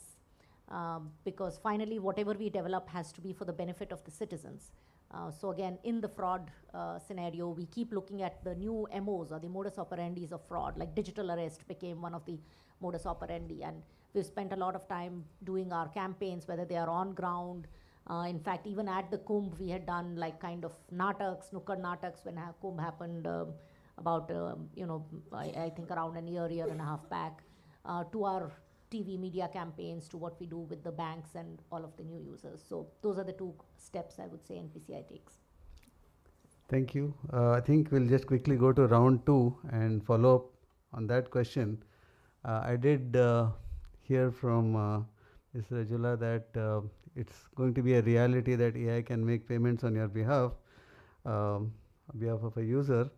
The question that naturally follows up is what public AI investment can ensure that when AI makes a payment on a user's behalf, the security and liability frameworks remain as robust as they are for a manual UPI transaction, because that's really the proof of the pudding, if you will. Yeah. No, and that is extremely critical. And I think, again, we have to be cognizant of the steps that are already taken. I think, again, METI has unveiled the AI governance framework, and the Reserve Bank of India actually came up with the 7 sutras, which are, and I'm going to read these out here, which will be what will be followed by all financial institutions in all of the AI solutions that we come up with for our consumers. So those 7 sutras around safety, transparency, accountability, fairness, inclusivity, sustainability, and explainability. And now, we don't have the time to go through each one of them, but I think what is going to be required going forward. So the good part is that our institutions and organizations which are responsible for the welfare, whether it's at the government or the regulator level, have already started defining the frameworks of how we should, as AI develops, how that should be governed. I think the real journey is going to be these frameworks then become enforceable regulations. So this is good for us to keep in mind, as whether it is payment system operators or it is the financial institutions that come up with new products. And as we see more and more consumer adoption, there is going to be this element of how do you ensure that an agent, let's take that same example that we were talking about, an agent you can have trusted, verifiable inputs on whether or not a particular instruction was given, and the ability to authenticate if that was not the case, then who bears the liability and what are the liability shifts that happen. So I think that's the journey we are going to be on, but the frameworks are in place. Thanks so much for that reassurance again. I'll move over to Professor Kimbhavi. A lot of this is dependent on data. And what does, in quotes, instrumentation look from an AI perspective, especially if you're looking at shared data sets, evaluation suites, model cards, compute governance, and the like? What does an instrumentation for AI look like, in your opinion? By instrumentation, do you mean physical engineering? Because that is the source of your data. So typically sensing and instrument. Yes. So in astronomy, we are very heavily dependent on very major instruments like telescopes, which are getting bigger and bigger. So Galileo started with a 1-inch telescope, and he made very major discoveries, which completely changed our picture of the world. Now the equivalent mirror now would be of the size of this hall. And so, so we do collect a lot of data. The sensors also are extremely intelligent and good. For example, all of you will be taking pictures with your cameras, and those CCD detectors are developed for astronomy. The sensors also get a great deal of data here. But what has not happened is that there has not been an integration of AI with all these instruments. Okay, in the sense that these instruments are now very dynamic, because if you've got a mirror, then the secondary mirrors are flexible and they keep changing once every second to allow for changes in the atmosphere. And then getting all the telescopes to be going is a very major task. And only recently I've heard discussion about people wanting to use AI for controlling those instruments. But once we get on with it, we'll be very fast. And so both in the detection of the objects, collection of the data, and then the pipelining of the data. We have great experience with data pipeline. So for example, like he said, supposing you start monitoring every person, okay, when the data comes out from the sensors, which maybe will be carried by the person, and then they have to be transferred to a central database, and that requires a great deal of data pipeline. And the data will be collected in one form, but it has to be stored in another form. And we have got great expertise in that pipeline. Okay, so it is, in some sense, it is possible if you study an astronomical experience to get an end-to-end solution of more or less any application that you are looking at. And AI can actually help in a lot of those aspects of Yes. removal of So there are- biases and So there are in every aspect of the data collection. I mean, it is intuitively very easy because you get the data, then you process it, move forward. But it's very complex business. And there, when you use AI, everything is going to be simplified. But that does not mean that it has already happened. Because one of my jobs is to convince my people that when there is any major scientific project, what you need to do is to carry out an AI audit. Okay, so every aspect of the project has to be audited. And all the people who are working on it have to be audited. And then you say that what difference would AI make to this process? Okay, so they are still beginning days, but hopefully we'll accelerate forward. Thank you, Professor Kimbavi. That's very interesting perspective. I would just request Dr. Verma to kindly share her thoughts on which parts of the national AI efforts need strong evaluation norms, because MIT does a lot of support, but of course evaluation is also just as important. Suggested are data sets, applications, safety testing, AI skills, but which of these do you think are most important from evaluation? I think all of them are very important. But yes, the safety part and the scalability, like whatever we are doing, it should not just remain at the pilot level. The scalability of that, the reproducibility part is something that we need to look at whenever we are developing any algorithms, any data sets are given, and even for the foundation models of our applications.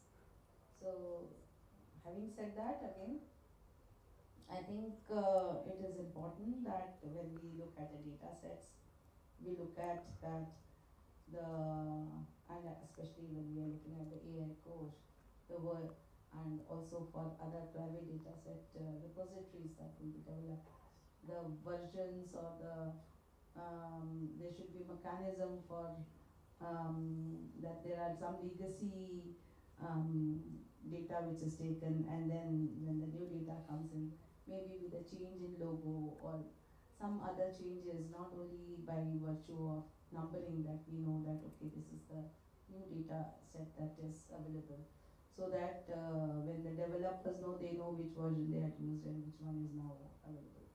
So those type of mechanisms or the SOPs need to be there in place and followed. Even for safety and testing also, the robustness of the testing is very important, although everybody knows that it has all the applications have to be tested for safety, but what is the SOP? What are the complete procedure which needs to be taken up, how detailed it has to be. So though that is very important to be taken care of. Then also there is always a drift in predictability, and also with the change scenarios, the testing and the requirements also change. So those also need to be kept in mind when we are looking at them. Skilling, especially, I'll say in the government aspect, to the government agencies is very important. I feel, because at the decision level, making level, they should know the importance of what procurements are to be made. Especially, somebody talked about biased algorithms, so the biased applications. So that should not come into the government or any other large deployments that we are looking at. So that is something which has to be taken in a very responsible way. Yeah, let's hope that we can all step into an airplane flown by AI. I'd like to ask Professor Jain to share his thoughts. I think you have worked quite extensively on personalized and context-aware systems. Could you comment on how public infrastructure can be made to serve diverse communities rather than a one-size-fits-all? AI became extremely popular in the last few years. And one of the common things that we all hear is that AI is different technology than anything else that we have seen in humanity so far. But when we start talking about the issues, we keep on talking about the similar kind of things, because most of the time the AI technology that has been developed for reasonably homogeneous group of people. You mentioned the diversity and the diverse aspect. India has one of the most diversity in every dimension that you may want to consider, every dimension of this thing. Will the current AI, which is purely based on the language-based models, going to serve us? The answer is obviously no. Everybody who studies AI and based on all the keynote talk that you heard this morning, you saw that the future is taking away from this language models to others. Now, you can talk in terms of the technology, what it is going to be, or you can talk in terms of the needs of people. What people need is that the technology should be their partner. They should be very much personalized, very, very strongly personalized. Second thing, they should be able to communicate with the technology. Now, think about Indian diversity. So many languages, so many education levels, and all these things. Why did WhatsApp university became dominant university in India? Only one reason. You can look only at the icons, or you can communicate through audio, video, and all this kind of things. If we keep on thinking only in terms of the traditional language models and traditional technology, we are not going to be able to leapfrog China and US. If we want to build on our diversity, let's start thinking about multimodal, personalized, contextual AI, where everything is in the context. I work in health area. Each of us is a unique body. My body is very different from my mother's body or my father's body or my kids' bodies and these things. What affects me is very different. If we want to use ChatGPT's models, they are very general models. How are we going to get the personalized information there? That is where, in my opinion, India can take a big lead and we can make a big impact on society. Thank you. Thanks, Professor Jain. I think I just got a card saying that the time is up. Can we look for just one question, maybe, from the audience? Anyone from the audience? One question? Yeah. So I see a lot of skill-based development going on in India, and I'm sure we'll have all the personnel needed for our IT industry, for them to do some AI and all that. What was wonderful is that, for on this panel, largely I heard more nuance and specific perspective on the kind of AI that you would need, because you involve finance applications, health applications, where privacy, many other things, and other things are very important. In the morning, as you know, I talked about the 14 elements or 15 elements very specifically, and how the kind of models that we develop actually support them. But at a larger level, the work in this is very limited. See, in your example, ma'am, you talked about use of the agentic system and models developed in the West. I think that in the longer case, it's not going to work out. Many reasons I can go through, and we don't have time. It will be good for us to coordinate whatever few places there is that capacity to develop such models, and to conclusively implement those kind of solutions. And in a way, IRO is really a step in that direction. But I think since good use cases will be distributed in the examples that both of you have given, I think that connecting that with the organizations like IRO, fully 100% dedicated to AI, and with the ability to develop models, would be, I think, welcome and valuable, so that the combination of users and the core, hardcore technical developers and innovators are brought together. So that was more of a comment rather than a question at this point. Sorry about that. Thank you very much. I think we do need to wind up. Please join me in thanking the panelists, Professor Ajit Kembhavi, Dr. Sunita Verma, Professor Ramesh Jain, Ms. Sohini Rajula. Thank you very much for your incisive and deep comments on various aspects, healthcare, the government perspective, the view from astronomy, as well as the assurance from the National Payment Gateway about all our transactions being very secure. Thank you very much for your time, and I think we do need to wind up. I have a very pleasant responsibility of giving a small memento to each of the panelists.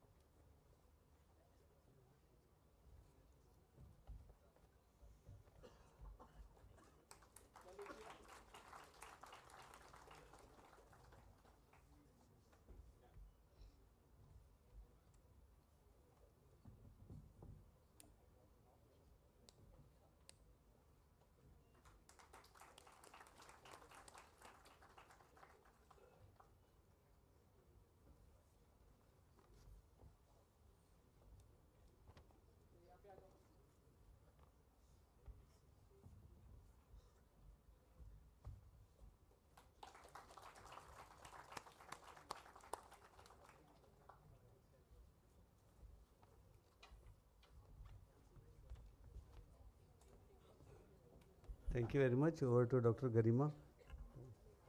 Oh,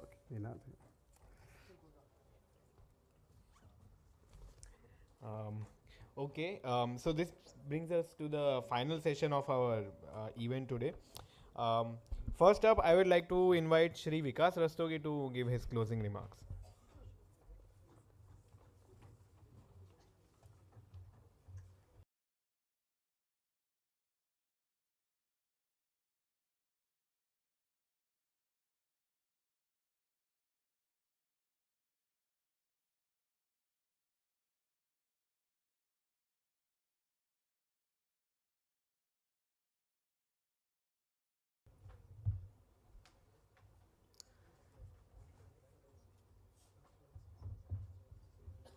I think I should just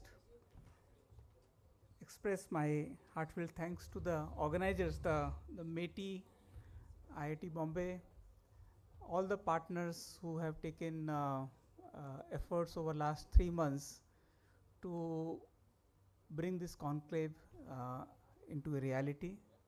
I think it's a very well curated conference. The sessions that have come up have gone through a very, very intense exercise of discussion. I know that because I was part of the group that was discussing various details, and METI has been instrumental in defining the scope, expected outcomes, and how the session should progress. So all thanks to METI. Mr. Safirullah is here. Let's give him a big hand. The idea for these conferences, these conclaves across the country, is basically to generate an interest in the upcoming AI Impact Summit on 19th and 20th February in Delhi. And that summit is of 2 days, but I think it's really important that all the relevant stakeholders, the academic institutions, research institutions, industry, thought leaders, they start building up a kind of discussion and generate curiosity for the upcoming summit. As all of you are aware, it's a global conference being attended by, I think, more than 100 countries across the globe, and India has the honor of organizing it. It is something like G20, which we had, all of you are aware that when we had G20, we had similar kind of thematic discussions across the country to create a kind of buzz, to create interest, and also to bring together various partners on the same platform. So that going forward, as a country, we are able to claim our rightful place in this important area of AI. Worldwide, I think there are many countries that are looking with lot of hope and optimism towards what India is doing. And I'm not talking about Western European countries and US. There are a lot of countries who have similar complexities, similar kind of systems which are diverse, various languages, and they want to understand how AI would be able to make any meaningful difference in various sectors, which India has been doing and attempting in many areas. And to that, which we call basically Global South, I think to them we owe a duty, we have a responsibility to highlight, showcase, and also present what are the possibilities that AI brings. How do we prepare for bringing the transition? How do we ensure that each and every strata of society feels empowered, is benefited by what solutions AI bring? And also at the same time, it creates a kind of ecosystem which generates lot of innovation, which also creates lot of jobs, especially relevant for India, and also provides leadership in many areas. I think this is this is one sector where we don't have that kind of disadvantage which we have in many other sectors. Could be manufacturing, high precision manufacturing. We probably are we don't have that kind of advantage, but AI is something which we have high quality research institutions, academic institutions, youth, innovative startups are there, and with the kind of support that METI has provided, a lot of state governments have also taken up initiative. I think it's we are in a very vibrant and encouraging environment to innovate, to try and to perfect AI based ecosystem. And to that extent, I think today's sessions that we had, right from the inaugural address to the last one, lot of important facets have been discussed.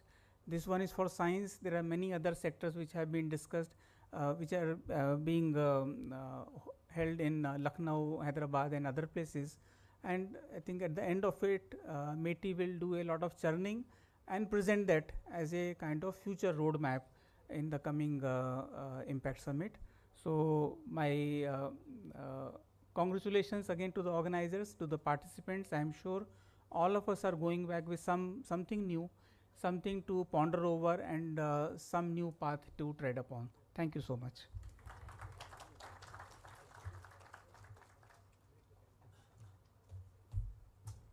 Thank you, sir. Now I invite Ms. Kavita Bhatia, Chief Operating Officer, India AI Mission, for her remarks.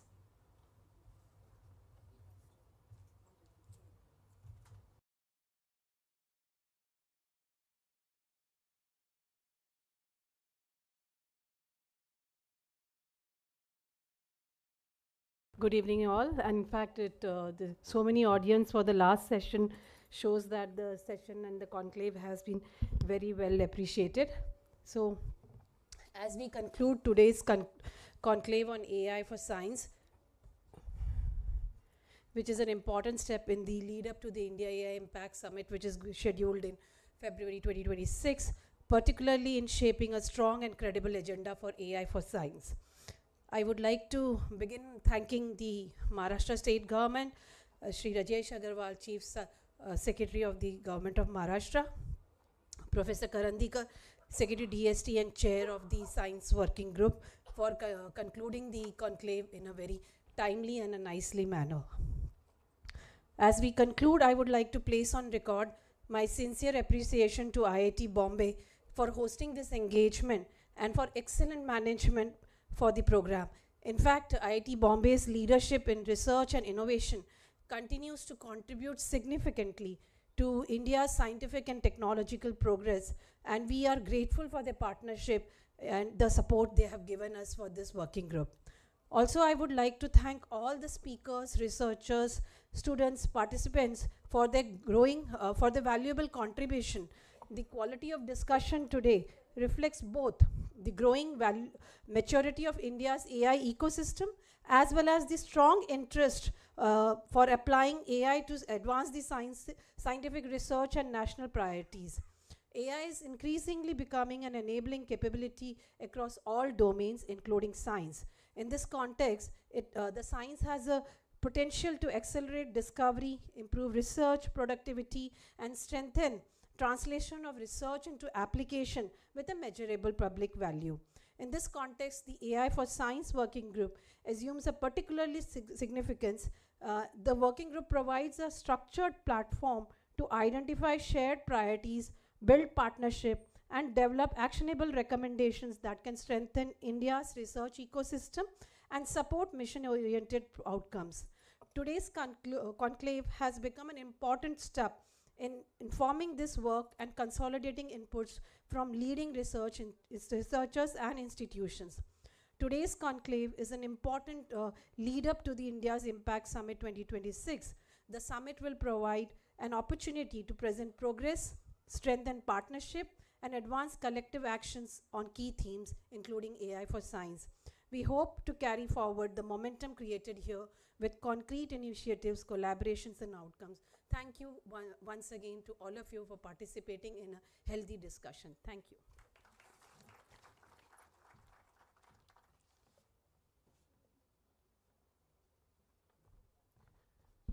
Thank you, ma'am.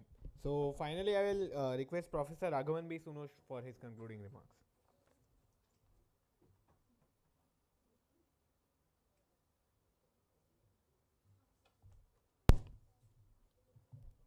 Perhaps my role is the most simple and straightforward. That is to thank all those who were involved in making this a successful event. Professor Manibhushan has been tirelessly working for several weeks along with volunteers, institute administration. We received a lot of support from director, deputy directors, and various ministries in this country. In particular, we wish to thank DST, MIT, Government of Maharashtra for their unconditional support to make this event a successful gathering of experts in various dimensions of AI.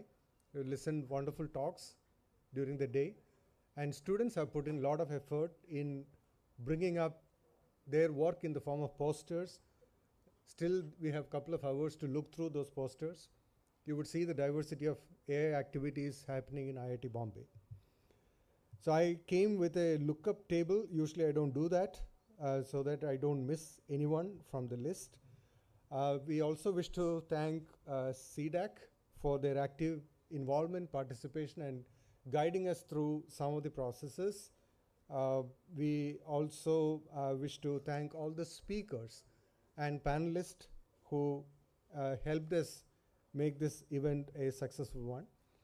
And we also wish to thank the event management team who had organized a lot of pre-event and during the event activities, both inside and outside the auditorium. We want to thank all the student volunteers who have really spent a lot of time. And I think people like Garima and others have become experienced in handling such big events. Thanks to all of them. And finally, I wish to thank our own institute for providing us all the infrastructure and helping us in making this event a grand success.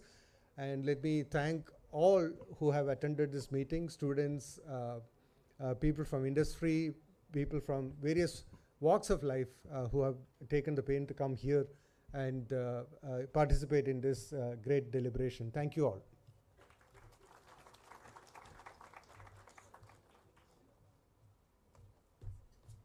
Thank you so much, sir, and thank you to all the speakers.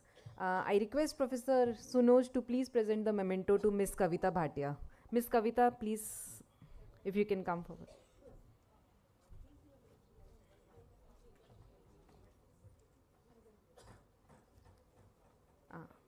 Yeah.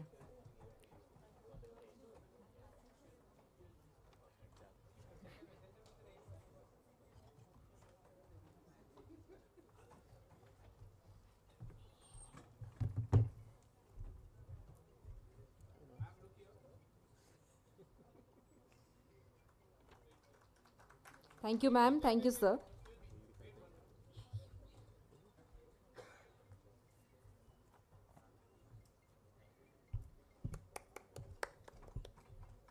No worry. So that brings us to the end of the event. We invite all participants to join us for high tea along with poster showcase on the 10th floor. Thank you for your active participation. Thank you.